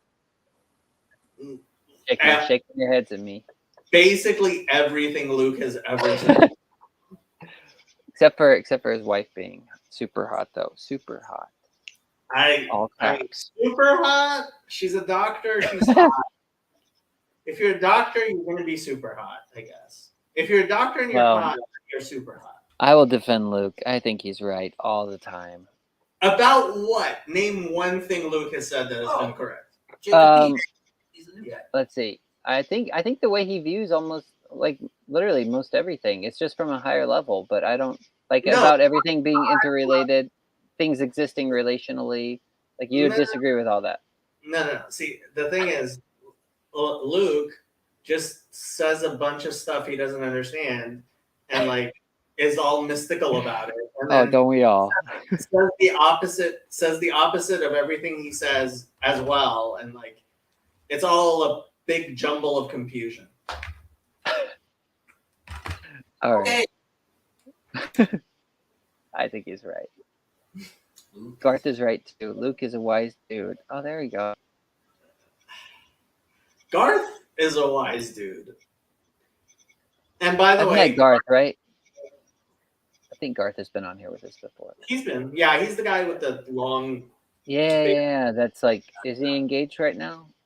He better be. Yeah. Oh, okay. Very Whoops. Didn't mean to stir the pudding. If Garth doesn't get married before Andrew, we're all going to be very upset. Before Andrew. Andrew's well on his way. He just sent out multiple texts. Are you talking to her right now? No. He's not. He's playing What? video games. Oh. I need to get one of these mass texts No, and just but send out he's to random Chatting girls. with her right now. He's No. being very, very precise. I'm not talking to her. Like Jason asked, is he talking to her? And he said no, because he's chatting with her. Is that true? What is he doing? He's looking at his phone or something. He's smiling. Come on. I am vibing, man. Oh snap! Oh snap! Oh Chill snap! out, chill out, chill out. You Oh, people, snap. I tell you, chill out. Hold on. She already texted him? No. She has done no such Oh, thing. at this here. Emailed him. Hey Jacob, Emailed how have your dates been? Already? Emailed him already. Oh my Dude, gosh! She Marry was- this girl. She's been sitting there like refreshing her canvas on an app on a No. She hasn't texted me yet. Wait, but DM us at least what's going on. What? There's nothing going on. Oh, you just joshing with us. You're just grinning at your phone for I no didn't say reason. anything, man. Chazi, we're going to have 2 weddings in Jerusalem today. At thing. Like Hezzy, you can weigh in on Garth- this. Is Garth is is Luke wrong about everything? I And think then- Luke is right about everything. Jacob thinks he's wrong about everything. I Where do haven't you heard stand? a single thing Luke has ever been right about. Everything. Luke's right about everything. I trust him. You're too trusting.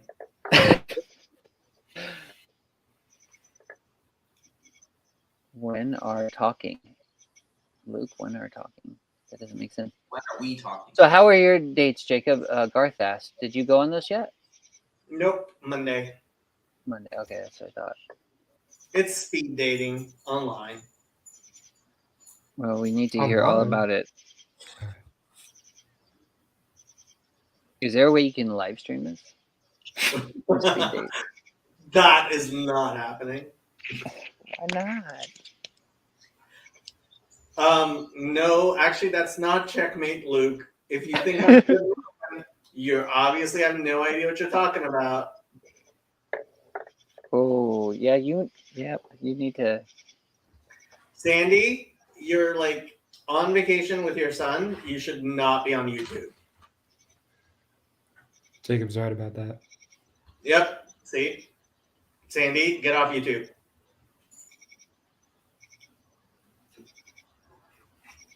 Watch some Star Trek. Oh no, he's back. Oh, Kirk, thank you. It's Oh, that's Tisha Kirk? B'Av. It's Tisha B'Av. Oh, Yeah. I like her. Somebody Yeah. remembers it's Tisha B'Av. That's true. I can't wait for Kirk to jump on and ask a bunch of Jewish Does Kirk have a girlfriend? He's 15 and a half. Nope. 15 and a half. Chezzy's married with 3 kids. That is I know, insane. lucky gay. I've told him 4 kids is the minimum. You gotta do 7. You know, I was just reading about this book. Apparently, something magical happens when you have a 7th child. Something I, is still. You agree? I am all in favor of 7 kids, but 4 is the minimum. Give Give me Torah. All right, It's- let's do it. I haven't had any Torah tonight, actually. Erev Tisha B'Av here. We can't study Torah. Chezi. Only you can study Torah because I'm. Is it after Chatzot in Israel yet? Chatzot. Yes. What time is it in Israel? There. It is only 7:26 a.m. So you can't study Torah either. Wait, What you is- can't study Torah on this day? Well, you can only study things that are sad. You can't generally. Well, yeah, you can study Lamentations, right? Yeah. Torah's not sad enough. There's lots of the sad parts of the Torah. I almost put that in the chat. Oh, please, gosh, no. You know What what we did should I do with my? do? A road trip to Atlanta and start going to churches there so I can find a wife. Yeah. Wait, you're going to Atlanta? Don't go to Atlanta. There's nothing good in Atlanta. I was Oh, just no. there. Well, Mitch and his wife are there. They're the only good things in Atlanta. Say that to Donald Glover, okay? Who's Donald Glover? So it's our whole, it's just a show that's named after the series that won like 4 Emmys. Oh, don't get my Okay, way. you know what? I've never heard of it. Jason, Donald you guys Glover. talk to Chezi because Trey's gonna help me move some stuff. Okay. We will. What am I doing? What did he just say? I'm doing what with Hezi? Talk. I don't know, something. Okay, Hezi, hop on here. I don't know what I'm supposed to do. They're moving stuff. So is Jacob moving? Is that the deal? I don't know. Dude, I lost know. I've just lost my little thing I was playing with. I don't know where it went. Oh, that's weird. Give him Torah. So I don't know what Torah to give. Oh, No, Kirk's you're not here. allowed. You're not allowed to give Torah. Am I allowed to add Kirk? It's supposed to be They're a really sad day. against this now. It's supposed to be a sad day. Sad day. So only Lamentations. You know, Psalm You can do 88. Can sad you do that stuff. one? You can do I think Job. Psalm 88 is supposed to be one of the saddest ones because it just. I'll read it. I'm going to read it. Is Jacob there? No, left. he's moving stuff. Left. Is he getting back? I don't know. Sometime, Why? I You guess. don't want to hang out with us? I'll hang out with you. How's it going? I'm Can I just turn kidding. off? I'm just No, giving you would a I- hard time, man. Could I turn off camera? Yeah, Yeah, I'm fine with okay. that. So yeah, no, I don't have a girlfriend. Oh, me either. What are you doing with life, man? Just Oh, life, school, life. All those fine ladies out there, and you don't have one? Well, I really only like women that are above the age of consent that I couldn't be with. Say more. That's great. Here, I'll read Psalm 88 because I'm pretty sure it's sad, but I could be wrong. Let's see. Oh God of my, let me make this the right one.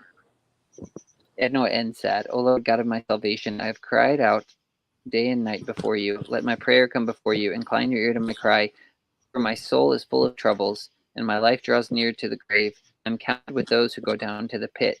I am like a man who has no strength, adrift among the dead, like the slain who lie in the grave, whom you remember no more, and who are cut off from your hand. You have laid me in the lowest pit, in darkness, in the depths. Your wrath lies heavy upon me, and you have afflicted me with all your waves. You have put away my acquaintances far from me. You have made me an abomination to them. I am shut up. I cannot get out. My eye wastes away because of affliction. Lord, I have called daily upon you. I have stretched out my hands to you. Will you work wonders for the dead? Shall the dead arise and praise you? Shall your loving kindnesses be declared in the grave, or your faithfulness in the place of destruction? Shall your wonders be known in the dark, and your righteousness in the land of forgetfulness? But to you I have cried out, O Lord, and in the morning my prayer comes before you. Lord, why do you cast off my soul? Why do you hide your face from me? I have been afflicted and ready to die from my youth. I suffer your terrors. I am distraught. Your fierce wrath has gone over me. Your terrors have cut me off. They came around me all day long like water. They engulfed me altogether. Loved one and friend you have put far Okay. from me, and my acquaintances into darkness. And that's a psalm. Yeah, I mean, I'm not a halachic expert on what's halal and fish clause. You're not supposed to read most parts of Torah except the sad parts. So, you're reaching the Book of Lamentations and stuff. or Torah being just any Jewish religious work. Technically, that would be part of the later parts of the Hebrew Bible. Past, like, if you mean Torah by 5 books of Moses, no, I guess Torah in the broadest sense, you shouldn't study anything religious in Judaism that's not sad. And I don't know if that would be considered sad or not, but generally speaking, most Psalms, most Tehillim wouldn't be allowed. Most Proverbs should not be allowed. You wouldn't be able to study something like the story of Passover. That's too happy. You know, you could probably study. I guess you could study maybe a tragedy. I guess you could study the study of tragic, like destruction of Sodom and Gomorrah. I guess because that was sad. But other than like, I guess the sadder parts, I don't think you're supposed to study. It's just a day that. So on Shabbat, you're supposed to be happy. It's like the opposite. This is a time for mourning, right? It's a time for sadness. It's the Holy Temple in Jerusalem was the holiest place on earth, I think, and it got destroyed. So just generally, Every year this day, my mom tells us how the temple treasures are hidden in the Vatican. Is that Yeah, true? Ethiopia hey, has Hezi, can I ask a quick question, Hezi? Hezi, do you know, is the Young Turks TYT popular in Israel? Do you know any Israelis that watch Young Turks? I don't think so, man. He's ignoring you. I'm just kidding. Probably not. He's probably typing. You What might was be I in the going to car. ask? I had a question. Oh, so do you know of any sad parts, Kirk, that you would like to share? I think Sodom and Gomorrah. Maybe you could just said that. I don't know. I don't know. I'm not a halakhic expert on this, but generally, the only thing I know you can study is the Book of Lamentations. Other than that, I don't know. Probably you could study the destruction of Sodom and Gomorrah, something like that. Or, but even then, I don't know. So you'd have to ask What Jacob or about someone. Rachel dying? I thought that was pretty sad when Rachel died. Yeah, you could probably study that. Again, I'm just not an expert in this, so Book of Ruth. I think you can. You're also on Tisha B'av. You are allowed to study the laws of mourning. So if there's any Talmud or Mishnah that talks about the laws of mourning, I think that you're also allowed to study, which is it's pretty popular. You also, I think, can study the laws of fasting on Tisha B'av, Oh, which would be the laws of fasting. No, I don't think most Israelis Where even did my know. crystal go? I don't even think most Israelis have even heard of the Young Turks, have they? They're pretty far out there. I don't know, man. When the Jews are away, the Gentiles come out to play. That's what I say. What does that mean? That means all of these, to survive rules. I don't think we have to follow them. Yeah, well, you're not. Well, you guys aren't Jewish. Exactly. So let's do See, what's a happy one? Let's do Passover. Just read that one. The happy one. The happy one. Passover. Close your ears. I'm okay. I mean, I guess I'm a Noahide, but okay. I'm joking. I'm joking because I'll leave room for Hezi or Jacob to pop back on. Yeah, don't. Hezi, is Hezi still there? He ain't here yet. He's in the chat. I mean, in the comments, and he's on here. I know. Is he gonna pop on the call? We'll see. I don't know. You gotta bait him in. Yeah. No, I think TOT, they're probably pretty popular with like college. Are they popular on like college campuses? I would imagine. I know some people that watch them, but they're like usually like college age libtards, like millennial, like millennials, some older Gen Z. Psalm 22:29. Is this a reference to suicide? Those who can't keep themselves alive, or death in general? I have no idea. I have no clue. Is that Kami? No, Kami, not a Kami. Kami. No, that's sorry, I misread it. It's Kami, not a Kami. All right. 22:29. Let's see. All the prosperous of the earth shall eat and worship, and those who go down to the dust shall bow before him. Even he cannot keep himself alive. You know, I don't know. I think I that's just, just death in general, but I don't know. I'd have That's to what look I into it, thought. but- you know, Tabor says that this whole idea of like, I don't know, What is paradise. TYT? No Go one here ahead. watches TYT. Biggest Israelis. What are you saying, Andrew? Oh. Sorry, I didn't mean to interrupt you. What were you saying?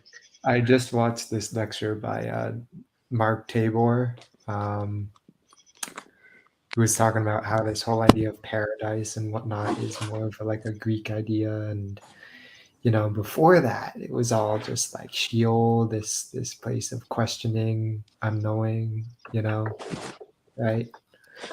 Yeah. So he'd take the view that this psalm is more of the older view, and you know, the new view, the Enochian view, is of, you know, paradise and the world of truth and yada yada yada. I don't know. Is there an idea of you? Just out of curiosity, is there an idea of utopianism in Christianity, or specifically the Orthodox Church? There's the eschaton, What's that? you know, second coming of Christ. Is that considered to be like, by then? Is that considered to be like the Christian like ideal of what a utopia would be like? Have you ever read Notes from Underground by Dostoevsky? No, I have not. Yeah, you should read that. My phone's about to die. Just give me 1 sec. Connie, yeah, I don't know. I think because I read the part, all the prosperous of the earth, and this is just my translation too. I don't know what the Hebrew is for that, but it made me think. That's what made me think of like maybe a rich person, like someone who can't really buy themselves more life. Like even the rich people die. Like every man dies. But I don't know. I haven't thought about it in terms of like suicide or anything like that. I wouldn't want to throw that out. I just haven't thought about it that way before. You read Divine Comedy? No, Okay. I have not. I started to read the first one. I didn't get too far though. What's the Okay. first one called? Dante passing with Yeah. Virgil over this. Dante with Virgil is passing over this river of like sorrowful souls, right? Dante's been talking to people in Hades the whole journey, right? The misers, the wrathful, the lustful, right? One of the souls rises out of the murk to like see this boat pass and whatever. So Dante asks him like, who are you, right? The mournful soul, the whatever sorrowful, despairing soul is just like, I am one who weeps. And then Dante's just like, weep forever. Oh and then my just god. shoves him back into the fucking river. Oh my gosh, this is terrible. Oh dude. That's rough. Oh man. Weep forever. Is that what you're reading right now? No, I finished it. Okay. Yeah. And that's I a got all Divine stuck after Comedy? me. Is that when they're coming back out? Right? That's the last one, isn't it? No, Divine Oh no, Comedy is what they like the oh, the whole collection. thing. Okay, that's right. Yeah, yeah. So they have it's the what is it? The Inferno. Is it Purgatory and Paradiso or something like that? I don't remember. Yeah, Inferno, Purgatorio, Liza. Yeah. Okay.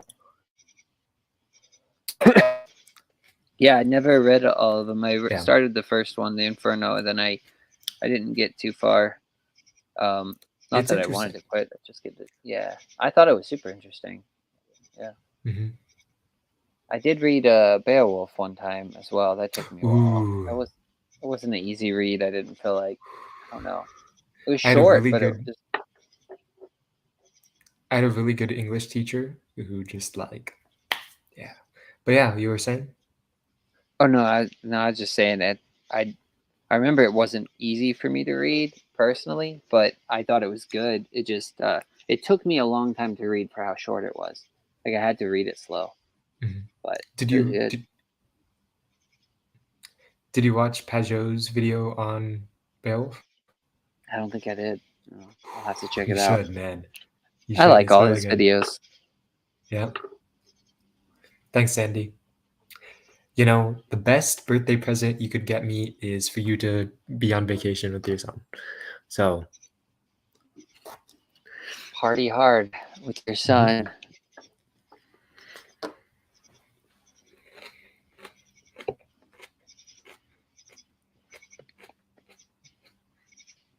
Yep. Do you have what's your favorite book you've read? Is it probably Notes from the Underground? Or what's one that Ever? stuck with you the most? That's what what's one that stuck with you the most, I guess. What, Hezzy? It's your birthday? What? He's just trying to steal your thunder.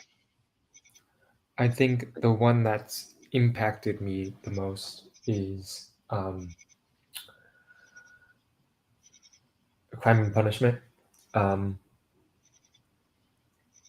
one Really? that's stuck with me the most would be Hezzy. We have Happy the same birthday, birthday? Hezzy. Happy Apparently. birthday, Hezzy. Jeez. Or his might be one day after One yours. day. Wait, Mm. I can't remember. Wait, because I'm on the same day he is now. You're still a few hours behind, right? Yeah, Something like that. Happy Mhm. birthday, Hezzy. Yeah. You saying the Crime and Punishment? Yeah. And then the one that stuck with me the most, because of its opening paragraph, is Notes from Underground. I've read the beginning to that probably 3 or 4 times. I never finished it. What that he says, I'm a sick man. What is the opening paragraph? Something like that. Yeah. I'm a sick man. I'm a spiteful man. I am a ugly man. I believe my liver is diseased. I know not what ails me, nor do I wish to. Blah blah blah blah blah. No idea. Yeah. It's He heavy ends stuff. it with I refuse to see a doctor from spite. Yeah, And I you can remember see that. his reasoning. Yeah. It's good. I remember it was really good from what I read. Yeah. I don't know why I never finished it. It's just what happens with certain Should, books. man. I don't know. I should. That's a good First- one though. I like that paragraph because that just I remember immediately when you start reading it, just kind of draws you in, just pulls you into it. Yeah. You know, I actually got like a fever halfway through this book. You did? Yeah. Did you refuse to see a doctor out of spite?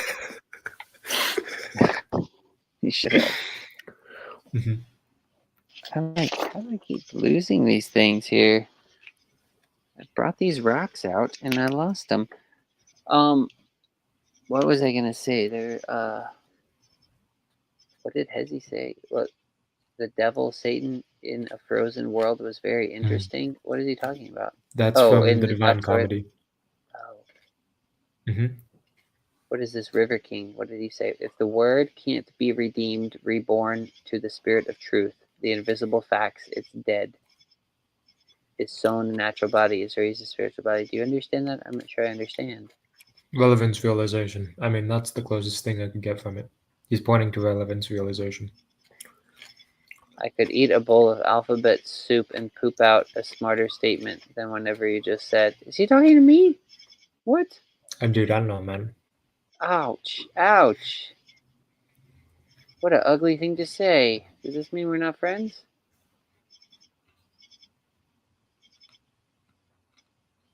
Maybe he's talking to Luke. He might have been talking to Luke because Luke said this. But Luke's right about it. Luke's right about everything. Trust me on this. Don't listen to Jacob. Trust me on this. Luke's right about it. You know, I've talked to one of my friends from high school knows that I just read Dostoevsky voraciously. So a little in-joke between us is, I believe my liver is diseased. It could be. I hope not, though.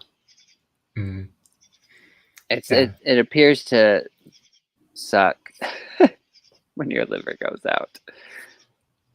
I've witnessed it twice, and it does not look fun.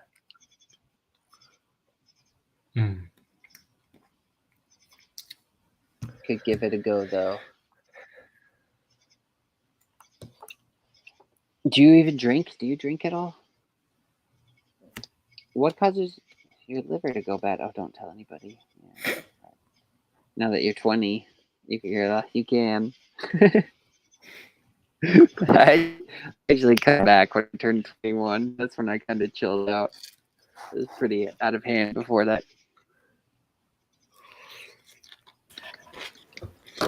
What's up? Did you kick Kirk off? Or did he? Maybe his phone died. Oh, then perfect timing. I think his phone died. He hopped on here and he said, "Where did Jacob go? Is Jacob coming back?" And I said, "Yeah, it's me his too. birthday." Chezi was born on Tisha B'Av. Chezi, your Mashiach? Oh, he's born on the sad day? No, this is the day after the sad day, right? For him? No, it is not the day after the sad day, but Tisha B'Av is also a day on which we do not say Tachanun, because it will, I should pull that verse up. Where's that verse? The fast of the fourth. The fast of the fifth. It's Zechariah. Wait, don't say it. Zechariah 8, starting at verse 10. No. Right? Dang. Is it really? Is it chapter 8, though? Yeah. What? See, I am a Bible nerd. Luke was right. Sandy, you gotta pop off, man. Yeah, you gotta start ratting on these fools. No, No, I she's wasn't right. spending her time with her son. I know that's also what pop off means. Like, Oh, yeah. I'm gonna pop off. Chapter 8, verse 18. Zechariah 8, 18. No. 9. No, that's not It's 9. verse 9? No, hold on. You're right, 19. 18 in your Bible, probably 19. Oh, 19. No, it is 19. You're right. Yeah. Kol Amar Hashem Tzavakot. Tzom HaRavi'i v'tzom HaChamishi v'tzom HaShvi'i v'tzom HaAsiri Yihyeh lebeit Yehuda l'sason u'lesimcha u'lema'odim tovim v'ha'emet v'ha'shalom ehavu. Thus says the Lord of hosts, the fast of the 4th month, that was last month, and the fast of the 5th month, that's tonight, and the fast of the 7th, that's in 2 months, and the fast of the 10th, that's in another 3 months after that, shall become times of joy and gladness and cheerful feasts to the house of Yehuda. Therefore, love the truth and peace. And so, even though it is a fast day currently, 8,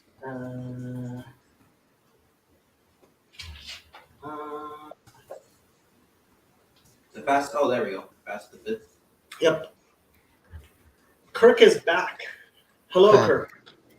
Hey, oh crap, my cam's not working. Is it okay if I get camless? Yes, it is okay if you're a cameralist, Kirk. Yeah, so would you be able to read something like Destruction of Sodom and Gomorrah on Tisha B'Av if you're Jewish? The section of Sodom and Gomorrah? No. I see, so that's not considered sad enough? It's not sad for Israel. Oh. Yeah. I see, so it has to be sad for Israel. What's an example of something What about that Jonah? Do you know something that would be kosher to read on Tisha B'Av that's not the Book of Lamentations? The Book of Lamentations, certain parts of the laws of mourning, and certain parts of the Talmud. We can read about Kamsa and Bar Kamsa. I read Psalm 88, and I thought he was born on Rosh Chodesh Av. He wasn't born on Tisha B'Av. He's not the Messiah. Oh no. There's actually, I mean, I don't think you have to be born Tisha B'Av to be Messiah. It's just widely believed that we will be. There's some that think that's going to be born in Passover. Some that think it's going to be born in Yom Kippur. I've seen some. Yeah, Kirk, it's not literal. We were joking. Oh, okay. What, Yeah, what do you know Hezi was about? saying nobody in Israel watches the Young Turks. No, nobody watches the Young Turks anywhere. I want to see the comment. Some people in America do, but No, there are no people who watch the Young Turks. It's all bots. yeah, 90%. And it's Chunk Yogurt's big fat ass sitting there typing a bunch of bots. Kirk, you're having way too much Shabbat. But I'm not Jewish yet. Kamsa and Bar Kamsa. Let's read about Kamsa and Bar Kamsa. Which Kamsa and Bar Kamsa? What page Is that a section of the Talmud? Yes. Kamsa and Bar Kamsa. Here, we'll read. I thought Gentiles that are not converting to Judaism are not allowed to learn certain parts of the Talmud. Agadic parts of the Talmud, everybody's allowed to learn. Okay, so it's only the halakhic that there's some. Correct. That was the part where I went to the talk. The story of Kamsa and Bar Kamsa, or Kamsa and Bar Kamsa, is the most famous midrash rabbinic literature regarding the destruction of the Second Temple in Jerusalem in the 1st century CE. Oh, The story appears in the Babylonian Talmud,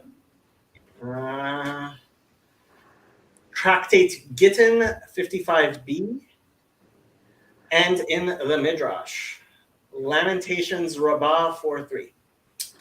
The story as it appears in Tractate Gittin tells of a wealthy man who lived in the 1st century CE. For an upcoming party, he sent his servant to deliver an invitation to his friend, a man named Kamsa.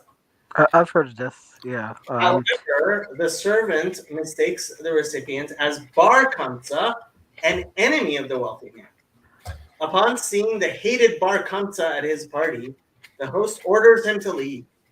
Bar Kamsa, attempting to save face, thrice offers to make peace with the host, first paying to pay for the food he eats, then for half of the expenses of the party, and then for the entire party, each time rebuffed by the angry host. Finally, the host forcibly removes Bar Kamsa in the presence of the communal leaders present, who lacked the courage to protest his shameful actions. From the context, it seems like the host was an affluent and politically powerful individual. Humiliated, Bar Kamsa vows revenge against the rabbis present, who did not defend him, allowing him to be publicly humiliated. He visits the Roman Caesar, who controls the region, and tells him that the Jews are inciting to revolt against the Roman Empire. The Caesar, unsure of whether to believe Bar Kamsa, sends an animal to be sacrificed as a peace offering in the temple in Jerusalem along with Bar Kamsa. On the way, Bar Kamsa purposefully slightly wounds the animal in a way that could disqualify it as a Jewish sacrifice, but not as a Roman offering. Upon seeing the disfigured animals, the rabbis of the Sanhedrin present at the temple have to make a decision as to how to respond to the delicate situation presented. Some advocate dispensing with the law and offering the animal anyway to avoid war. This plan is vetoed by Rabbi Zechariah ben Avkolos. Rabbi Zechariah ben Avkolos? Who's Rabbi Zechariah ben Avkolos? Zechariah ben Avkolos. Huh. I presume that's a Greek rabbi? No. His father apparently was Greek, who fears that people will begin to bring blemished animals to the temple to be sacrificed. They then suggest putting Bar Kamsa to death to prove that he is at fault.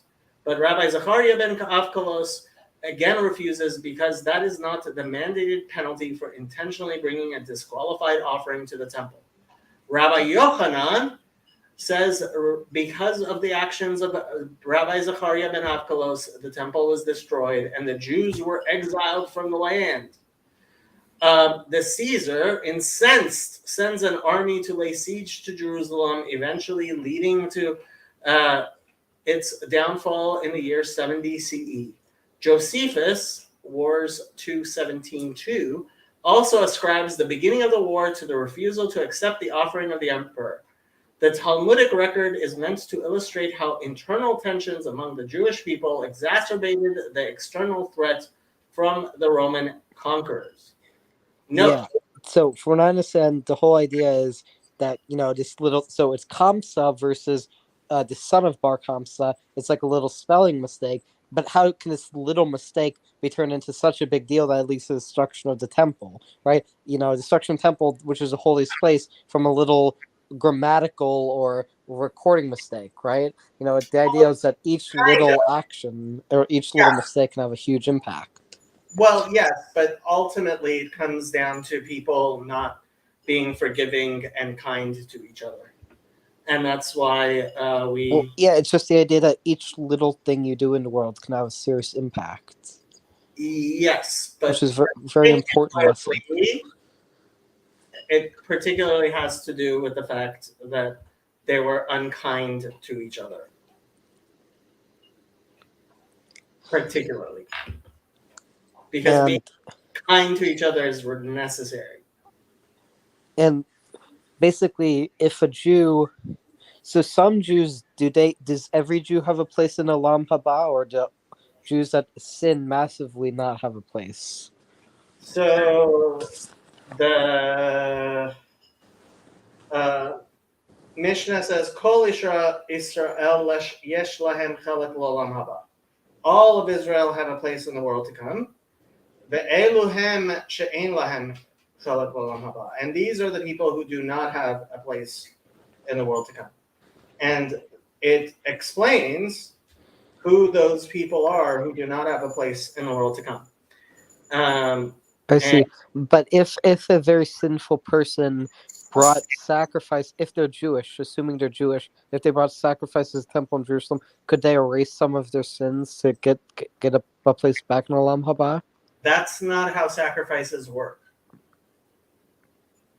So you couldn't bring a sin offering to help, or no, that's not how offerings work. The sacrifices are things you bring after you have repented, not instead of repenting. They are celebrations of the fact you have already repented. I see. That makes sense. That makes more sense. Yeah. Because it wouldn't make sense to do a bad thing, then just offer sacrifice and then do the bad thing again. That doesn't make sense. So it's effectively null and void if you don't do anything to improve. If you do not repent, then it is absolutely well, I mean, I think we can read this part of the Torah despite the fact it's not from Lamentations. Let's read from Isaiah. Don't do it. You'll sin, and then you'll have to bring an animal and kill it. Make that once Ben Gvir shoots the Arabs, you'll have the temple again, and you'll have to bring him. Chazon Yeshayahu ben Amotz asher chaza al Yehuda v'Yerushalayim b'mei Uzziah Yotam Achaz Yechizkiyahu Malchei Yehuda.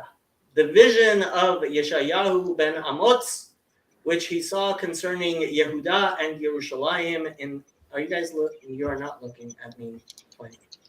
Why are you guys not watching me read this? You are horrible. I'm over here in the chat talking to Fraud with about some good movies. Movies? Oh, movies? Yeah. Shamayim b'hazina haaretz ki Hashem diber. Banim gidalti v'romamti v'hem posh'u bi. Hear, O heaven, and give ear, O earth, for the Lord has spoken. I have reared and brought up children, and they have rebelled against me. The ox knows his owner, and the ass his master's crib. But Israel does not know, my people does not consider. I see. So effectively... No, you don't see. Listen. A sinful nation. A people laden with iniquity, a seed of evildoers. Children that deal corruptly. They have forsaken the Lord. They have provoked the Holy One of Israel to anger. They are gone away backward. Where could you still be smitten that you revolt again? Every head is sick and every heart faint. From the sole of the foot even to the head, there is no soundness in it. but wounds and bruises and putrefying sores. They have not been pressed, neither bound up nor mollified with oil. Your country is desolate, your cities are burned with fire. As for your land, strangers devour it in your presence, and it is desolate as though overthrown by strangers. And the daughter of Zion is left like a shelter in a vineyard, like a lodge in a garden of cucumbers, like a besieged city. If the Lord of hosts had not left us a very small remnant, we should have been like Sodom, and we should have been like Amorah. Hear the word of the Lord, rulers of Sodom. Give ear to the Torah of our God, you people of Amorah. To what purpose is the multitude of your sacrifices to me, says the Lord? I am sated with the burnt offerings of rams and the fat of fed beasts, and I delight not in the blood of bullocks or of rams or of he-goats. When you come to appear before me, who has required this at your hand to trample my courts? Bring no more vain offerings, incense of abomination they are to me. As for new moons and Sabbaths and the calling of assemblies, I cannot bear iniquity along with solemn meeting. Your new moons and your appointed feasts my soul hates. They are a trouble to me. I am weary of enduring them, and when you spread out your hands, I will hide my eyes from you. Even when you make your many prayers, I will not hear. Your hands are full of blood. Wash you, make you clean, put away the evil of your doings from before my eyes. Cease to do evil, learn to do well, seek judgment, relieve the oppressed, judge the fatherless, plead for the widow. Come now and let us reason together, says the Lord. Though your sins be like scarlet, they shall be as white as snow. Though they be red like crimson, they shall be white as wool. If you are willing and obedient, you shall eat the good of the land. But if you refuse and rebel, you shall be devoured with the sword, for the mouth of the Lord has spoken it. You get it? God is not in need of any of your silly. Yeah, I get it. I get it. Got it earlier when I part about your vain incense offerings. The whole idea, God cares about what you do. So doing ritualistic things doesn't change the fact that at your heart you're a corrupt person. Why do the offerings smell good to God? Why does it say that? Because you've repented, and now after you've repented, you sacrifice this to symbolize that repentance. But it's not because you offered a sacrifice; it's what the sacrifice represents. See, the kid gets something. No, could you look that? I'm not disagreeing with it. Oh, there are plenty of places where it says it shall be a pleasing aroma to the Lord, but that's What because does that mean? Well, it means that it is you are turning towards God, and God is pleased by the fact that you are turning towards Him. Well, you're like I know we have some Christians on here that watch a lot. I think the majority of your audience is Christian, from what I understand, right? Correct. So the closest comparison would be, it's not enough to hold Jesus in your heart because Jesus. No. It's not a question of enough. It's a okay. No. What does it mean that something is a pleasing aroma to God? God can't smell, can he? God can't speak either. So what does that mean? It's an analogy. I thought God did speak. That's Wait, what are you getting ready to slap him? It is impossible for God to speak. How does God speak? it says in the Torah that God spoke. It says in the Torah that God spoke and earth was created in Genesis. Yes, it does. But does God have a mouth? You don't need a mouth to speak. Yeah, well, then it's how does God breathe? God says breathes your soul in. Yeah. Yeah. God breathes. I have no clue. Like does God have lungs? No, not that I know of. What? Okay, so I was actually going to read this anyway, but here, Isaiah 66. Are you guys looking? Yeah, you are. Okay, so it's metaphor. I get it. Yeah. Kol Amar Hashem Hashemayim Kis'i Va'aretz Hadom Raglai. Thus says the Lord, the heaven is my throne and the earth is my footstool. Where are God's feet? Like, what are you talking about? Where is the house that you would build for me, and where is the place of my rest? For all those things has my hand made, and so all those things came to be, says the Lord. But to this man will I look, to him that is poor and of a contrite spirit and trembles at my word. He that kills an ox is like one who slays a man. The sacrifice that sacrifices a lamb is like one who breaks a dog's neck. That offers a meal offering like one who offers pig's blood. That burns incense like one who blesses an idol. For they have chosen their own ways, and their soul delights in their abomination. Get it? Yeah. Okay. Well, Good. Okay, Jason, it's all you. I don't know what to say. well, I was just saying, from a Yeah. Christian perspective, is there similar concepts in Christianity that it's not enough to accept Yes. Christ? You also have to live in the way of Yes. Christ. Yeah. I could read that Like for Jordan you. Peterson talks about how the whole idea of Christ, as he explains from sort of Jungian psychology, is you've accepted on this archetype of suffering, but the whole purpose of that suffering is to liberate yourself. It's a very liberating force away from ungodly things, and so it's not enough to simply say it's easy enough to say the words I profess Okay. in Jesus Christ, but you Yeah, also have here's to this accept it. from- You have to accept the suffering that comes along with it. Okay, Kurt. Here's the I'll read this from Hebrews. It's kind of the same concept. For if we sin willfully after we have received the knowledge of the truth, there no longer remains a sacrifice for sin, certain full expectation of judgment and fiery indignation which will devour the adversaries. Anyone who has rejected Moses' law dies without mercy on the testimony of 2 or 3 witnesses. Of how much worse punishment do you suppose will he be thought worthy who has trampled the Son of God underfoot, counted the blood of the covenant by which he was sanctified a common thing, and insulted the Spirit of grace? For we know him who said, "Vengeance is mine; I will repay." So basically, I think whenever I read that there is in Christianity, we tend to fall in the ditch one way or the other. So there's kind of like, it was called the hyper grace movement for a while, where it was kind of just like really, really overemphasize God's grace to the point where it almost like didn't matter what you did at all.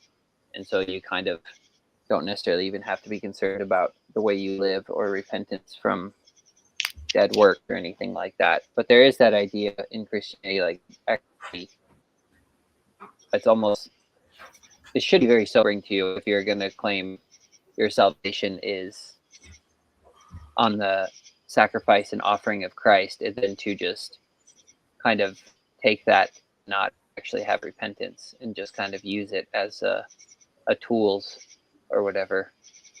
There's It a just reason cover up why I call Hebrews a theological crime scene. I knew you were going to disagree with some of that in there.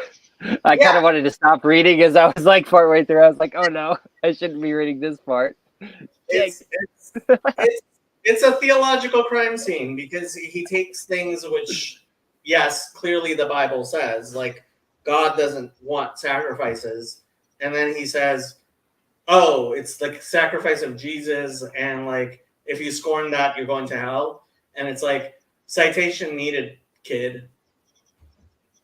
Well, I don't think he's saying if you scorn that you're going to hell. I think, what I thought he was saying would be kind of this thing similar to what you're saying. Like, you don't go on sinning willfully after you realize the price that is paid for things like forgiveness and repentance.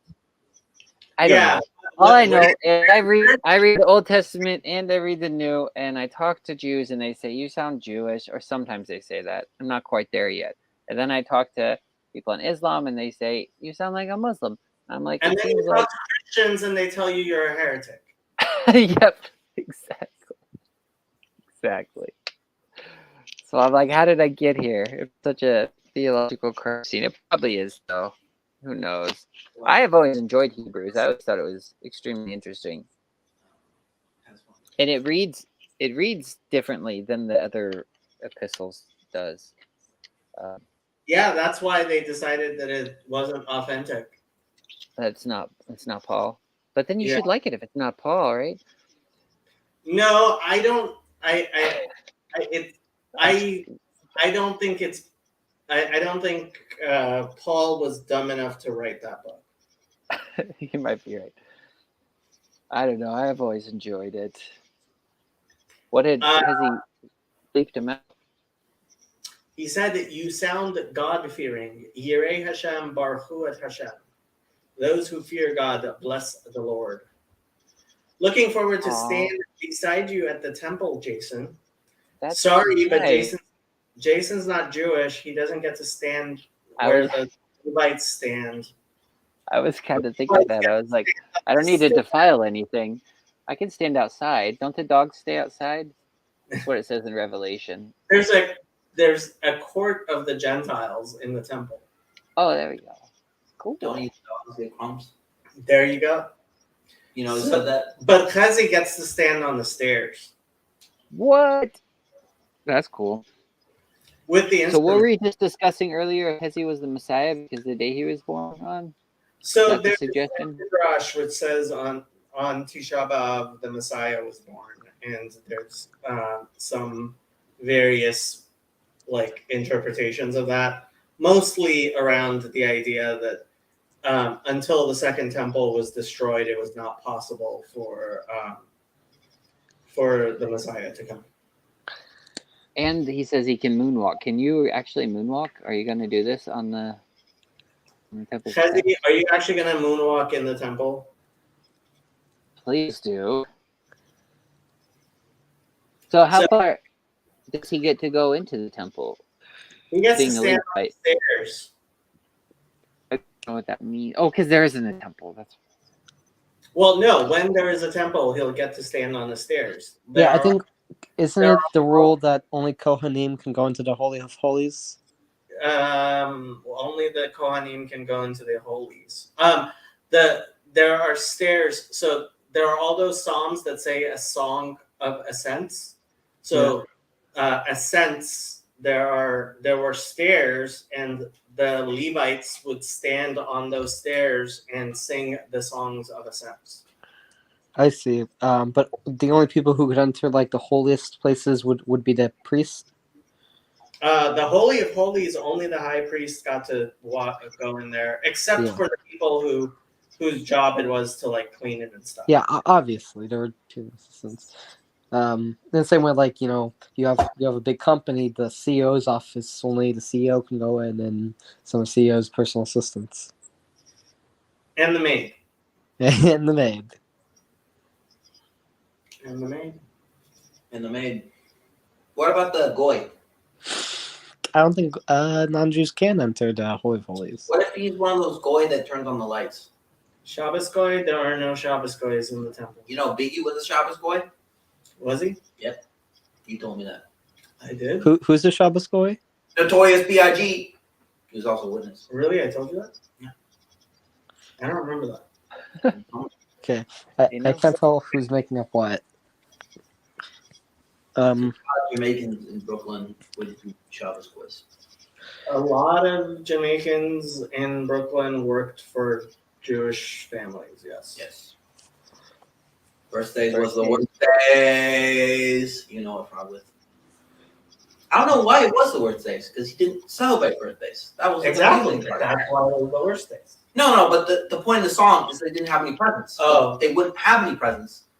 That's what confused me about it. Right, Broadway?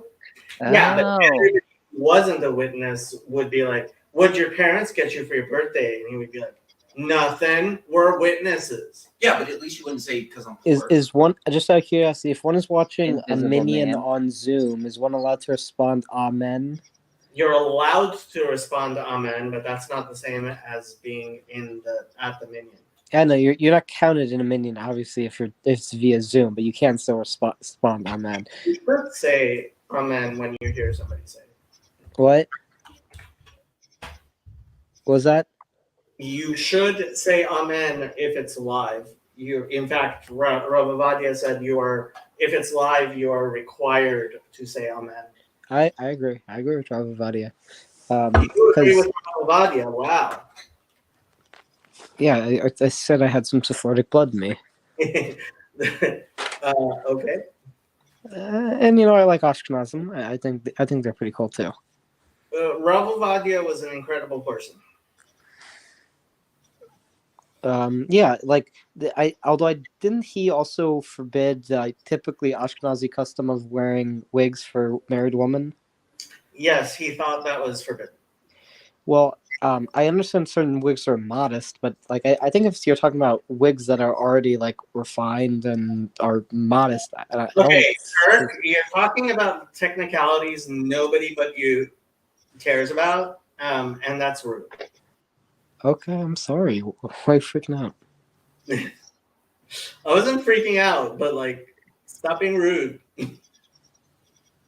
He was. Just riffing because I don't always- have anything better to talk about. And the many nations shall go and shall say, Come, let us go up to the mountain of the Lord, to the house of the God of Jacob, that he may instruct us in his ways, and that we may walk in his paths. Yeah, for instruction, sure.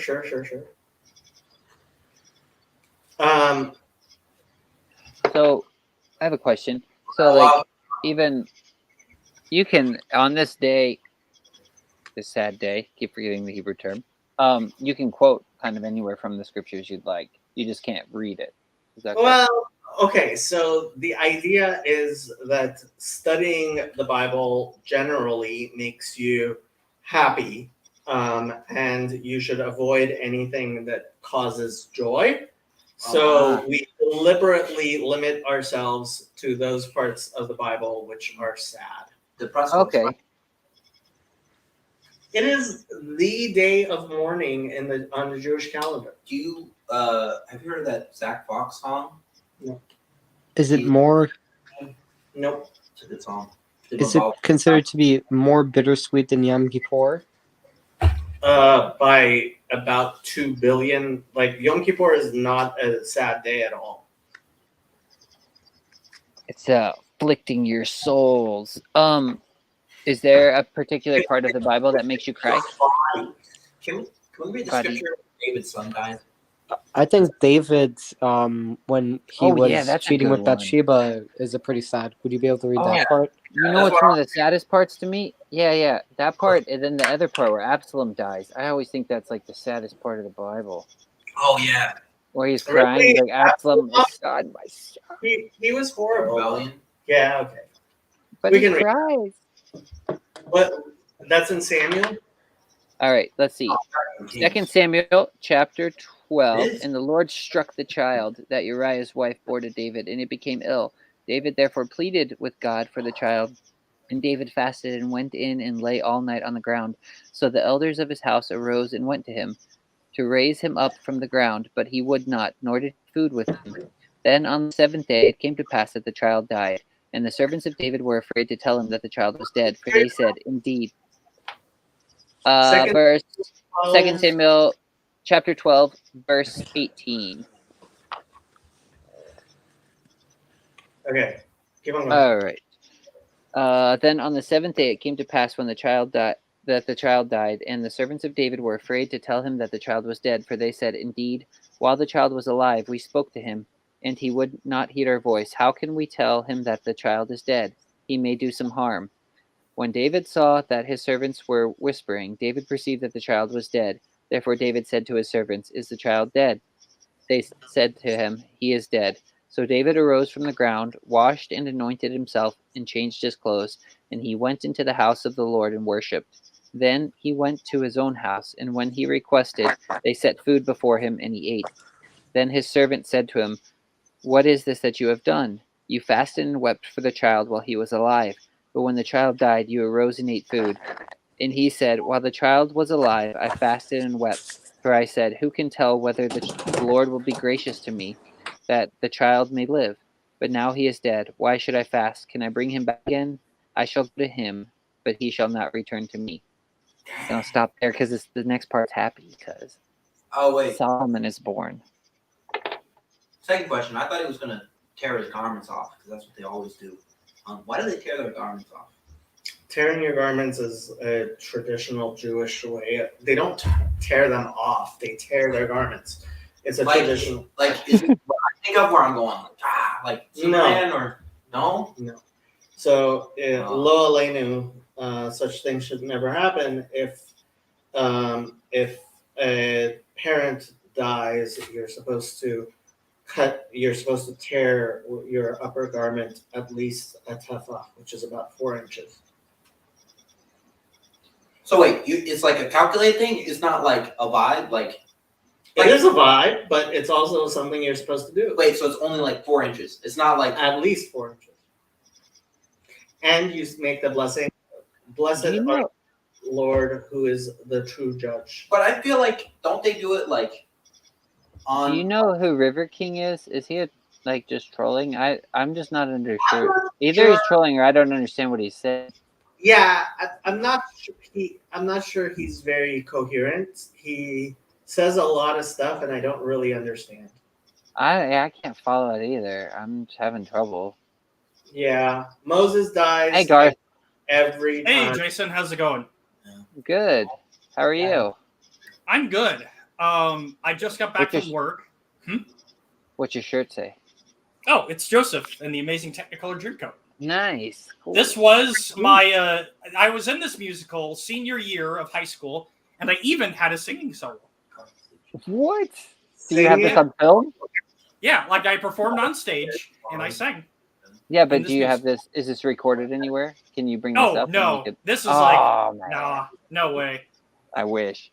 Although funny thing about that is that I was one of the brothers in the production. I was specifically Naphtali, and as preparation for the brothers, they told us that we could not shave at all in preparation for this musical. So all the guys who were the brothers did not shave at all, and some people had more facial. Ended up with that beard, huh?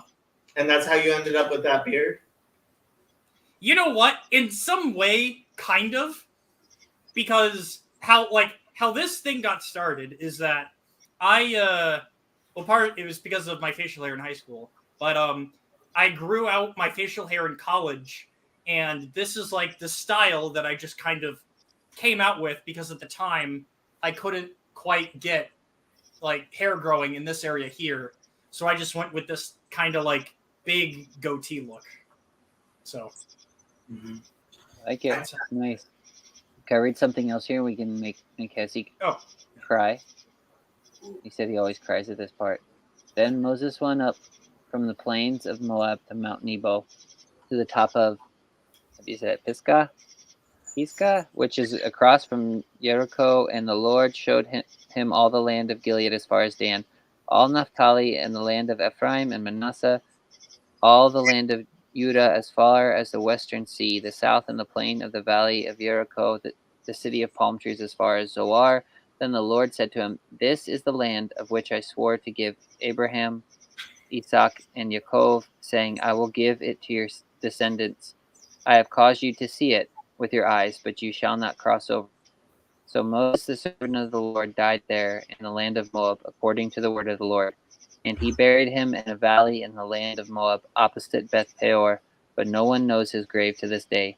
Moses was 120 years old when he died. His eyes were not dim, nor his natural vigor diminished. And the children of Israel wept for Moses in the plains of Moab 30 days. So the days of weeping and mourning for Moses ended. That's pretty sad. I wonder if he cried. Who, me? No, Hezzy said he cried. I asked earlier if there's a part of the Bible that you cry at when you read it, and he said he cries every time. I think there was like, I remember at one point there was like a passage in Romans that I had read once that actually, it just like at the time it like felt super uplifting. Let's see. Hold on, I gotta find this Bible verse. I think it's like in Romans 5, chapter 5 somewhere. Can you quote it? No, I can't. I like like growing up, it's like I never did the whole memorization thing. Yeah. Um, Romans 5. It'd be sad. No, I'm just Yeah, I know what makes me cry. What about you, Trey? Is there a part that makes you cry? Yeah, it's personal. oh here, Okay, here we don't go. don't share it then. You've shared so much personal stuff. I mean, you can share it if you want. Well, no, it's not like it's the Doubters song. Jacob says it's not a Doubter song. But anyways, you go, Garth. Oh, it's it's Romans 5 1 through I think it's just what was it? I think it's Romans 5 1 through 5. Do you want to read it? Although, yeah. Actually, I don't know. Well, I'll just read it from here.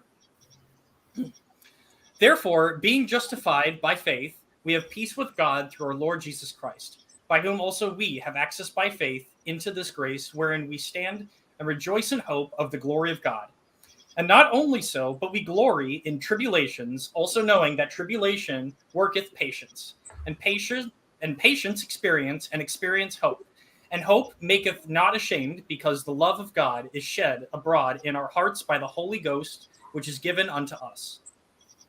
And it ends there, but it actually keeps going. So this is verse 6. For when we were yet without strength, in due time Christ died for the ungodly. For scarcely for a righteous man will one die, yet peradventure for a good man. It's peradventure? Mine says perhaps, yet perhaps for a good man someone would even dare to die. Yeah. For a good man, someone would dare even die. But I think it's verses 4 and 5 that really hit because it's like you have tribulation to patience, and then the patience to experience, and experience hope, and hope make it, and hope is like where you want to be. And so I think the reason I like this verse is because if you're able to get past through your tribulations to patience, like in the sense that you do not become resentful of your struggles, but you have to work to understand them, and in that understanding you have patience. And then so anyway, I don't know, I always just found it as like a very deep verse. Yeah, that's really cool. I really like the line too that says hope does not disappoint. I don't know what your version says. That's what mine says though. Yeah. Because the love of God has been poured out in our hearts.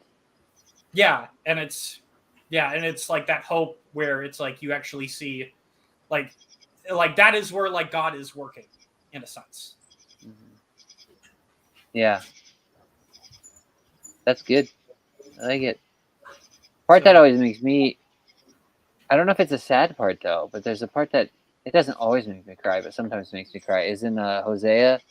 I guess it's sad when he's talking to Israel, and I think he's talking to Ephraim, and he says, "How can I give you up?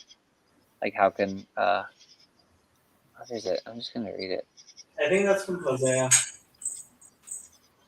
Hosea. That's another good one. I think it's sad. Let's see. What does it say?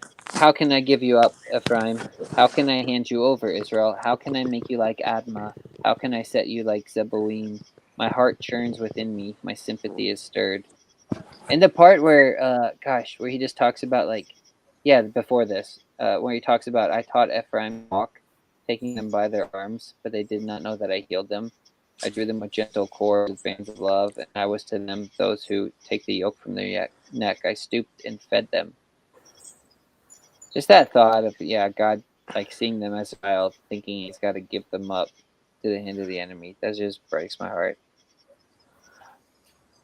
What sorry, what did you read? Where is that? It's Hosea 11. It starts, it's like Hosea 11. It's basically 1 through verse 8 was kind of what I was referencing. Okay. There's a lot of parts that are really sad. Hosea, just that whole book, I think there's a lot of parts that are really sad in it, but there's such good stuff in there too. The book of Job on Tisha B'Av. Job is good. Some people do. Yeah, because I know it's read in Yom Kippur, from what I understand, right? Jonah is read on Yom Kippur, not Jonah. Oh, I must have had. When is Job read? Job isn't actually part of the liturgical calendar. Oh, I thought it was read on Yom Kippur, at least from what I've understood. Well, I might have gotten mixed up. But Job is a very sad song, sad book. It would make sense for it to be read on Yom Kippur because it's all about like man's struggle with sin and we're not sin rather, but man's struggle with the external world, right? And it's an imperfect world, and Job, the pain he suffered, it's a acceptance of suffering is a big theme of it, Oh, another verse that which is makes me pretty cry. similar to the whole Actually, Yom Kippur idea of suffering to repent. there's that verse in Ezekiel that always makes me really sad too. Ezekiel 22, verse 30. God says, "So I sought for a man among them who would make a wall and stand in the gap before me on behalf of the land, that I should not destroy it. But I found no one." That always gets me too. And the part where Ezekiel's wife dies, that's pretty sad as well. Is Ezekiel? That's the most mystical book of the Bible, I think. I love it. Yeah, it's so much fun. That book Is it is really? great. Isn't Ezekiel the biggest most like Kabbalistic book in the Bible? Oh, the word has been said. There's the carry. Oh no, Ezekiel. that is forbidden. I'm trying to find the one Hezzy Oh, sent as well. Let's see. So here's something. I think I may have asked this on here before, but this has to do with Samson. But has he referenced Samson? What is that verse he says? Where Samson gets his I'll hair just cut read by it. Oh, Delilah. sovereign God, please remember me and give me strength just this once. Oh God, take revenge on the Philistines, if only for one of my two eyes.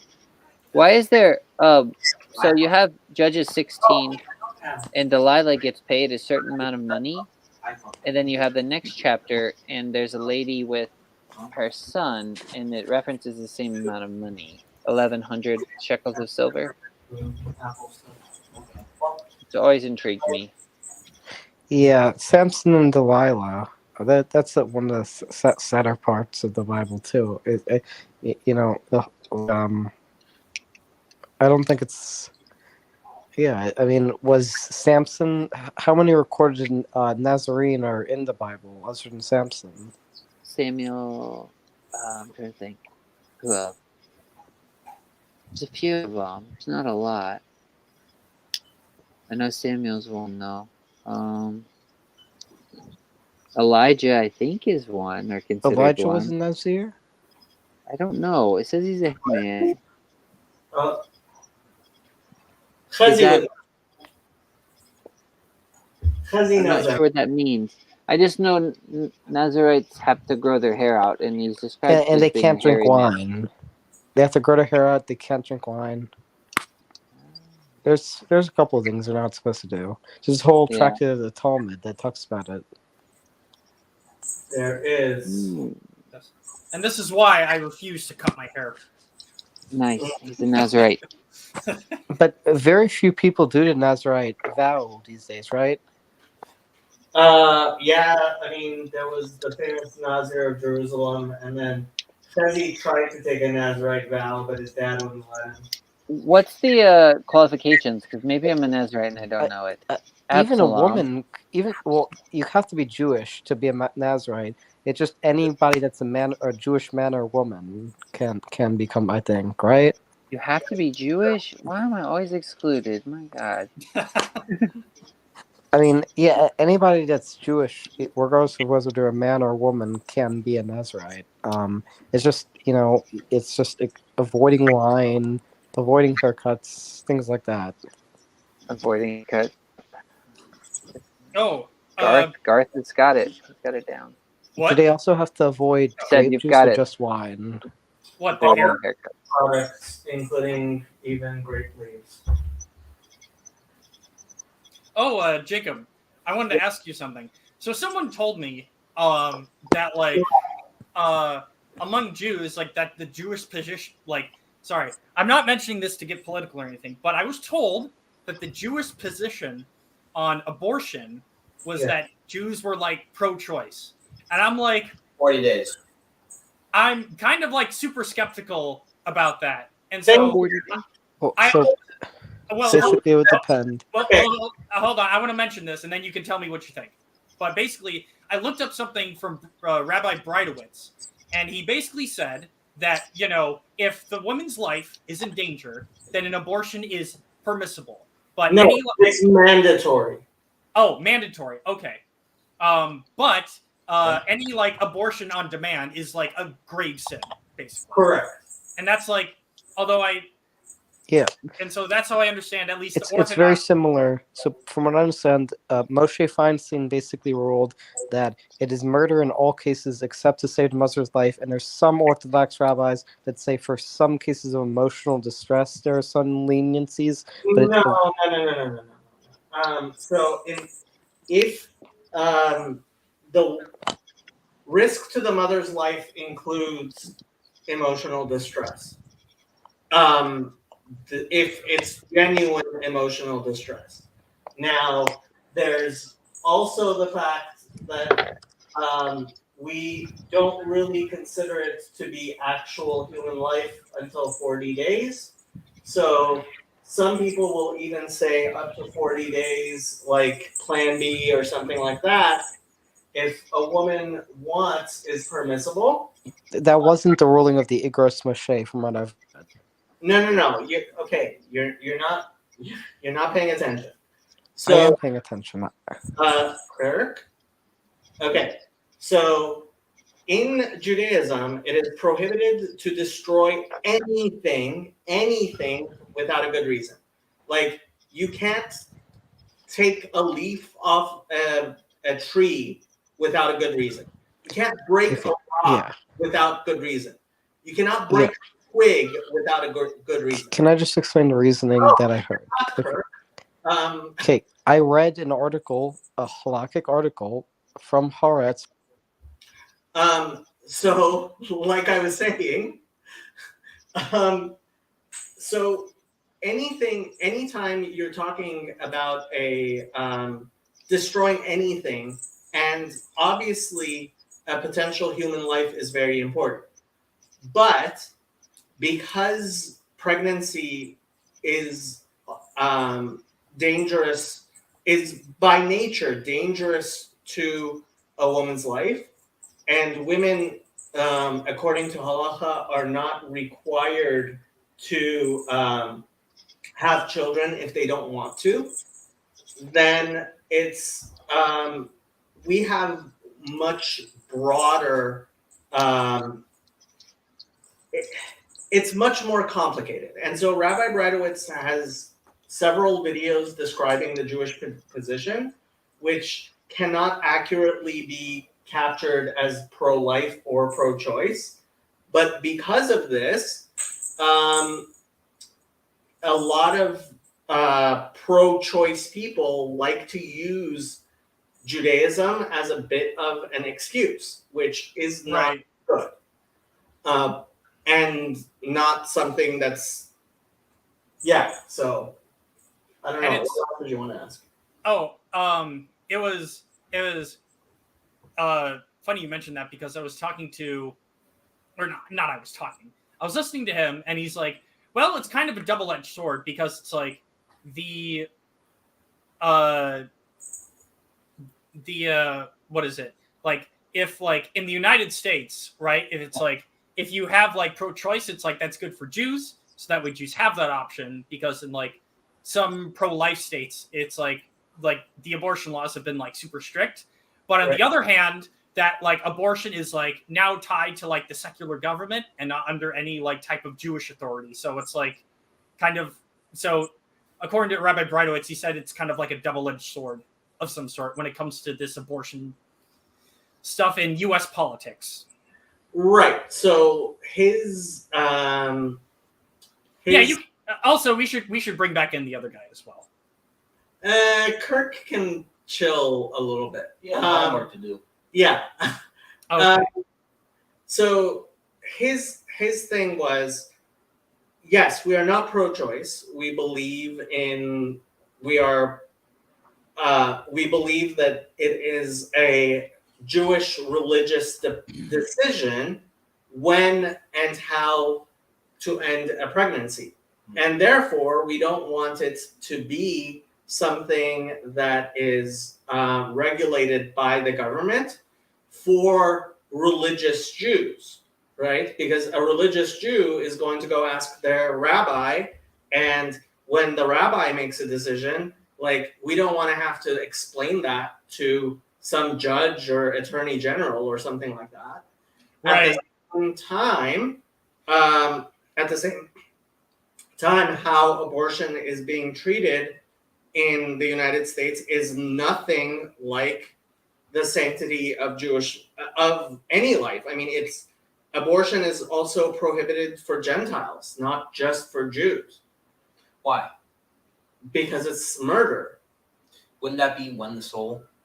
Well, no. See, that's, first of all, there's a whole complication there that the Talmud goes into, that exactly how it is, but like nefesh adam ba'adam, it says in Genesis 9, it says, We don't have to get into soul stuff, but I'm just mentioning that some people say the whole 40 days thing, and I'm confused about the whole 40 days thing. Right, but first, it's not clear that the 40 days thing that also applies to Gentiles. So it's possible that a Gentile soul is considered complete even during the 40 days, whereas a Jewish soul is not. Well, it's not clear. All right, it's not clear. Look, a 30-day-old Gentile fetus might be considered a full human life. Sure. Whereas a Jewish one isn't necessarily. Yeah, it's the Talmud actually talks about that. One of the places where it is considered more, the life of a Gentile is considered more strictly than the life of a Jew. I guess you can take that different way. Yeah. I guess my question is, because, okay, I know this is controversial, but I'll talk about controversial stuff. But from what I understand, the scripture that's always mentioned, at least, is basically the fine, or I know it's not fine, but you know what I mean. When basically says when a mother basically right. So there is the verse where two men are fighting, and a pregnant woman tries to get between them, and what it says is that one of them strikes her, and the child dies, but there is no harm. So, like, we understand that to mean that even though the child dies, that's not considered. And then it says, but otherwise, a life for life, tooth for tooth, right? And so we understand that not to be. So a miscarriage is, a Jewish woman miscarrying is not the same as the death of an actual person. Okay. Whereas it's actually possible that only applies to a Jewish woman, and causing the miscarriage of a Gentile woman actually is considered murder. Huh. So funny. Okay, so I heard that there's like, and this is something my girlfriend mentioned to me, because I also talked to her about this, that there's some verse where it's like, in order for like a pregnant woman to figure out if she's been cheating on like her husband or something with the baby, that she like drinks something, and then if she was cheating, that the baby dies, or it's not. Isn't it an incorrect translation? Pretty much, it doesn't. We're looking at the. It's like it doesn't mean the belly as we think it as means the belly. It means like a. It mentions that she becomes like it talks about physical changes that she undergoes, And while secular people, and I guess at least some Christian scholars have said, "Oh, this is an ordeal for someone who becomes pregnant," that's not the Jewish understanding of it. Okay. So what? So actually, first of all, what verse is this? I don't know if you know. It's called the Sotah, Sotah. I watched Trent video on it. Sotah. Well, I guess my question is, where do we get like no abortions are allowed from that? Because it doesn't seem like are we looking at it from the dust? Like, how do we get this idea that from birth it is murder? The Catholics. Yeah, that's what I'm thinking. Well, the Catholics say from conception it's murder, right? And that's not a Jewish idea at all. And yeah, like Chezi is pointing out, like exactly where the differences are is a matter of controversy. Mm-hmm. But yeah, so again, this gets into real intricacies, but at the very least, the understanding is that for a Jewish woman, less than like before the child actually takes a breath, it's not considered a full life. And it's quite possible that does not apply to a Gentile woman. So like it may be permissible for a Gentile woman to decide to have the child instead of having an abortion. It is not permissible for a Jewish woman to do that. Okay. Because like, I don't know. I remember reading something that said that like in the 60s, a lot of Protestants were sort of okay with at least abortion in some circumstances. Oh, Protestants, yeah. I mean, Protestants generally were like, had very, very different views. And then the Catholics convinced them. Right? I think, yeah, right. So, wait, the Protestants had different views on what? On all kinds of, everything having to do with. I know. Yeah, with just like reproduction, basically. basically. Point before you go on your rant, okay? No, I mean, Protestants had very different views on reproduction. Yeah.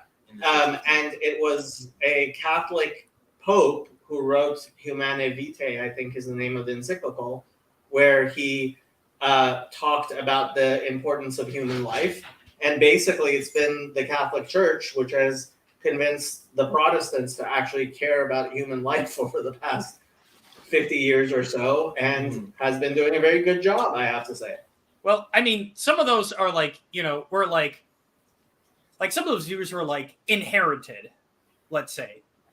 Like, not really. Well, like, you would be surprised. It was the Baptist I think it was like one of the coalitions said like, yeah, we're okay with abortion up to like a certain amount of days in the 60s, like a very okay, we're talking about in the 60s. Never mind. I was thinking like I was thinking farther back than that. Never mind. It's all Andrew's fault. It's Andrew's fault. Okay. Also, I like your stuffed animals up there. I see there's a plush cat, a teddy bear wearing something, what looks like to be a squirrel. Chipmunk. Chipmunk? Okay, close enough. There is a debate regarding Down syndrome children. This is what Chezi says. I am not aware of any debate regarding Down syndrome children, except maybe in weird Zionist camps. Really?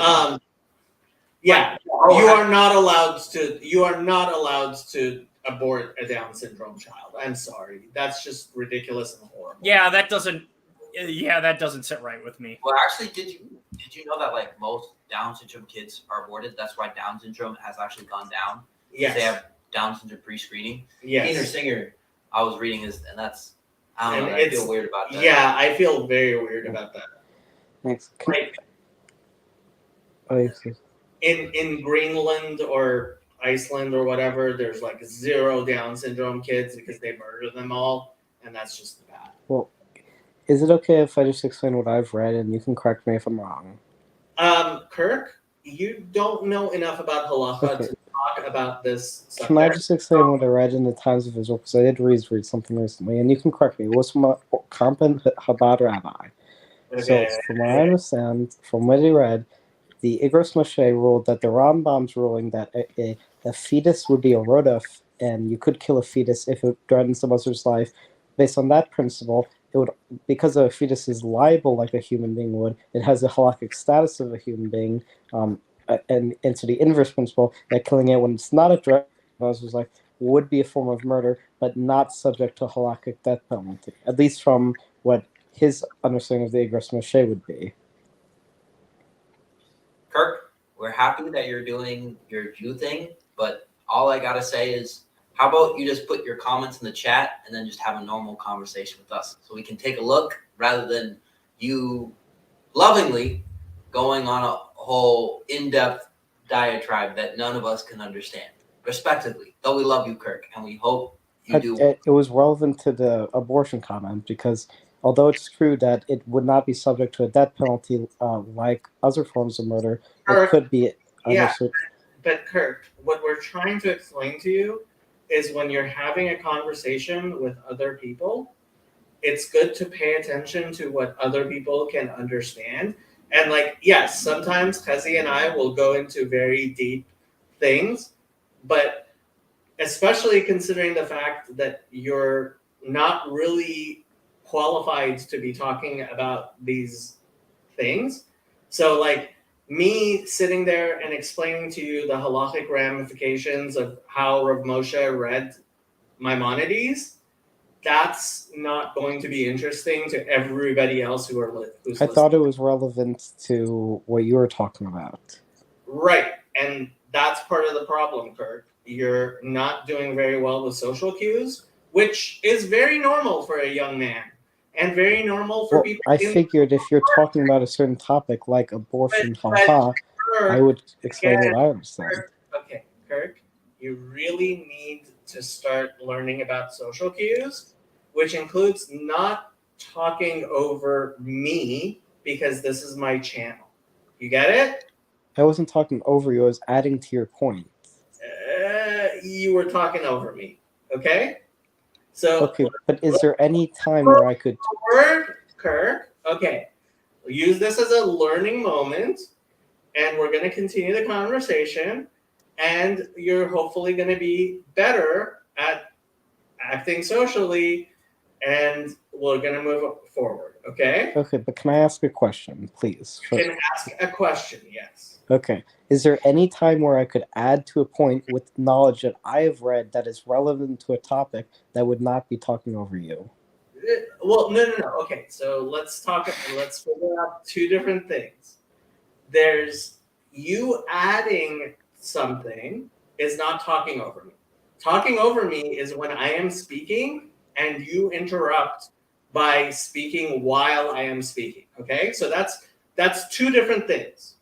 The second thing is you trying to add to the conversation when I know I could fit everything you know into a thimble and throw it away, and it would be I've forgotten more than you know, right? Today. So like it's understanding where exactly we are socially in relation to each other. Like this is very, very difficult for young people in general, and it's especially difficult for young people today since they're constantly using the internet and text and not actually talking to people. And so I want you to participate in these conversations and learn how to converse with people well. And it's beautiful, and you're always welcome as long as we can try to help you with your social skills so that you better understand when it's appropriate for you to be commenting and when it's not. Okay? Okay, but what I was saying was, when you're talking about a subject and you're making a statement about a subject, sometimes there's going to be different opinions or understandings of a statement that other people that are also educated are going to have. So I feel it would be appropriate to explain another perspective that would be relevant to the subject. That's quite possible if you were actually educated about the subject. But what we are talking about is Hilchot Yareg Val Yavor. These are incredibly intricate and important halachot, and I cannot let you let any mistaken impressions you leave keep going, and that's why it's not appropriate for you to be trying to add to this discussion, especially when you really don't understand what you're talking about. Okay? I thought I ran through what I understood pretty well. I know you do, and frankly, if this was a more Jewish context, I might have gone into the halachic differences and exactly what's going on, because I think I understand what you. I could have sent it if you want. It's a publicly sourced Times of Israel article. I am sure it is, and we could go into it if you want to put it into the Discord server, but there are 3 other people in this discussion who have no clue who Rav Moshe Feinstein is and what the Igrat Moshe is, and have 0 clue how to read a Rambam or what a Din Rodef is or any of these other things. Then why talk about halacha and abortion to begin with if you can't get every perspective? Because things. So this is part of learning social skills about how to talk to groups of people about things that people are interested in. Like this channel, there's a reason why this channel has large numbers of Gentiles listening to it, because we are making Jewish concepts as accessible as we can to people who are not Jewish. So Connie says, I'm learning social skills by proxy here. We all need to learn and figure it out. It can be confusing. In the end, Jacob has authority and we submit to that. Make it safe to have rules. Yes, thank you very much, Connie. I try to... Jacob, you need a list of Jacob's channel rules, and rule 1 is just number 1, this is Jacob's channel. And that is rule number 1 somewhere or something like that. And this is that's not clear, Garth. That is that really something that needs to be said? Yeah. Well, I mean, it's not said per se, but understood, I don't know, understood or something like that, I still. Sorry, you go, Garth. No, right. So it's so if I'm asking about the Jewish perspective of abortion, which is how this is all started, it's I'm kind of, well, I guess Jacob's on this side. I'm kind of looking for Jacob's perspective, because Kirk, I have no idea who you are, so it's I can't, and I have not read these texts as much as possible. I haven't either. I could link the Times of Israel. It has numerous sources to Rambam, to Igros Moshe, to other halakhic texts, and you probably wouldn't read it. But it explains the legal reasoning in a pretty concise way. Yeah, Kirk, you're really not following the conversation very well, which isn't good. I did like when you kicked Fleeta's brother off twice and said, "This is my channel." Well, one time I kicked him off because I was like, okay, no. You don't tell me that I kicked him off just so he realized that, oh, this is my channel. I get to say whether or not you speak here. The other time I kicked him off because he was doing the, I'll defend Hunter Biden at any cost thing. And it was like, no, I'm not going to have that. Wait, who was? Somebody else. Hunter. How many Biden stands are there? There's 2 Biden stands I know. Very few. But yeah, that's a whole other thing. Honestly, while we discuss a lot of Who cares about Hunter Biden? He's a corrupt dude. But ultimately, like, okay, one more time, Kirk. When I'm speaking, don't speak. So part of the thing with this channel is ultimately, while we talk a lot about other things, like we're mostly teaching each other social skills, I think. Kind of. Like I agree. I agree. Like for like 80% of that, I would say. It's Like funny. 80% of it is like dialogue and social skills, but 20%, like, or maybe I'm being not generous enough, but 20 of it is like actually like learning and sometimes like discussion like this. Yeah, and then the rest is just matchmaking, Andrew. That's what the rest. okay, just Has she written back to you, Andrew? No, not yet. Not yet. What do you mean it's 10 o'clock? It's 11. It's 11. Chill out, you know?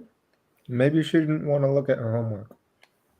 just as a staircase forward, Jacob. I Yeah. promise never to interrupt you, but I just asked a quick question. Sure. Under what topics do you think it would not be appropriate to reference if I have read something that I would like to add to the conversation that is relevant to the conversation? Okay. How about this? Would your mother understand it? Ooh. Start there. If you talk to your mother about any of these things and she has no idea what you're talking about, or you can't explain it in a simple way that your mother would understand, then I don't think it's going to work here. Is that fair? Maybe a little I bit think more. that might be good, but honestly, when it comes to halachic stuff, I'm willing to entertain your halachic, like, questions. When it gets to when it gets to be things that are very sensitive, for example, abortion, the laws of life and death, the like souls, things like that. It's when things get touchy, especially, I mean, including theology with Christianity and stuff like that, where I have to make sure that the Jewish things, like when you were asking me about halal stam, like I could answer you halal stam in ways that hopefully you understand, and if you didn't understand, like it's a problem, but like it's not a huge deal. But when we're talking about, for example, abortion, if you say something that other people misunderstand, that causes problems. Why are there werewolves behind you, Kirk? Like, where are the werewolf sounds coming from? Oh, that's me. From me. Oh, is that your dog? Your dog is Yep. pissed that you're not playing with her? Yeah, Lessons in Tanya is definitely pretty tight Torah content, which is part of the reason that Ben and I don't usually have a I usually don't send the link to that to anybody else. I see. Out of curiosity, are you allowed to learn Tanya or Zohar on Tisha B'Av? No, not until after Chatzot. Oh, okay. So too happy. Yes. Oh, by the way, Jacob. So you see this this flight stick right here? Yeah. Yes. So you know Greb's game Jumpgate, right? Yes. Yeah, I'll be playing that game. Okay. So I'm getting everything set up. But so it should be fun because I'm intrigued about the idea of playing a role-playing game, but within the medium of like a space flight simulator. Like that. So did you buy the flight stick just to play this game? Yeah, of course. Yeah, of course. Well, look, it's a role-playing game, right? Okay. It's like if this was like some video game on Steam of spaceflight combat, I would not buy this. But because it's a role-playing game, like I have to buy the flight stick with the throttle. Okay. Like, You know what? How much did that cost you? this one was actually cheap because there are some more expensive ones. This one's like $160 for the throttle and stick. $160 to play one game. Jacob, he's getting married. Well, the game is free. Also, I'm like Okay. this. He's getting married. You bought the ring, He's right? getting married. No, I haven't bought the ring yet. No, she hasn't even moved to Minnesota yet. $160 that could be going to the ring. Look, Jacob, you do not know what my bank account is. I have no idea what your bank account is, but go buy the ring, and then we can talk about $160 games. Okay, well, these things take time, unfortunately. Do not be hasty, Jacob. Hey, if you buy the ring and it doesn't work with this girl, it can work with the next girl. That's true. That's very true. What Huh? What I plan to do is I'm gonna propose to my girl in a boat that I'm gonna make, and if the proposal doesn't work, I get to burn them both. So Why not right. a hot air balloon? No, I wouldn't do a hot air balloon. well, how am I gonna make a hot air balloon? I gotta sew for 30 hours? No, I'm just gonna go in the woods. You can rent one. I What? would. That's not the point, Kirk. You I'm gotta trying to think. I'm trying to think of what would be like the best place to propose. You know what? If I think a place that I would want to propose would be like on top of a mountain. That Okay, would be- so I actually proposed at a place that I thought was a really nice place to propose. Wait, you proposed to someone? She said yes. What? Wait, this is a story of Jacob's life I have never heard of before. Which We is have a why chat. I could never go there again. Okay, all right. Wow, this is mind-blowing to me. Okay. Completely destroyed that place. Oh my gosh. Fine, that's how you have to do it. So at one point there was a woman that you loved and proposed to. She said yes. So were you engaged and then the engagement went off? Yep. Oh my god. Well, not tonight, but maybe another time you'll have to tell me that story. I've told that story on the channel before. I probably missed it then. Because this is very, very new to me. Wait, I've told that story way too many times. Okay. where was it that you proposed? Is that Michael Landon Park? What state is that? It is in Malibu, California. I see. Malibu is very beautiful. I'm sorry for you, man. I wish she was a keeper, but not everyone. She was a keeper, but whatever. Yeah, Malibu. Malibu's really nice. Have you been to Michael Landon Park? I don't know where that is. You know where Pepperdine is? Yeah. It's right across the PCH from Pepperdine. There's a park there. Wait, is Malibu where Barbara Streisand's property is? Yeah. Many, many properties are. Hey, Kirk, I don't know if you're too young for this, but have you watched Zoe 101? Zoe 101. I've never heard of it. Yeah, that makes sense. Wait, hold on. Is Zoe 101 like the Nickelodeon show? Yeah, Pepperdine was where they filmed it in Malibu. Oh, right where okay. they proposed is where they filmed it. Oh, That's Michael Landon Park. So there's two famous Minnesota films, like films that have been filmed in Minnesota. One of them is Fargo, and another one is another film called Drop Dead Gorgeous, which is like a comedy movie, but it's like even more Minnesota stereotypical than Fargo, if you can believe it. There's also a Little Yachty. Oh, I know. This is that. the other. That is where I proposed. Oh, She was at- was this at night? Yep. Oh, damn. I'm sorry, man. I kind of like them. Jeez, that was, man. I would love to visit California and just go out and just take a boat and just travel the oceans. I'd like to go to Louisiana, get some crawdads. See, I'm biased. I like freshwater. So I was like, well, growing up, my dad enjoys sailing. So we would go sailing around the Apostle Islands in Lake Superior. None of you guys probably know where that is. But it's just off the border of Wisconsin. Yeah. In Lake Superior. Driven through Wisconsin. Wisconsin's beautiful. Just as beautiful as Minnesota. And I drove from Chicago to Minneapolis. Did you okay, wait. you must have stopped by some cheese places then on the way up. Nope. Oh no. Okay, you were on the main highway. Yeah, you wouldn't see them then. That's I stopped by Laura's place. okay. Have you Wait. been to Laura's place? Me? I don't even know who Laura is.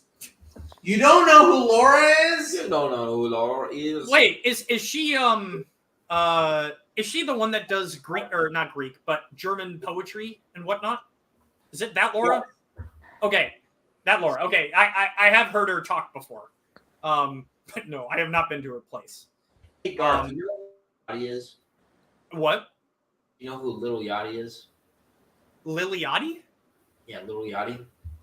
No. He made a song about your state that's very famous. Minnesota? Out of curiosity, Minnesota. Voltaire made a very interesting song called Bomb New Jersey. Oh, Kirk, you know who Little Yachty is, right? Liliati, how do you spell it?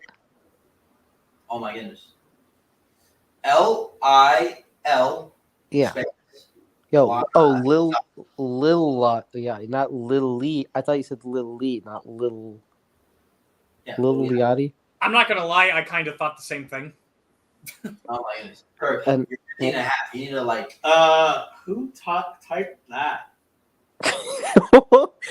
Is that a poll? Someone in here. Yeah, because if if any one of us types No, in no, here, like no, but no. Andrew? Nope. Andrew doesn't have. No, I have no idea who typed that. I think that's a troll.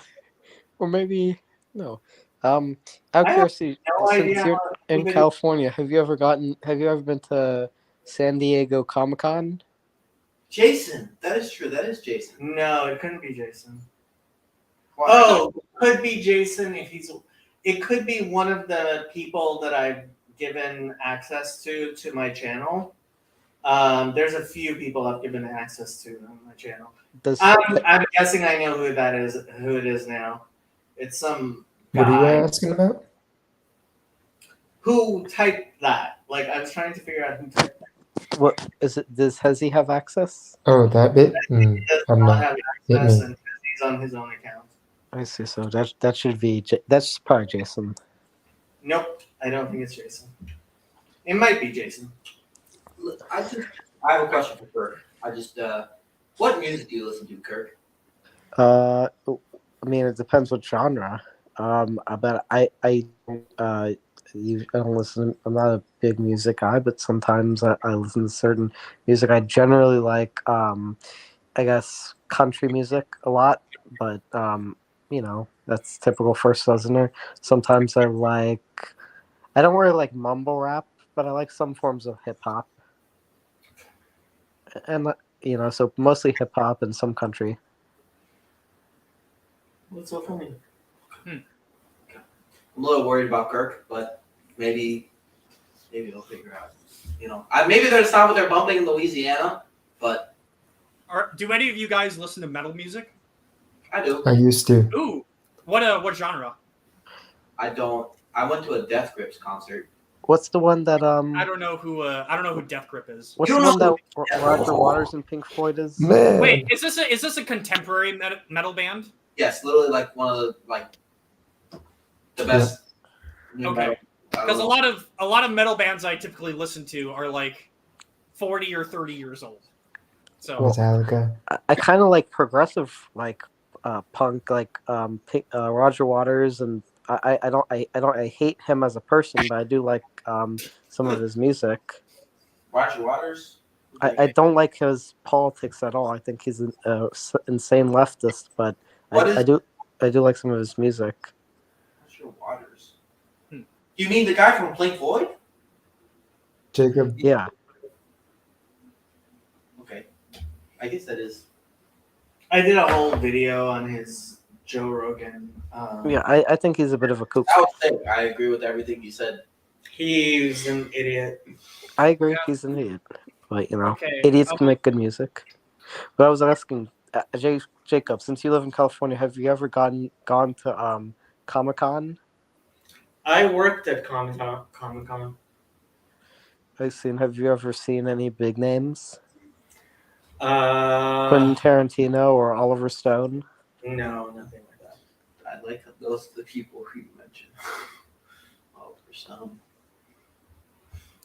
Okay, is Death Grip? Are they like what do they call it? Is it would it be?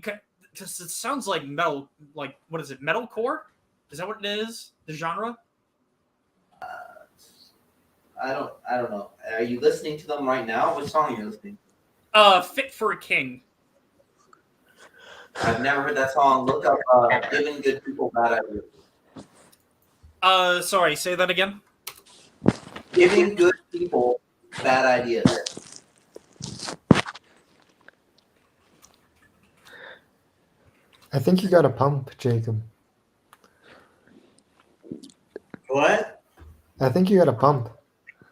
Like mean your that? arms and shoulders look like hella bigger. Maybe he's just been hitting the gym. We did lift weights. I mean, no, we did move stuff. Oh, is this yours? What? No.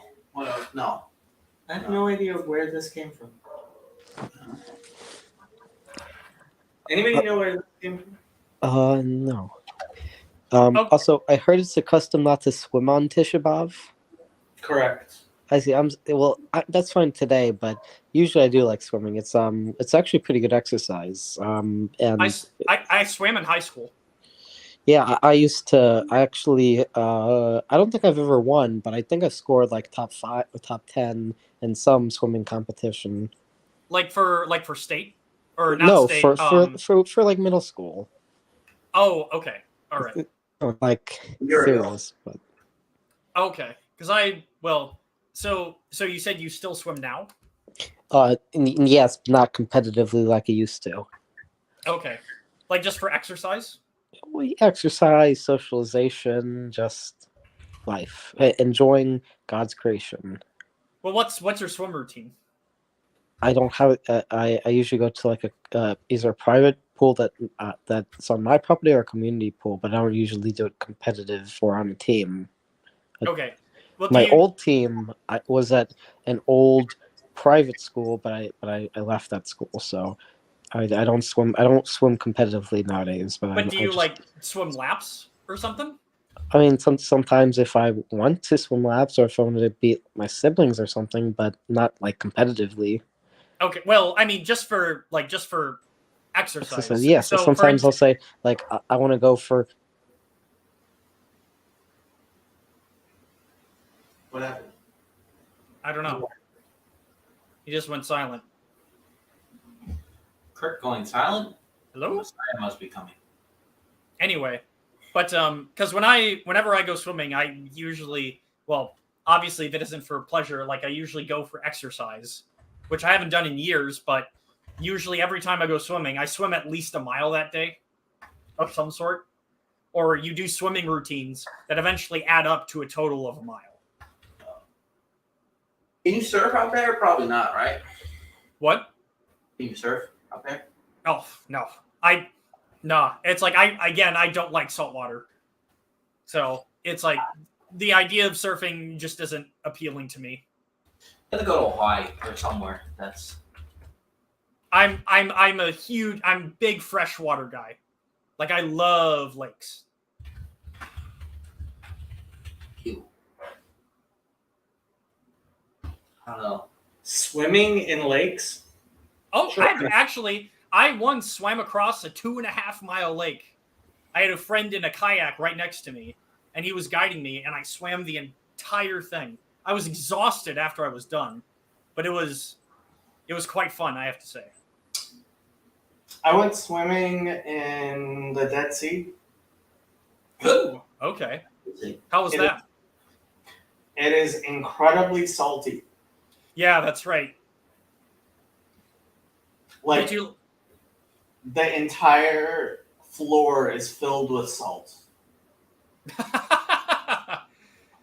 Wow, like what does it look like? Is it just like white?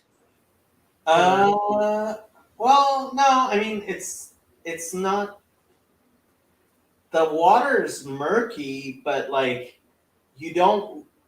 at least where I was, you tried very hard not to actually stand up because like it's like standing on salt crystals.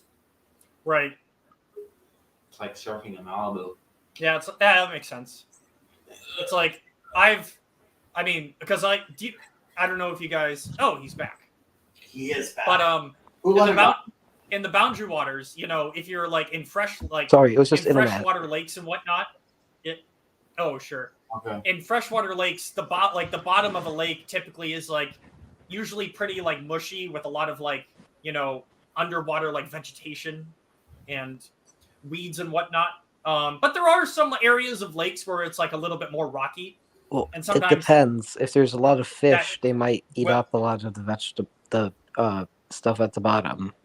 Well, I mean, most Minnesota lakes have a lot of vegetation in them, so I can't say for all of them. But anyway, Do fish not eat that vegetation?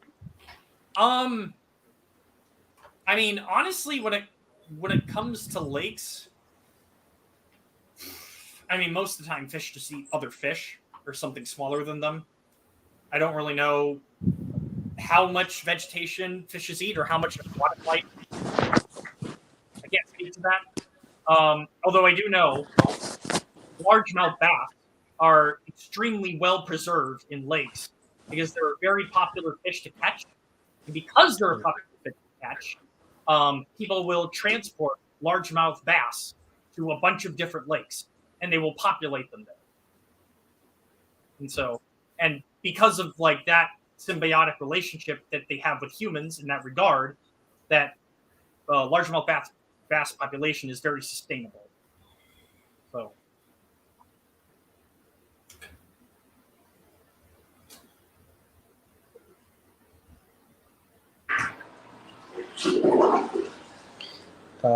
Yeah. And Hey, so have you heard of yeet? what was that? Have you heard of yeet? Yeah, I've heard of yeet. What do you think about yeet? What do you what think about what about it? What do you think about yeet? Wait, yeet or ye? Yeet. Yeet's like what? Yeat. Yeet. Yeet? I want to yeet a chair at Hitler. He is an artist. I don't. Hitler, he failed art school. What are you talking about? Yeet. Oh, I thought you meant like yeet as in throw. What? I have no clue who Yeet the artist is. Oh, okay. I thought you would. I have no idea who Yeet the artist is either. I thought you were talking about like I'm gonna yeet a chair. If What? you've ever heard, like yeet, like throw something. It's like No. an internet meme. Yeat. He's like. Yeah, I have no clue who you're talking about. What do you? What's so funny? I just don't know if I can say it. What do you like? What do you talk to your friends at school about? Like, I'm going to guess you don't bring up the Jewish stuff, right? I don't usually talk about religion unless it's at a religious function or it's someone asks me a question about it. That's smart.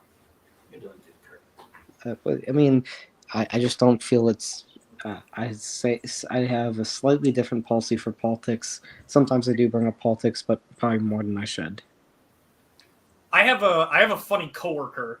I'm good acquaintances with him, but he's like a rabid anti-theist, and talking with him is so funny. He is one of the anti-theists who it's like all wars that have ever happened are because of religion. Like he's I wouldn't say all wars. No. Well, I know, but that's the point that I'm getting at. Is like that Christopher Hitchens? I don't know if Christopher Hitchens. I don't know if Christopher Hitchens has that point. That doesn't sound like Christopher. Well, it's something Dawkins has said. And it's incredibly stupid, but Dawkins and says things which are incredibly stupid. I don't really trust the whole Dawkins, Sam Harris, Chris Christians. I don't really like the new atheist types. I think they're pretty cringe. I agree with Kurt. Wow. But it makes conversations with him very funny.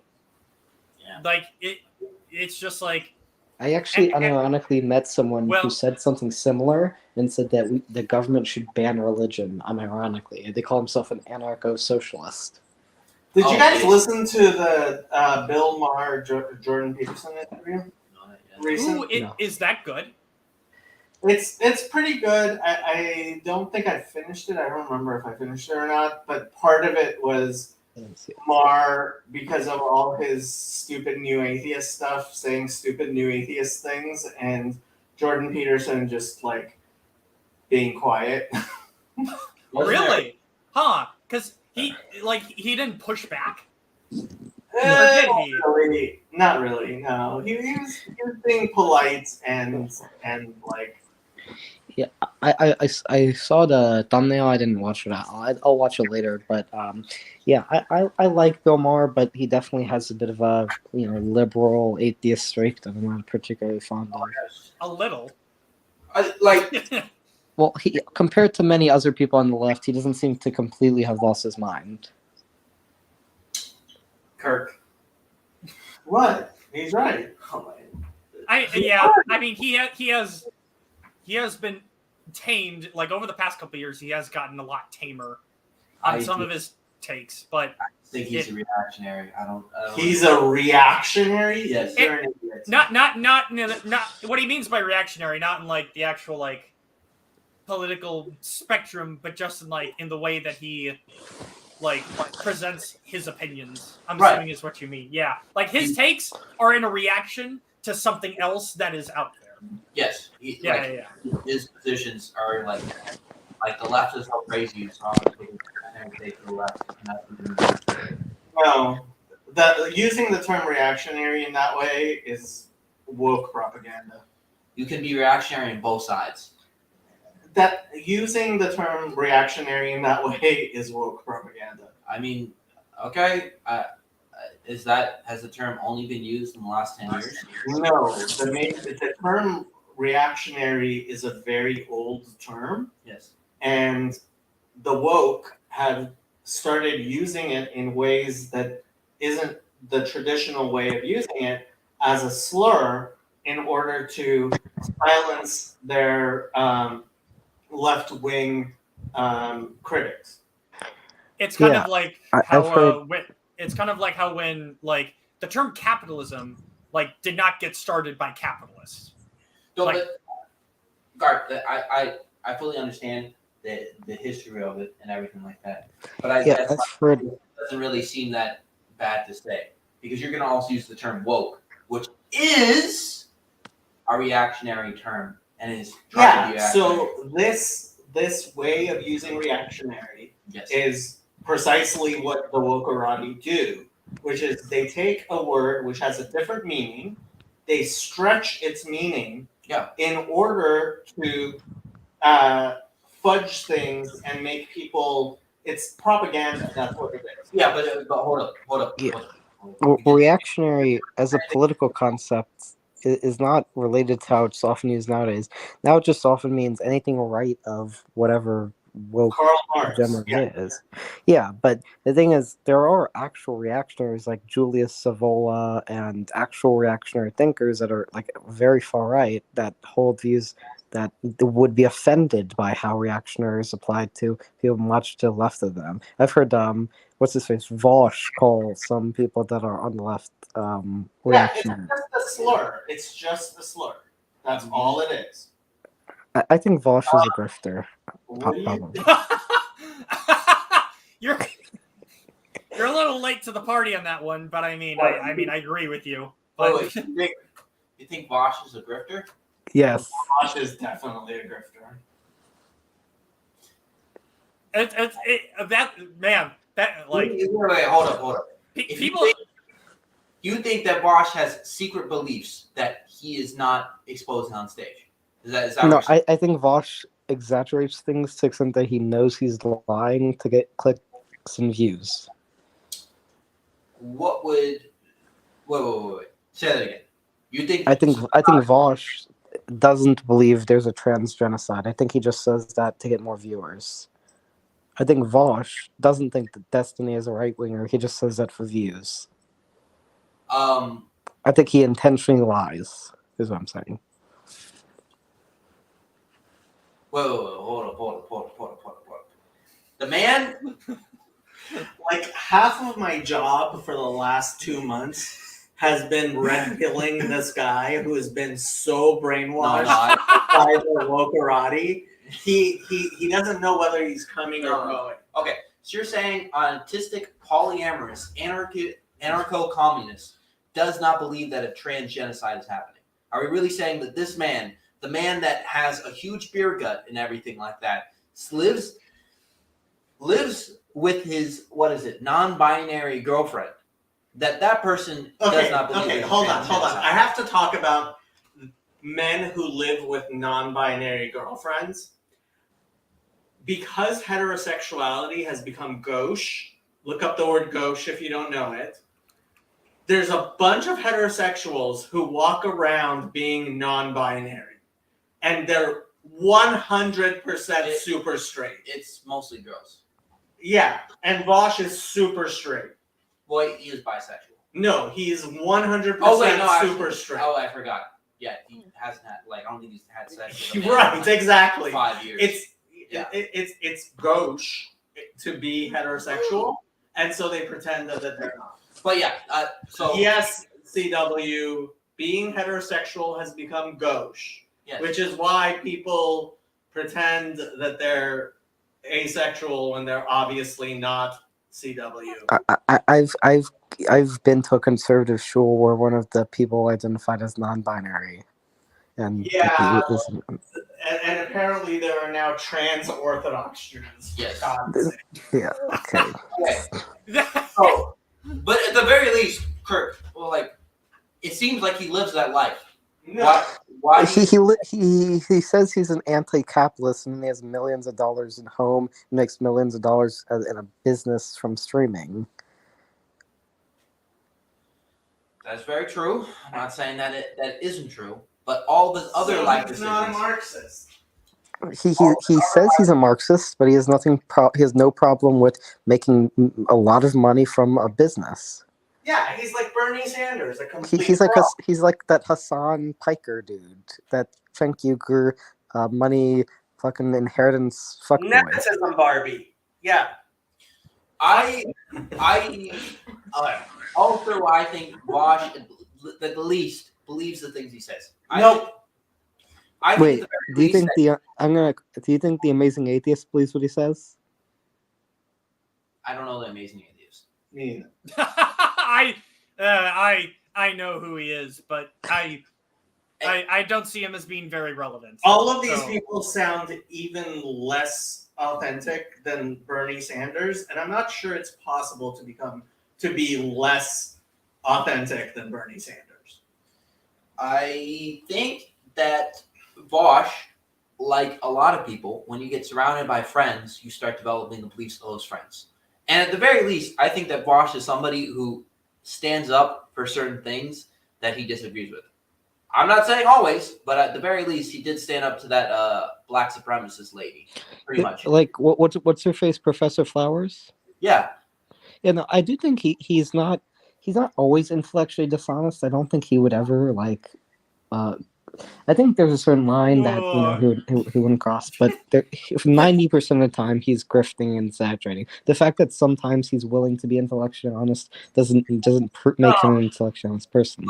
Okay, okay. So there was one debate, the very infamous debate that Vosh had with an analytic philosopher, and they were talking about how to what was it? Oh, water? Yeah, it was the water debate. You know that he's in Malibu. He's in Pepperdine. We could actually go meet him. And okay, but a lot of fun. Thomas artist. I don't know. He's kind of cool. But anyway, that debate, it was Vosh was like the most intellectually dishonest that I've ever seen him. Like that debate alone, it's like I'm sorry. I think Vosh doesn't even think man and woman objectively exist. I think He Well, doesn't believe that they Yeah, exactly he's exist. 100% heterosexual and living with his non-binary girlfriend.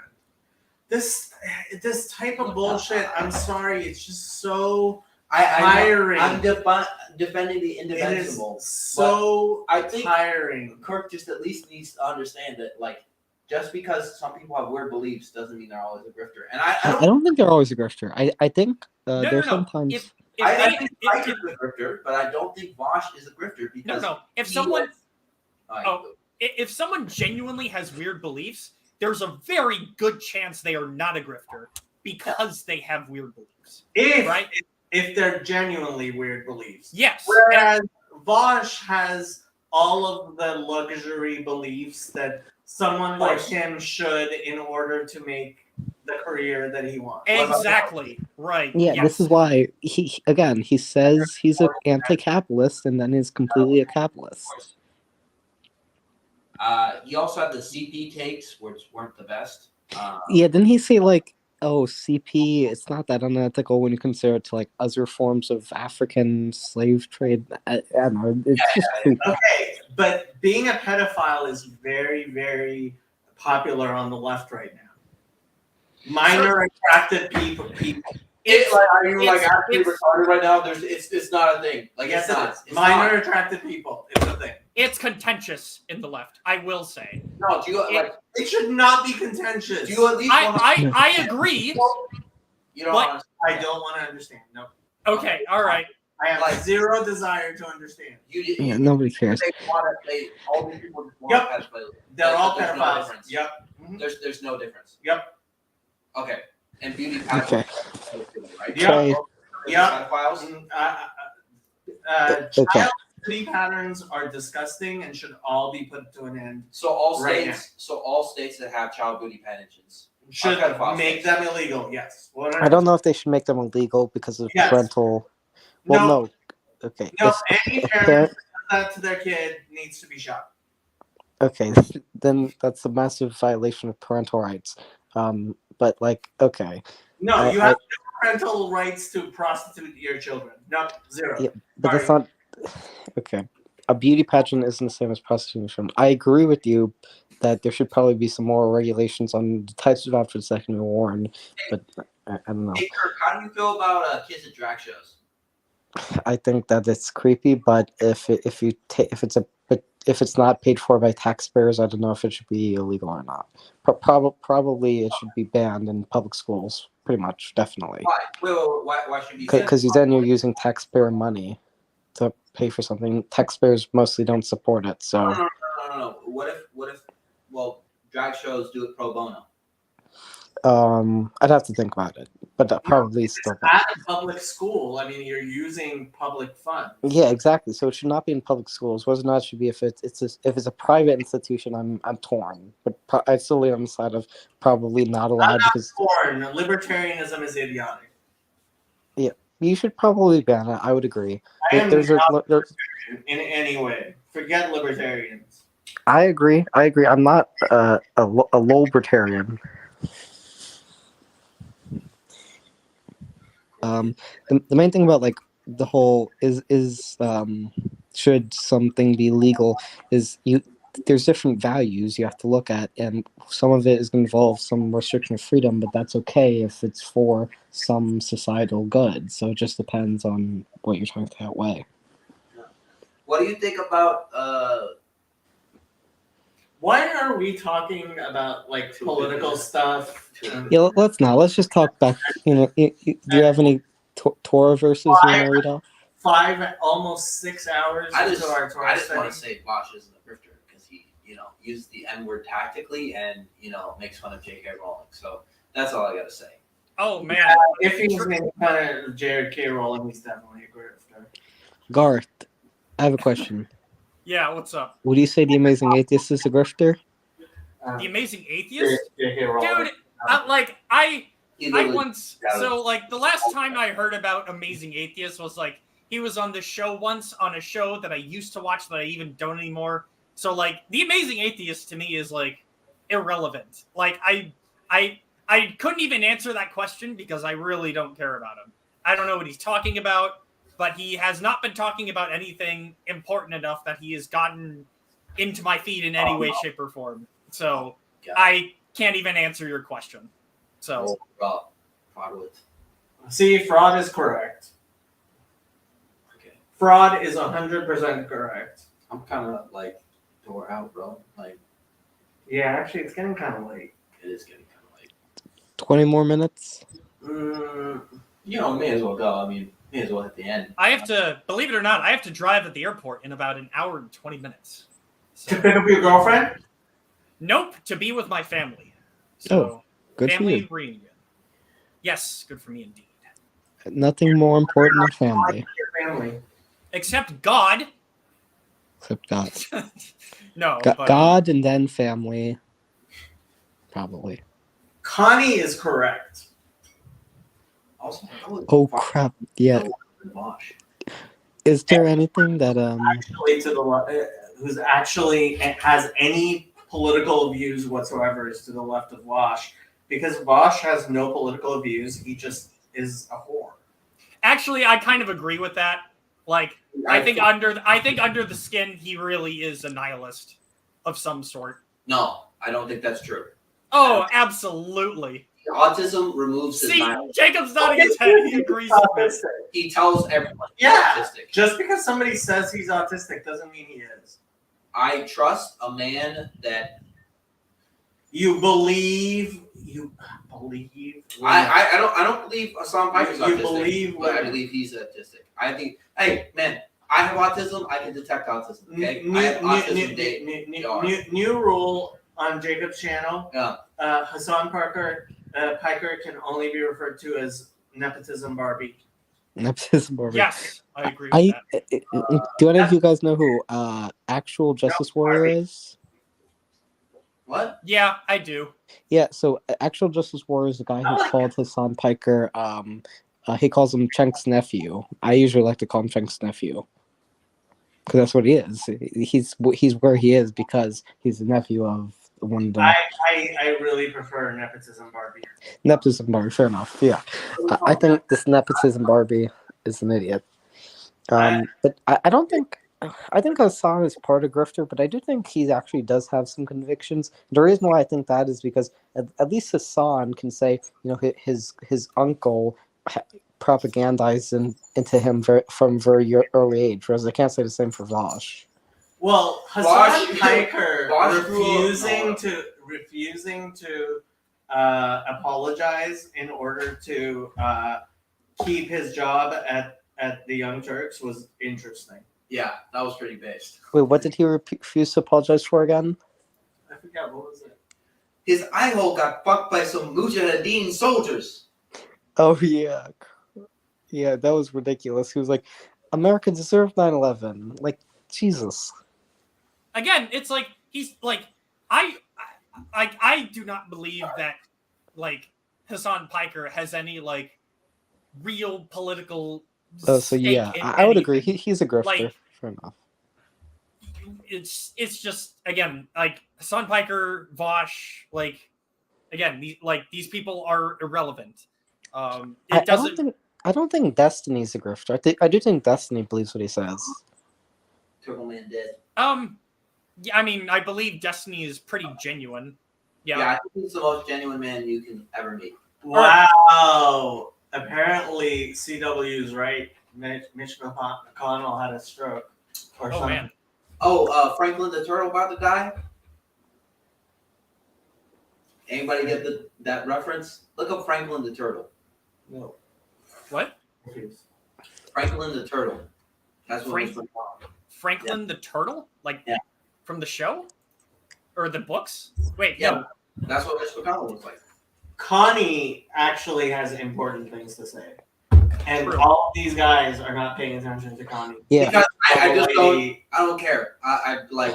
I care. So UFOs, I don't know if they're real, but the thing is, if aliens exist, there's no evidence they'd be hostile to humans.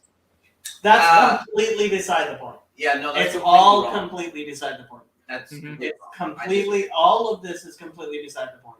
Like people are making the absolute mistake of arguing over whether or not I got a better question. UFOs exist when that's not the question. The question is why is our government trying to make us think UFOs exist? Another question. How's that UFO?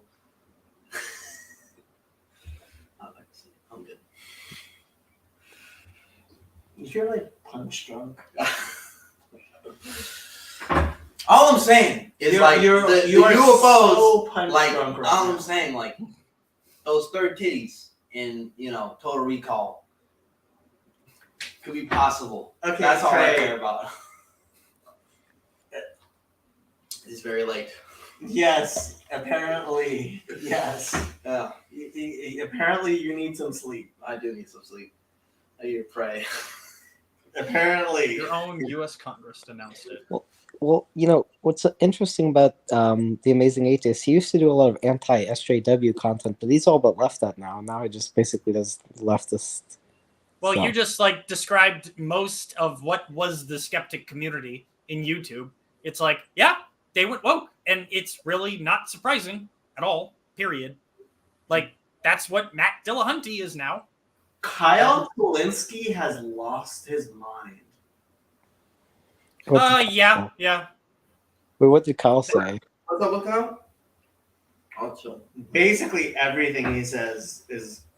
Yeah, Kyle Kulinski, he's just a standard, Bernie Sanders libtard. I mean, Ooh, CW gets it. Highlight that comment. There we go. seriously, that's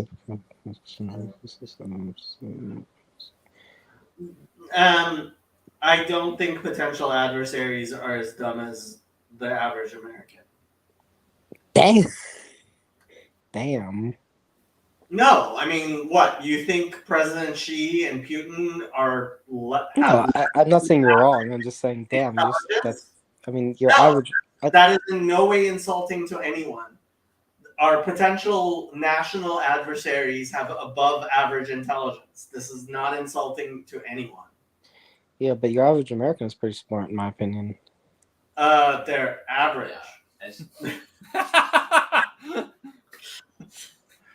Yeah. The average American is of average intelligence. You know the joke about how people go to public school and then they have them in public school so that way they can work in the factory. Oh, sorry, you said average American. Say that again, Garth. Oh, you know how how people are talking about public schools and how people are in public schools so that way they could get them ready to work in the factory. Yeah. Like that whole thing. And I'm like, well, shit, I went to public school and I work in a factory. Dang it. But actually, working in I wish public schools train people for trade jobs. In fact, actually they train them to go get English degrees that are worthless. I don't know. You can get a law degree if you have an English degree, or become a teacher. But other than that, I don't see what use there is for that. You can't become a doctor or anything. Honestly, like the fact our education system is as corrupt as it is shocking to me. Yeah, I mean, there should be more of an emphasis on things like home economics, in my opinion. There should be an emphasis on things that are economically viable, which there would be if student loans were still dischargeable in bankruptcy, but they're not because we have a corrupt system. So. Oh, I think you're talking K through 12 public education. Well, actually, if you get a college degree, you're more likely to pay it off. So, make it dischargeable in bankruptcy, then you don't have to worry about it. Maybe not have the government guarantee it to begin with. Exactly. Yes. Make it dischargeable in bankruptcy. Finished. And would you guys say that what's his face? He's another left winger. David Pacman. Does he believe what he says? David Pacman may be. Who cares? He may be the most dishonest person after Ezra Klein on earth. So I was a moderator on ThinkSpot, which is Jordan Peterson's attempt at having a social media platform. I remember that. And so David Pacman joined, and we, as a group of moderators, decided that if we can keep David Pacman in check, then we would be able to allow any troll or otherwise dishonest person to participate. And David Pacman, after about a month, decided he doesn't want to participate anymore because he got called out on all of his bullshit immediately. That's I really see. funny. See, you don't think he believes what he says? I just like there are so many like political people on YouTubers where it's like I really just like you don't need to give them the time of day at all. He is an ideologue. I believe him and Ezra Klein, I both believe they have very strong beliefs. I would which say is why I would they say are propagandists of the first degree. Paul Krugman is arguably more of a propagandist than Ezra Klein. This is possibly true, yes. Paul Krugman, but Paul Krugman isn't an ideologue. He's just a fraud who makes a lot of money from his economics Nobel Prize by shilling for the people who give him money. Like he has. I think he believes because he's always been more of a Keynesian. No. He very obviously says things in the pages of the New York Times and on various media that He contradicts economic reality. he contradicts the economics that he himself got his Nobel Prize for. Yeah, that is true. But ideology can make people twist and turn. No, it's not ideology; it's money. He's just corrupt. Did you see the time where David Pacman had a debate with Destiny over whether he's autistic? Nope. Oh. No. And what's his face? I don't think Sam Cedar believes what he says because he seems to also be pretty much. Sam Cedar just. Sam Cedar he was a whore. Did you? No, seriously. Sam Cedar wishes he was a whore. I have to pull up the clip because I can't say it on here. No. You're right. This is your stream. This is my stream. What are you trying to find? Sam Cedar Destiny debate. I don't want to poke Sam Cedar. It's actually. Yeah, but I can't. He's gonna copyright strike me. He's a horrible. He's. Destiny. I don't want to deal with this. Oh, but you know what I'm talking about, Garth, right? I remember briefly listening to like a Destiny Sam Cedar debate. Wasn't it about Rittenhouse? Rittenhouse, yeah. Sam Cedar's such a liar. And how he guzzles something. He guzzles black men's cum. Like political YouTube, like so many parts of it are just awful. Like that was actually hilarious. It was like 15 minutes of the debate. Are you saying I guzzle? Okay, you know what, guys? Sorry. This is still a Bible study. That's true. Although I feel like Jacob, it's gotten to the point where now it's like tradition. So it's like we kind of expect this now because your Bible studies have like always derailed. Yeah, we have conversations about all kinds of stuff. That doesn't mean we start being profane and cursing and being really graphic. Oh, sorry. I will tone back on the swearing. Yeah, apologies. No, let's not talk about guzzling anything. That's correct. Except, but Sam Cedar does lie. He's a lying man. Sam Cedar wishes he was a whore. He really. Oh my goodness! You literally said. The thing about Sam is he. Whore. Whore is all over the Bible. So is. No, it's not. Can I say seed? Guzzle seed. No, there's no such thing in the Bible. What about owning? I'm not going to get into it, but there's Like, there are graphic parts of the Bible. None of them are that graphic. Well, the main thing is, I think Sam Cedar is willing to defend things he know is obviously wrong just because it's what his audience wants. Like he said, he's willing to defend like the whole birthing person thing, but I don't think he actually believes that. He's just saying that to appeal to the craziest on the trans left.